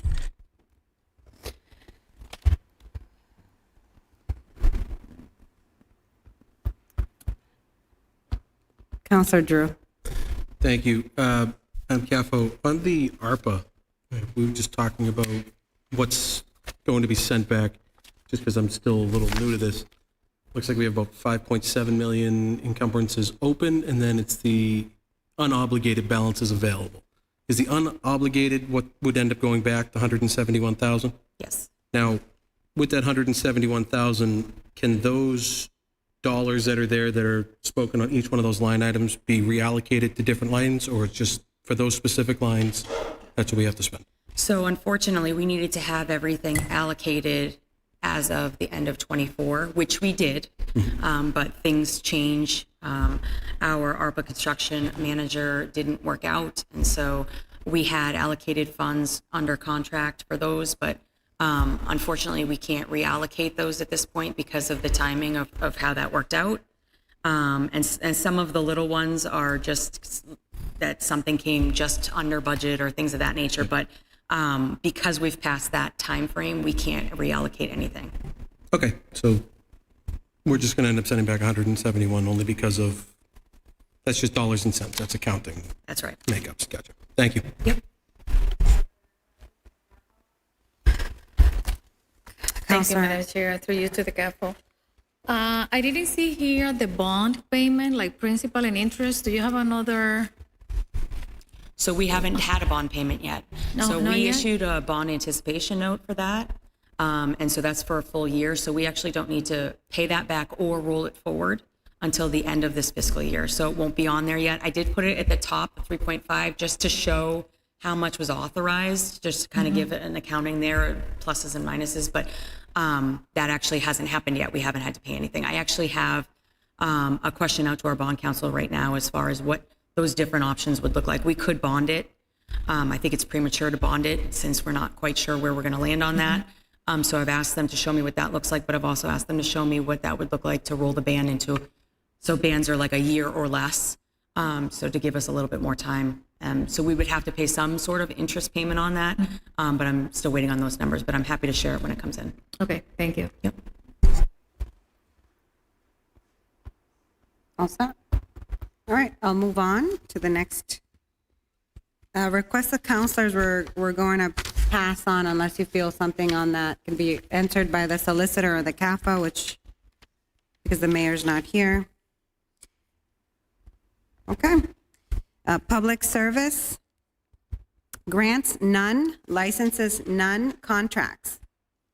C-2680 Seacoast Harley Davidson, 17 Lafayette Road, Northampton, New Hampshire, 03862 for 2026 Police Road Glide FLT RXP in black in the amount of $29,870. I need a motion to approve. So moved. Second. Motion by Counselor DeZoglio, seconded by Counselor Valley. Discussion. Seeing none.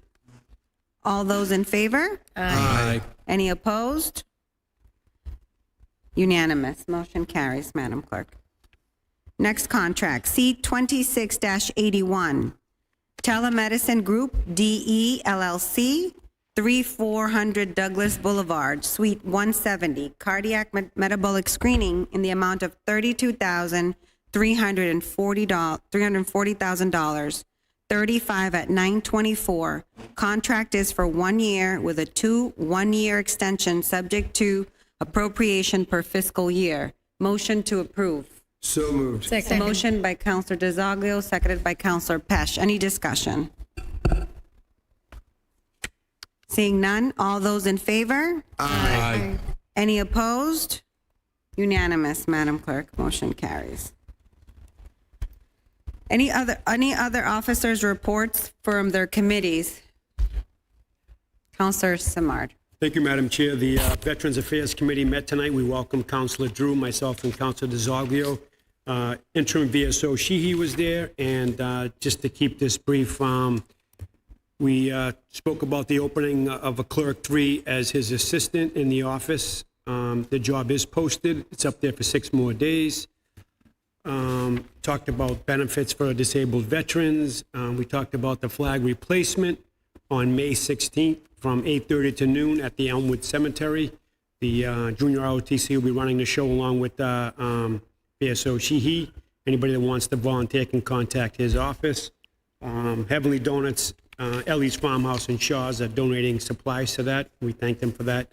The Memorial Day Parade is May 25th. And we're trying to get some more clarification on the rail trail, which we'll discuss at a later date. That's it from the veterans. Thank you.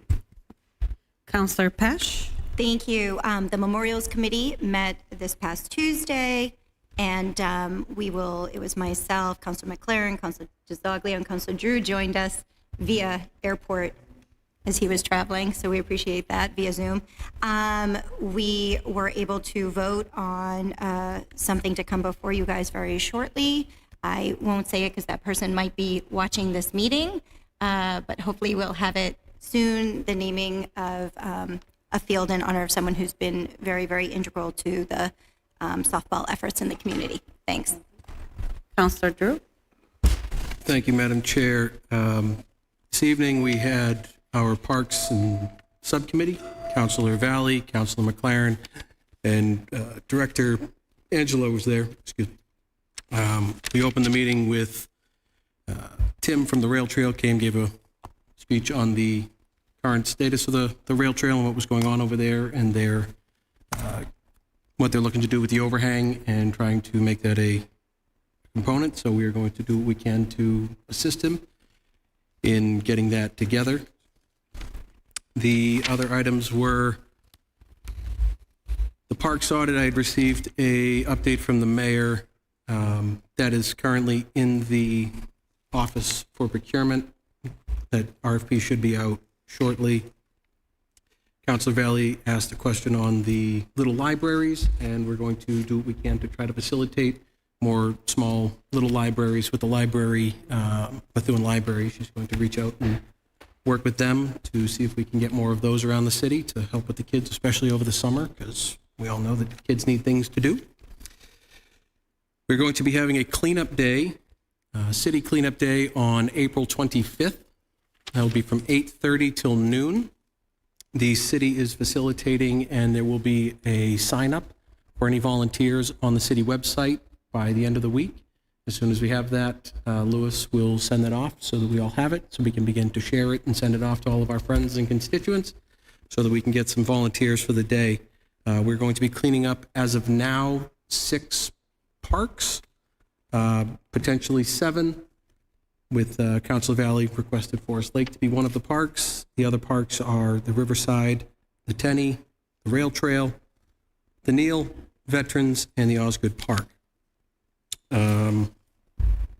The city will provide the pickers, the bags, the gloves. We just would like you to show up and be willing to help make the city a little bit better to live in.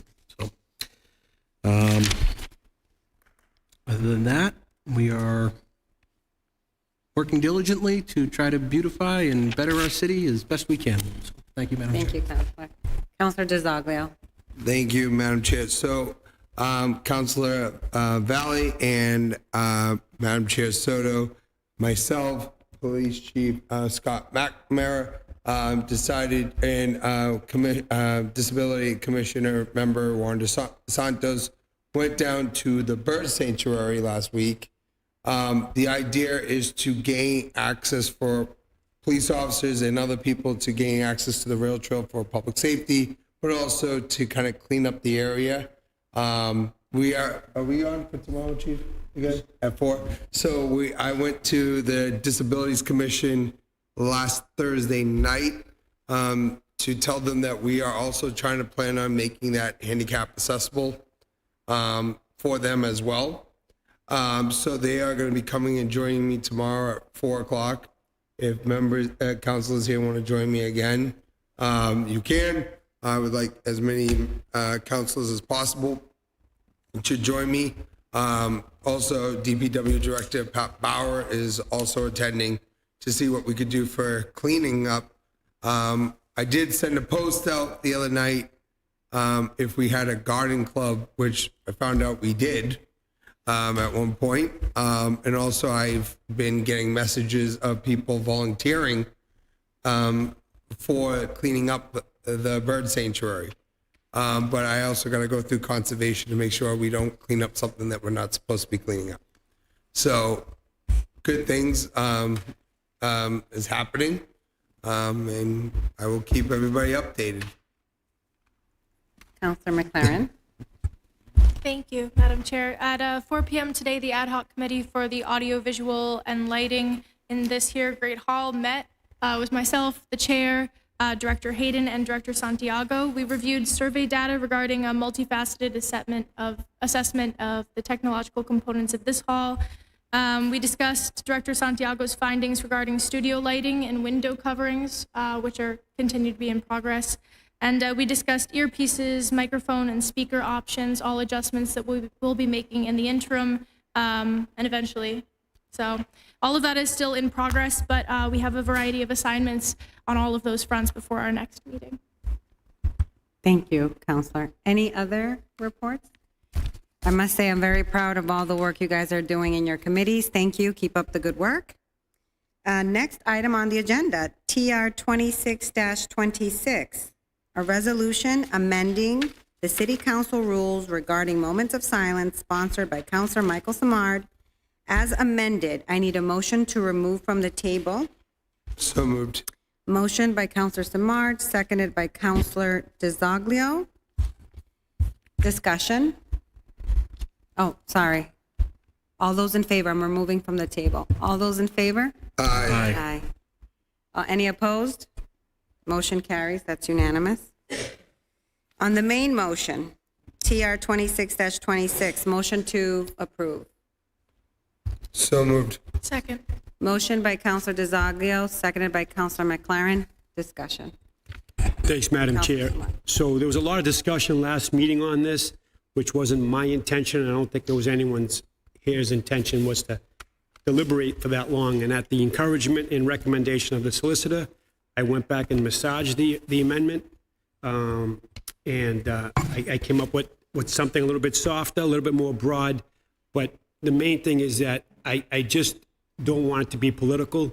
We want to keep it just relevant to Methuen people who contributed. So with that said, I did water it down, and I'm hoping that we can get past this and approve it and then move forward. Thank you. Thank you, Counselor. Any further comments, remarks? Seeing none? Did you have something, Counselor? Okay. Seeing none, I could take a roll call. Can I just ask, are we substituting this draft entirely for the other draft? Is that what we're doing? Yeah. Okay, just want to make sure people know what they're voting on. So the draft that was provided in your packet is the amended draft. So that is what you're voting on. Point of clarification, so this won't need a second read after tonight, if this passes? It won't because it's amended, he's effectively amending it entirely. Perfect, thank you. Okay. Counselor Valley, No. Counselor DeZoglio, Yes. Counselor Drew, Yes. Counselor McLaren, Yes. Counselor Masson, No. Counselor Pesh, Yes. Counselor Santos, Yes. Counselor Samad, Yes. and Chair Soto. Yes. 7 yes, 2 no. Motion carries. Congratulations, Counselor.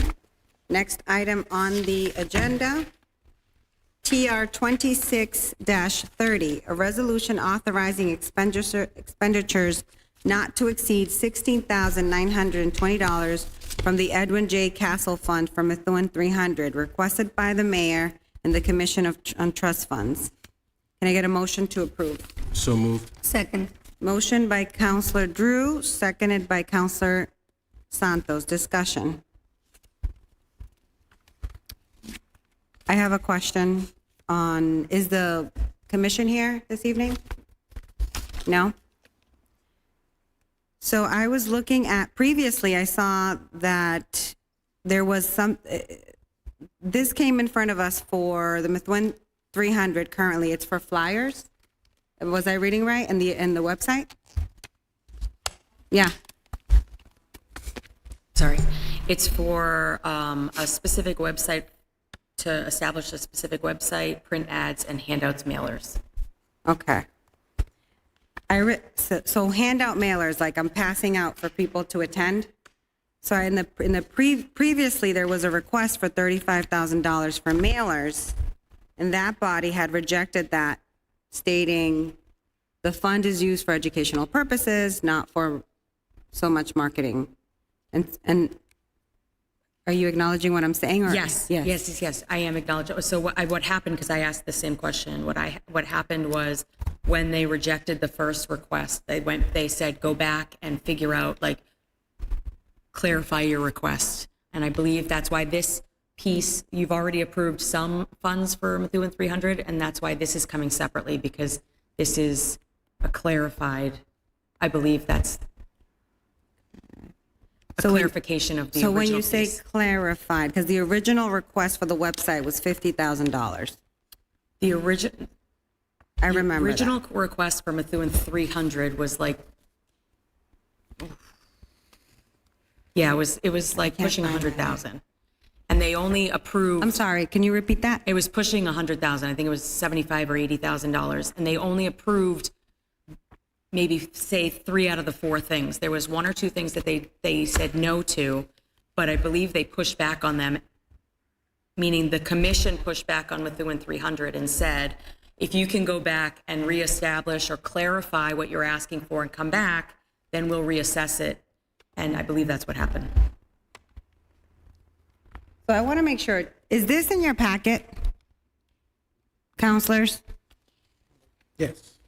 Because the chair and I do not have it. Can I have that document because I reviewed? Okay.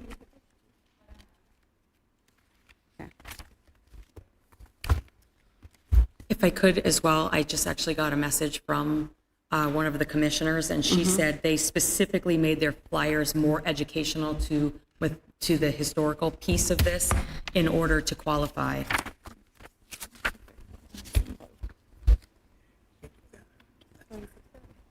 Okay. Yeah. So yeah, this is the what I saw. So the website, $4,000, and the age of AI, I think that's exuberant. That's a personal opinion I have.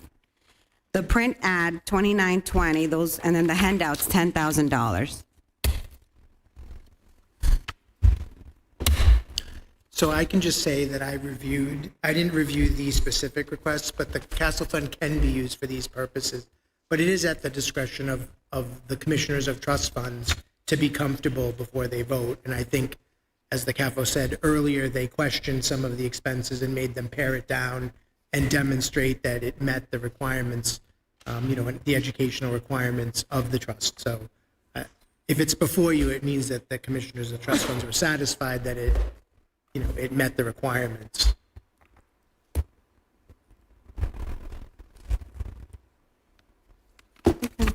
Any further questions on this line item or concerns?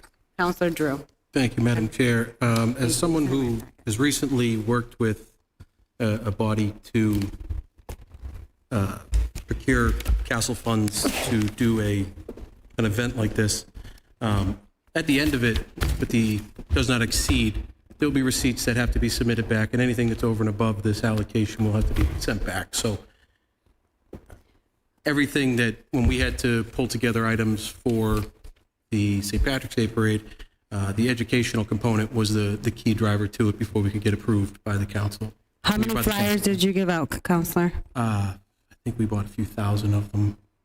I don't know the exact number. Okay, so I also requested from the president of the Methuen 300 accounting since day one. I never received it. So that's all. So that's why when I look at these numbers, I'm questioning where they're going because. Well, there has to be a full accounting before the resources will be allocated to the body, but they have to provide backup. If not, they will receive they have to get the money back from them. So it has to be a fully accounted line item. Just from my dealings with it, that's all. Just let everybody know there was a level of comfort that there is a procedure in place to make sure the money is being captured.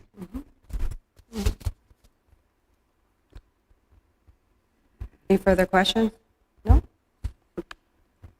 We can go to roll call. Counselor Valley. Yes. Counselor DeZoglio. Yes. Counselor Drew. Yes. Counselor McLaren. Yes. Counselor Masson. Yes. Counselor Pesh. Yes. Counselor Santos. Yes. Counselor Samad. Yes. And Chair Soto. No. 8 yes, 1 no. Motion carries. TR 2631, a resolution authorizing expenditures of $290 from the Edwin J. Castle Fund for Historic Methuen, requested by Mayor Beauregard and the Commission on Trust Funds. Motion to approve.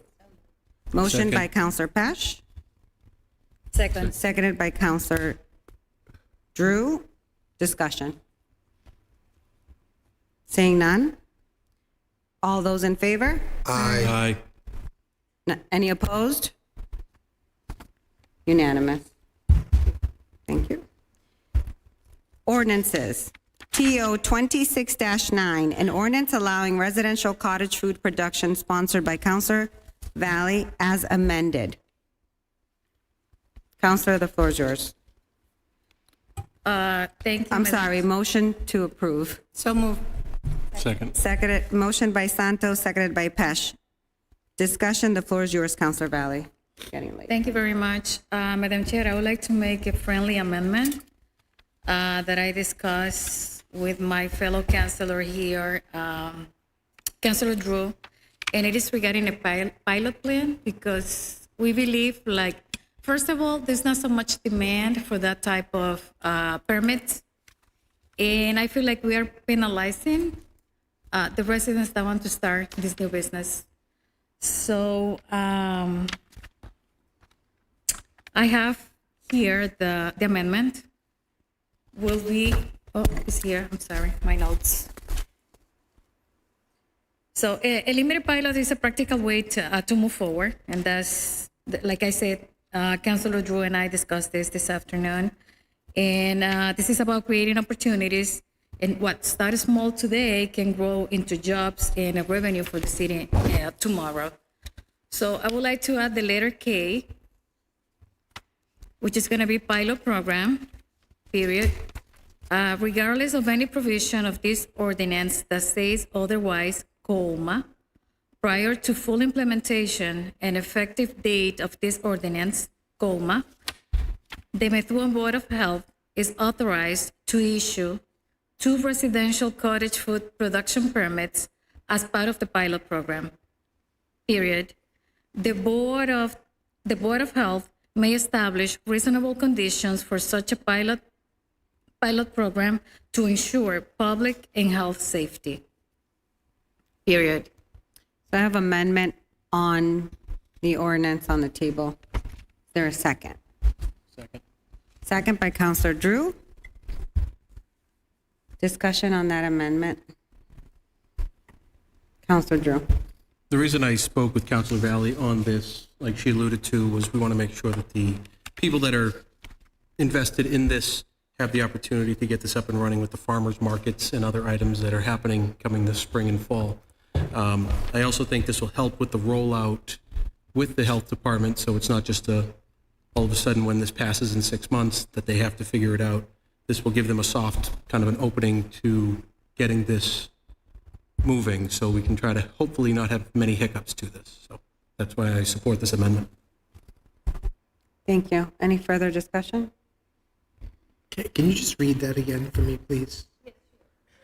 So it will be letter K, pilot program, period, regardless of any provision of this ordinance that says otherwise, comma, prior to full implementation and effective date of this ordinance, comma, the Methuen Board of Health is authorized to issue 2 residential cottage food production permits as part of a pilot program.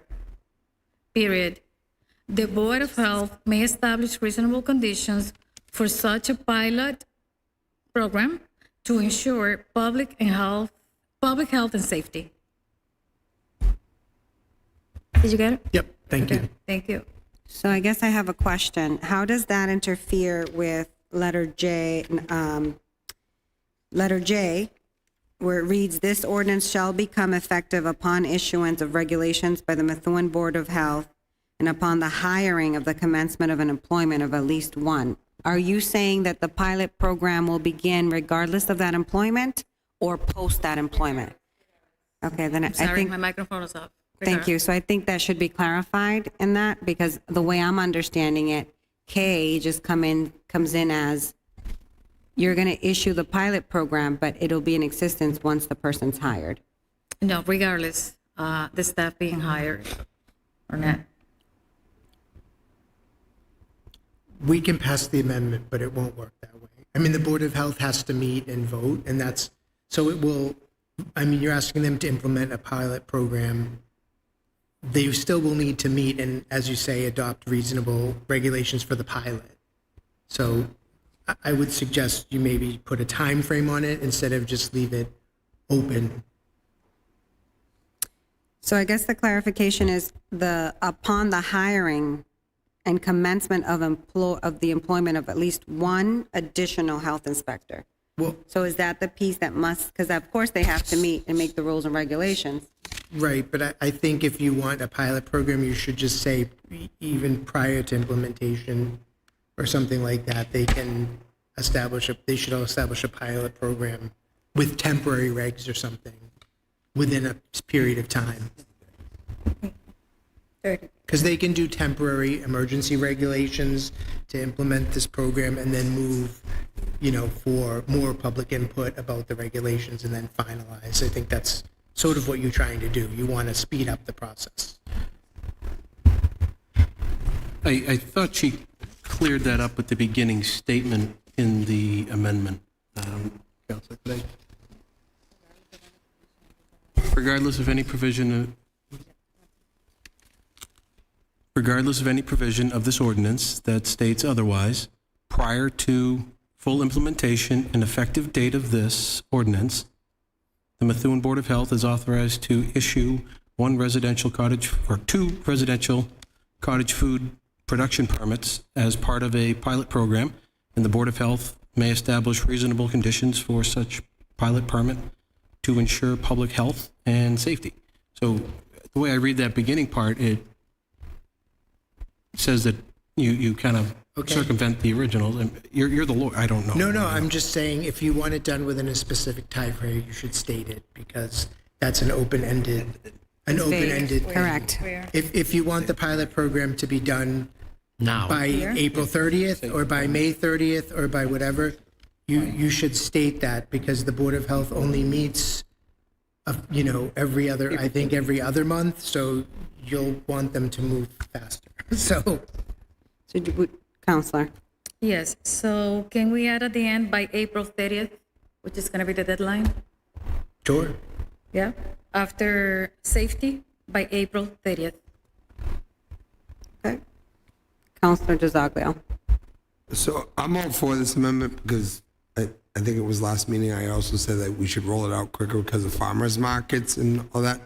But to do April 30th, that's like 2 weeks away. We should also ask the health inspectors in the health department if that they can manage to do that within the next couple of weeks as well. So before we just put a deadline on it, I just don't want to be forcing our health department to have to roll out a pilot program quickly and then they come back to us and say, we really can't do it right now because they are doing inspections, they're doing all these things as well, and they are short-staffed.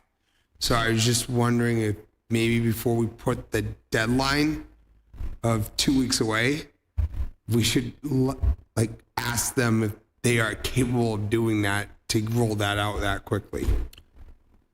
You can certainly frame it in the form of a request. Okay. Like a requested deadline. I would like to leave the amendment April 30th, and then I'll reach out to the department head and figure it out. But for now, I would like to see it in writing. Thank you. Okay. So we have the amendment amended. So I'm going back on the votes now. I gotta. Well, I need a haven't second voted. Yeah, for I that. need a second to add the April 30th date. Seconded by Counselor Pesh. I'm assuming we're moving from discussion to all those in favor. Aye. Any opposed? Seeing none, that's unanimous. Now on the amendment of adopting the amendment. Motion to accept the amendment, So moved. Second. seconded by, motion by Counselor Drew, seconded by Counselor Santos. All those in favor? Aye. Any opposed? Present. Present for Counselor DiZoglio, Madam Clerk. So that motion carries. And so now I'm on the main motion. So I need a motion to accept the main motion as amended. There's two amendments in there, right? Motion to accept. So moved. Second. Counselor Drew made the first, Counselor DiZoglio second. All those in favor? Aye. Any opposed? Unanimous, motion carries. Congratulations. Okay. Next on the agenda. TR 26, I'm under new business. TR 26-32, a resolution adopting Section 21 to 23 of Chapter 32B of the Massachusetts General Law for the purpose of evaluating health insurance options. There's an EPA requested on this. This is a request of Mayor Beauregard. I'll take a motion to accept. So move. Second. Motion by Councilor Santos, seconded by Councilor Valle. Discussion. Councilor Pesch. Thanks. In light of what we heard tonight, especially from the teachers and in light of the fact that the mayor's not here, I'd like to make a motion to table this. Second. I just want to make the council aware of some deadlines. So I will address some of the comments that were made. If you read the section, as indicated, this only provides the city with an option. This is not a requirement to move to the GIC. It's not a requirement to change health insurance. It provides the city with 2 additional options to address the skyrocketing costs of healthcare in the city. And so there are deadlines that go along with this that the council should be aware of as it deals with this issue. So no decision I'm aware of has been made by the administration as to how the costs of increased cost of health insurance will be addressed, whether it will be through maintaining plans and switching plans and changing copays, or considering going to the GIC. But without adopting this section, you will foreclose the city from being able to do that. And here's why. Because in order for this process under Section 21, 22, and 23 to move forward, it has, if the city does decide that moving to the GIC is a viable option and will result in cost savings, in order to do that, in order to move to the GIC, we have to go through this entire process, and we have to give notice to the GIC by June 30th in order to join the GIC for next January. If we miss that June deadline for June 30th, then the next opportunity for us to do that won't be until January of the following year for joining next July. So you just need to factor in, I just want to give you full information as you consider this, because that obviously changes whether there'll be any savings over the next year from doing so. So I will address some of the comments that the public made so people have a full understanding of what this is. This does not circumvent collective bargaining. The process that's laid out in Section 21 and 22 and 23 requires us to still provide a full, first of all, it requires the city to provide an analysis and a proposal to the Public Employee Committee, which is the Public Employee Committee, which people may not be familiar with. There's a representative from each of the unions that is on that committee. It is a weighted committee where the teachers have the largest amount of employees, so they have the largest vote.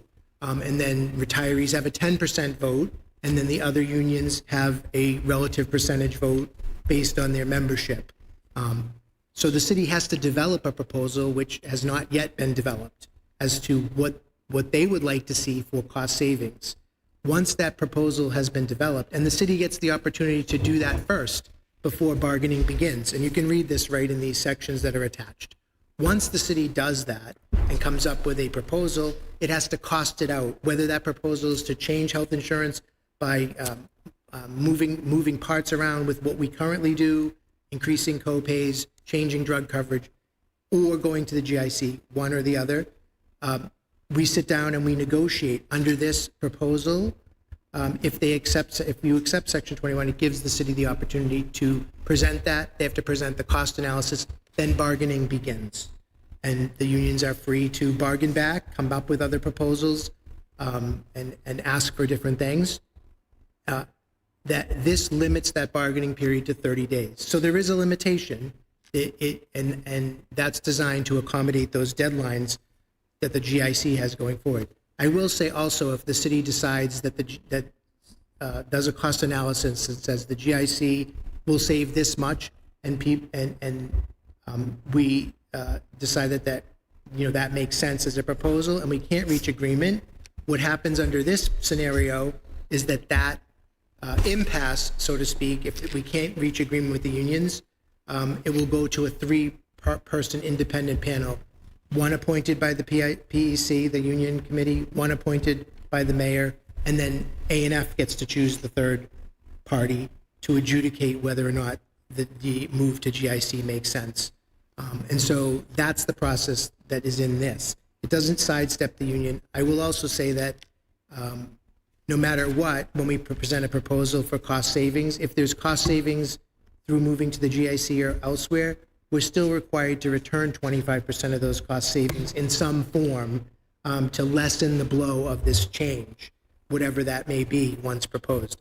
But I mean, as you probably know, and the CAFO can speak to this, better than I can, there will be changes coming to the health insurance because we're over budget, we're over claims, and this isn't just in Methuen, it's across the state, everywhere. And just in way of background, you should know that for many years there was no interest in going to the GIC. This year there are over 13 communities in Massachusetts considering this process and considering going to the GIC. So there's renewed interest in this because of the cost. The other thing that you should know is if the mayor chooses that option and can demonstrate cost savings, the one benefit to the city is that there's never going to be a health insurance deficit that has to be paid by the city, because those health insurance deficits, when they go over plan at the GIC, are automatically paid by the legislature through appropriation, so there's no chargeback. And those are real costs to the city that you should, the CAFO can make you aware of, but I would say they're in the realm of, $500,000 plus per year that have been pretty consistent. And those are real dollars that the city has to spend to breach those gaps. And those occur because, as best we can estimate, the administration tries to estimate what the claims will be because we're self-insured. Sometimes they go over, So I have more questions, so I'm going to remove my motion to table so that we can, I'm sure other people do too. So do you want to remove your second just so we can discuss more? Okay, so Councillor Pesh removed her motion, and so did Councillor Santos. Thank you for that. I appreciate that. Councillor Samard. And then Thank you, Madam Chair. Just to touch on what Paul was saying, I'm a union advocate, and I value what Kara Blatt says, but she's doing her due diligence as a union rep to come here and to tell us where the teachers union stands. So that's par for the course. I think down the road, when there is a change or a request to change, then we're going to see more people here to either agree or disagree with what the city wants to do. But I think we're obligated to at least explore for the taxpayers cost-saving measures, not to say that we're going to approve it. I just want to confirm, if we do go to GIC or another, it would have to go through the council. Am I right? Eventually? It will not. It will not. It will not. So the way that this works is if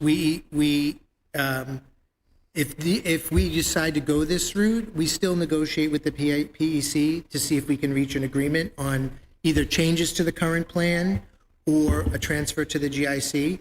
We can do both at the same time, like they can all be considered together. And if we can't reach an agreement on those, then it would go to the third party panel, which is an independent. It's one member from each of us, and then and if the two parties can agree, they can pick the third member themselves. That rarely happens. If they can't agree, then the Secretary of Administration and Finance picks the third person, and that three-member panel reviews the cost savings in the proposals and make sure that to the extent there was cost savings, that at least 25% of any cost savings is being returned to the members in some form, whether that's through a better cost split, or it's through benefits, additional benefits, or sometimes it's through just cash payments to offset any increase, if there is any increase. So there's obviously lots of variables that go into that. I will say we still will always negotiate. You still get to negotiate the split, like whether you're going to pay 70, 25, 70, 30, 65, 25. So we no longer would, if a municipality moves to the GIC, you're no longer going to be negotiating about which plan that you're selecting, because the GIC purchases those in bulk and we have to go along with what they purchase. But we still get to negotiate whether the city will pay 62%, 65%, 70%, 75%, whatever it is. So that cost is still within collective bargaining, and that would continue to be set every 3 years by the PEC with, in a collective bargaining process. So that would remain. But this doesn't obligate the city to do any of those things. It just puts that option on the table for for the mayor to decide we're going to go down this road instead of just potentially bargaining forever and not getting anywhere. So those are your two choices. Thank you, Madam Chair. Thank you. you. Paul. Okay, I will start with Councillor Drew and go this way and then come back. My question goes to, Councilor Pesh had mentioned the table, and you said that this is a time of the essence issue. I heard that June 30th was that deadline. I'm just wondering, there's an EPA on this.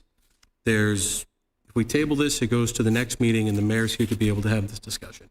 Is there some time frame between now and this next meeting that we're hurting the municipality and their ability to look at this versus just tabling this for the next meeting is kind of what I'm trying to figure out. I can't answer that question. All I can tell you is the process needs to be complete.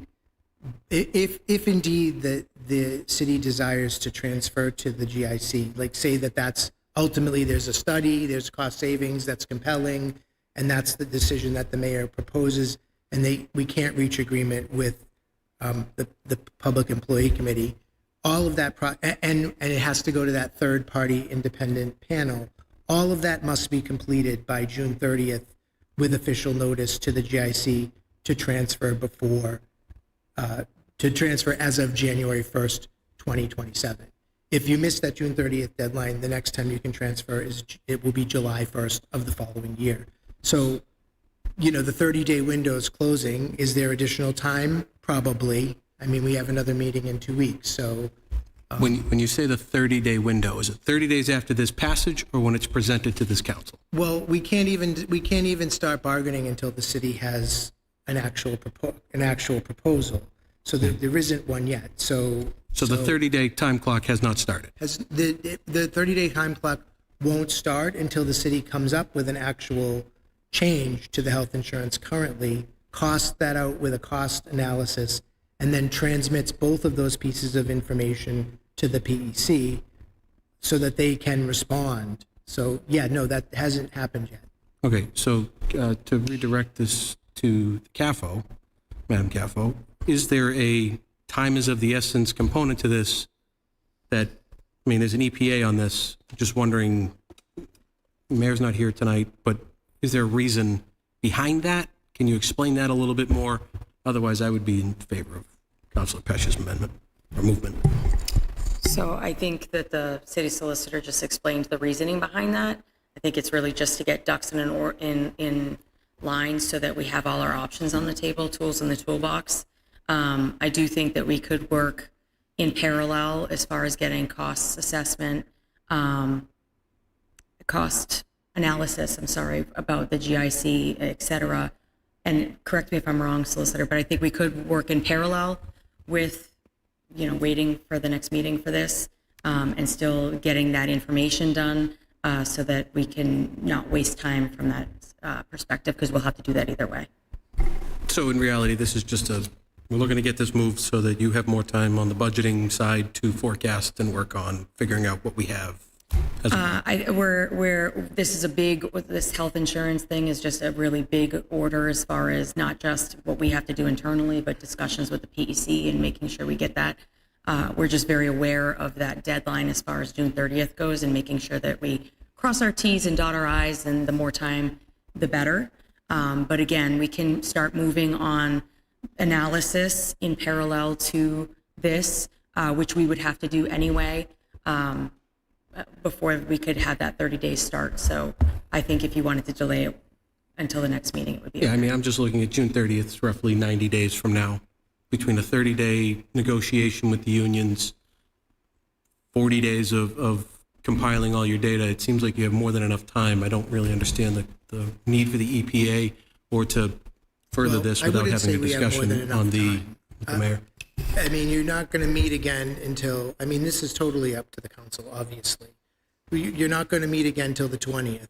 So, and then if indeed the mayor decides that this is something that makes sense and gets a cost proposal by the end of April and serves that to the PEC with the cost analysis, we need the whole month of, we are required by law to negotiate at least for the whole month of May, perhaps into the first week of June. If we can't reach an agreement, then we'll have to send it to the independent committee, and they're going to need some time in June to issue a ruling. So you're leaving yourself, 3 weeks of June and hoping that they get it done by the end of June. So, I mean, I'm just being realistic with the council, and yes, it's on the administration to move along whatever changes they want and get them over to the other side and start, doing that. And I don't know the exact status of that yet. I know they're being worked on, but the time is definitely short. I think an emergency preamble, whether it's tonight or at the next meeting, is definitely in order to make sure that, this option is actually realistically in place for the city. And I'm sure the CAFO can provide, as part of our cost analysis, whatever plan there is, what the difference will be between doing it, as of January 1st, 2027, or waiting a whole till the next fiscal year in June. That's going to look very different. So that's all I would say about that. Thank you. Mr. Solicitor, I also want to remind the body that you can also call a special meeting if you have to. You have that mechanism as well. Correct. Yes. I think that what you're hearing is based on the commentary earlier today from the teachers union and myself speaking with the fire and police department and some of our employees here at City Hall. It's going to be hard for them to get rid of that Cadillac and jump on the Toyota. And I think that's something that we're going to be struggling with. And you also mentioned $500,000. Is that the gap?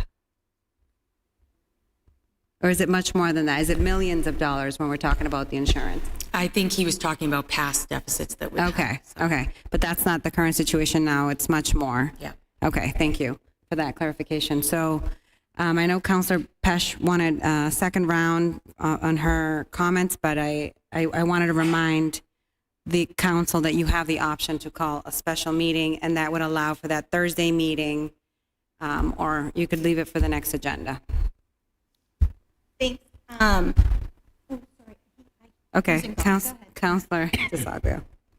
So, as a GIC member to the city of Lawrence, there's good and there's a lot of bad. When it comes to our insurance, we don't really have a say. As you were pointing out, it's kind of what we ordered.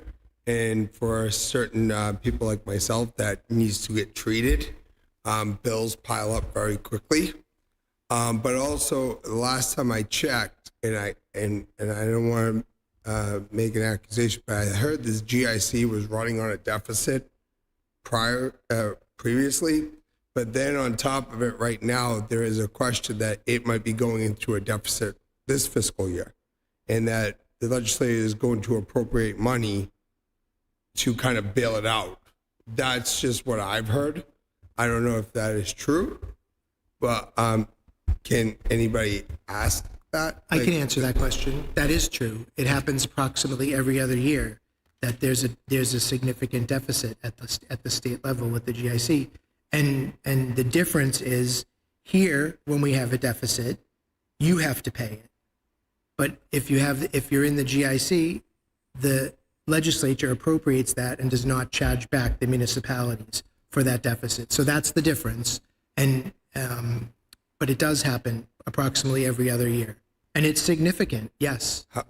However, to you, Madam Chair, I do pay for it because I pay the state my taxes, and everybody else in the state pays taxes to the appropriation that gets appropriated to the GIC. So essentially, we all pay for it. No doubt, we all right? we all pay for it. There's no doubt about that. What I was referring to is the fact that we don't have to appropriate money to close that gap. And I'm just saying it realistically. We're either paying it through our city taxes or we're paying it through our state taxes. So the question is, where are we paying more, through our city taxes or through our state taxes to that GIC? So that's why I'm kind of standing on it, where no matter what, I'm probably going to vote no on it. So because I know where it's going eventually, and premiums and everything. And I get it. Insurance costs, no matter where we turn, is going up. But however, until I know that the GIC is a beneficial to our union members I can't vote no, I vote yes for it. Well, I That's just want to my clarify, opinion. this isn't transferring anybody to the GIC. So let's just be clear on that. This is only creating an option for the city to explore whether that makes sense with an expedited mechanism to do so. So absolutely not, hasn't even been proposed yet by the mayor that I know of. But it doesn't come back to the council. It will not come back. It's not something the council votes on regardless of the health insurance. Even now, the way the health insurance works now, we proceed under General Law 32B, Section 19. We meet with the PEC, the members, we negotiate with the PEC to resolution or impasse, and we select plans. And I will say, I mean, I haven't been here that long, but I have been somewhat involved in that process recently. And for many years, it's been an amicable process, and we've worked very well with the PEC, and we expect to be able to do that. But at some point, the deficits become so large and the cost increases become so large that it's going to be difficult to reach agreement. And so regardless of what is done, this council will, this budget season, be called upon to close a very large deficit. Absolutely. And so you should get ready and that you should want the city to be able to have as many tools as the CAFO said in their toolbox to try to address that. And so all this does is put tools in the toolbox in order to be able to do that, but certainly at the council's discretion. But you're not voting to transfer anybody. It doesn't require the mayor to make any proposal. Section 22 allows the CAFO and the administration to make certain additional changes with its own plans to try to do cost savings. And then Section 23 would allow a proposal to transfer members to the GIC. So it's two sections, both of which put more tools in the toolbox to try to address those. But certainly at the council's discretion as to whether they want the city to have those tools. Councilor McLaren.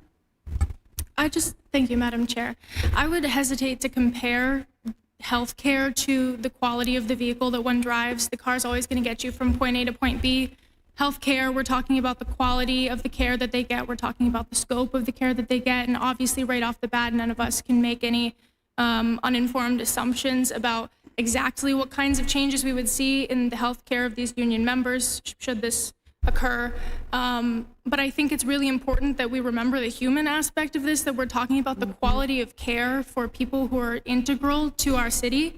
And so I know time is of the essence. I know that we're talking about deficits left and right, and none of that can go without consideration. But I think given the fact that the mayor is not here to have this conversation with us, given the fact that the union members were not provided the opportunity in fairness to them to discuss with the mayor before this was put through, I just don't feel fully informed to vote on this today, frankly. And so I would move to table it just for further consideration on all of our parts. I have a motion to table on the floor from Councilor McLaren. Second. Second by Councilor Drew. All those in favor? Aye. Any opposed? No. Councilor Marsan? No? Motion carries. Thank you.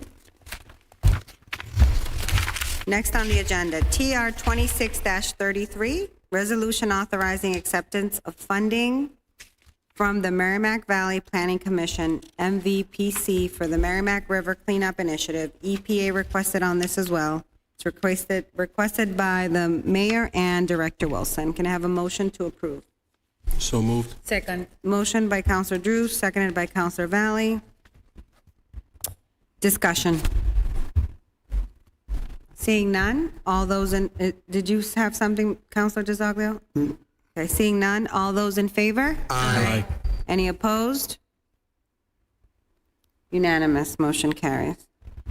TR 26-34. I'm sorry, the EPA. Thank you, Madam Vice. Now on the EPA. Motion to approve the EPA. So moved. Second. Motion by Councilor Drew, seconded by Councilor DeZoglio. Any discussion on that EPA? Seeing none, all those in favor? Aye. Any opposed? Motion carries unanimous, Madam Clerk. TR 26-34, resolution authorizing acceptance of a fiscal year 2026 Executive Office of Public Safety and Security Firefighter Safety Equipment. The grant is for $34,988.02.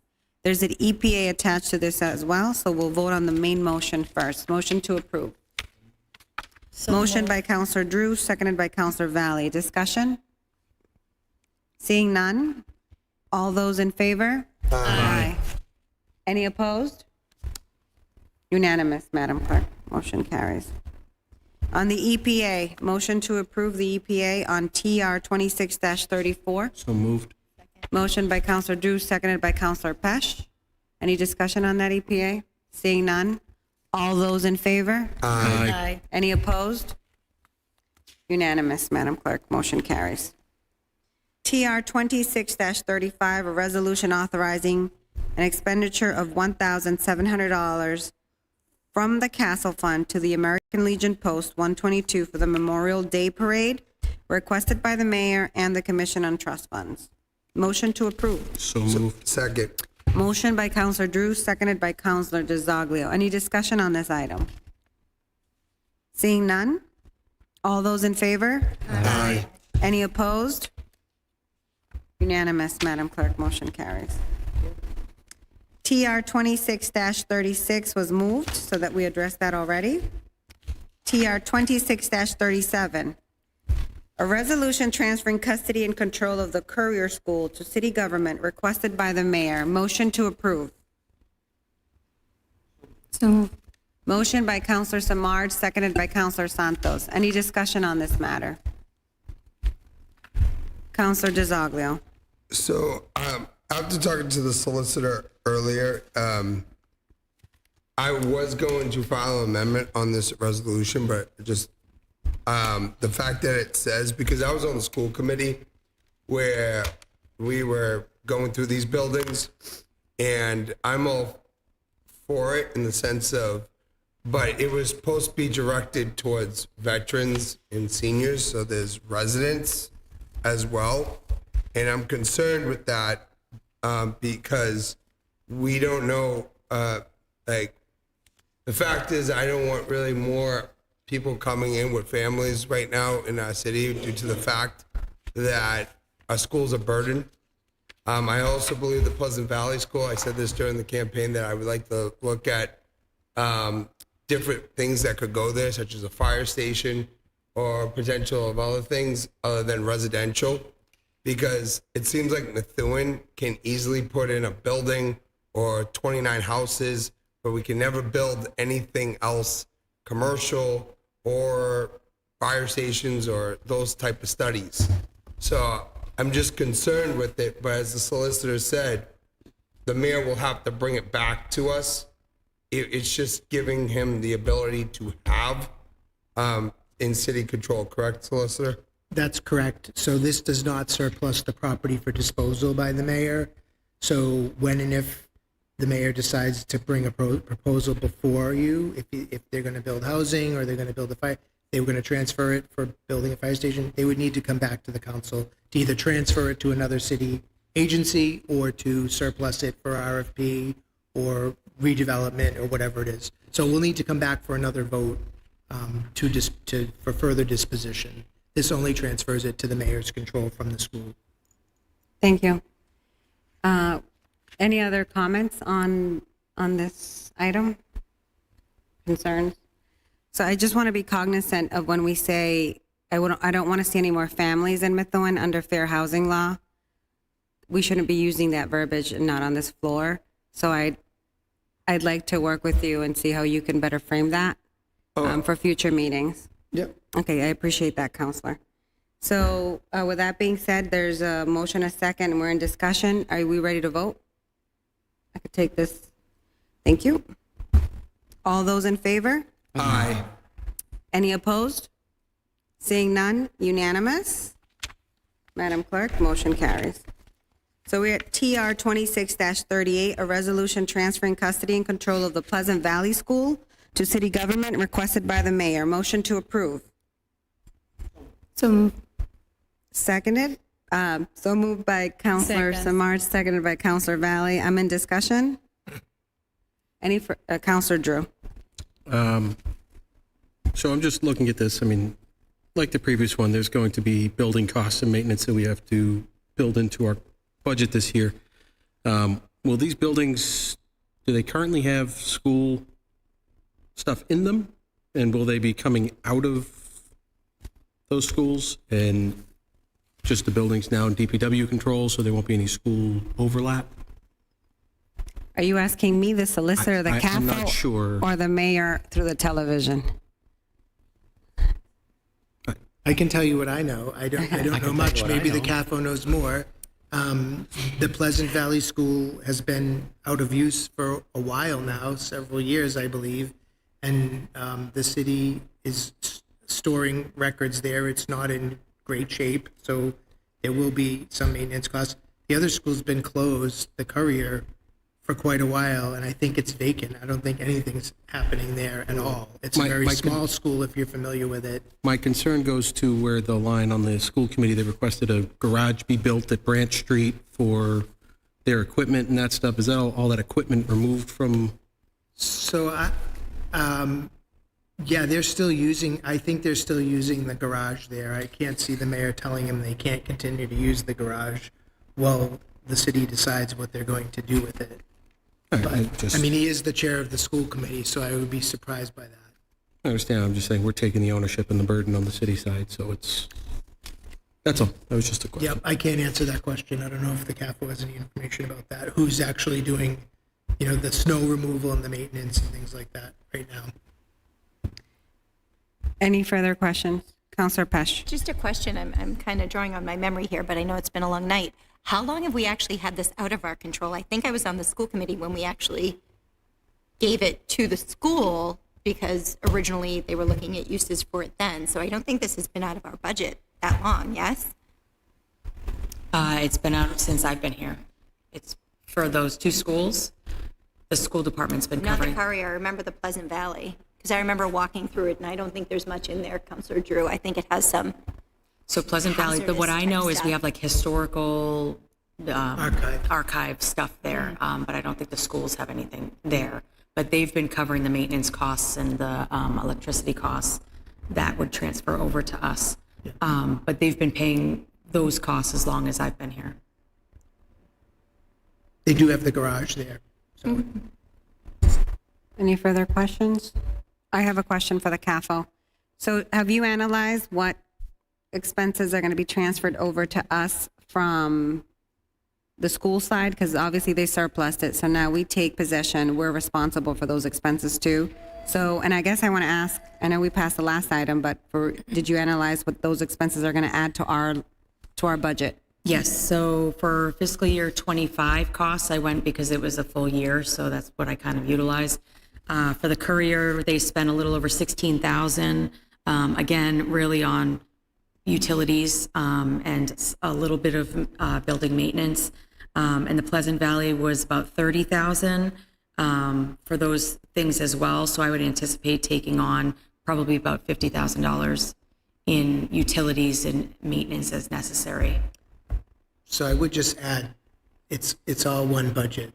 So, I mean, you just because we're moving it over. No, correct? I understand, but you're still appropriating it like for the school. It's not necessarily going to be a cost savings for the schools or a net negative to the city because it's going to get adjusted in the budget process. So it's, even though they have a separate budget, it's still all one budget. It's a net neutral Yeah. bottom line, but moving from their bucket to our bucket. Yes. Yeah. It's like you pay the bill or I pay the bill. Right. But we're both paying. You pay the bill for the schools anyway. Yeah, exactly. Thank you for that answer. Okay, so I'm still in the discussion. Councillor Gisoglio.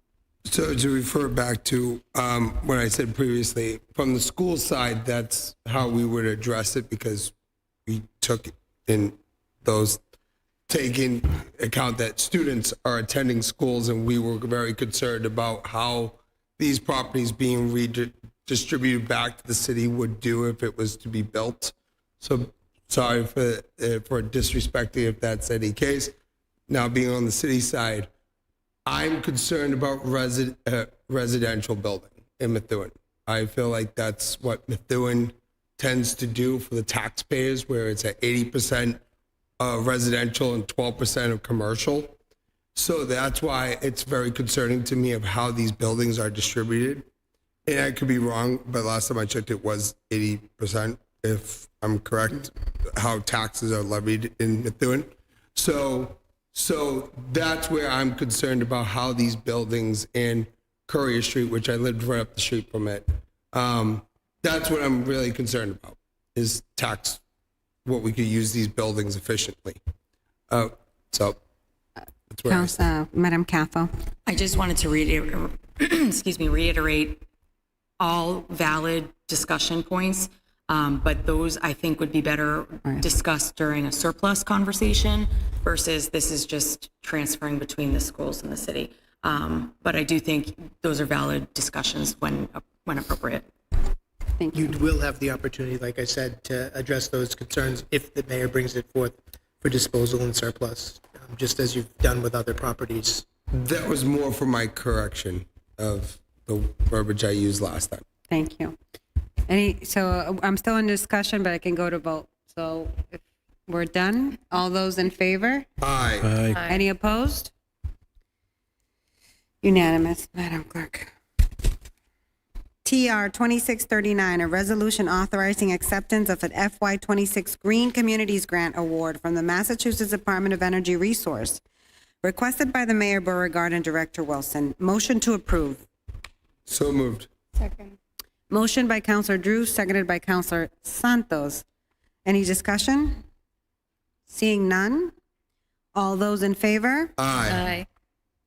Any opposed? Unanimous, Madam Clerk. Motion carries. TR 26-40, a resolution accepting Section 9A, Chapter 200A of the Massachusetts General Laws relating to the disposition of unclaimed property. This is a request of Counselor Valley. Motion to approve. So move. Second. Motion by Counselor Drew, seconded by Counselor Valley. Discussion. Counselor Valley. Yes, I want to explain in a nutshell what is this resolution about. This resolution allows the city to adopt Section 9A of Chapter 208 of Massachusetts General Law, giving the city ability to manage and retain certain unclaimed funds rather than sending them to the state. The city is currently holding over $700,000 in unclaimed funds, and I get that information from the CAFO.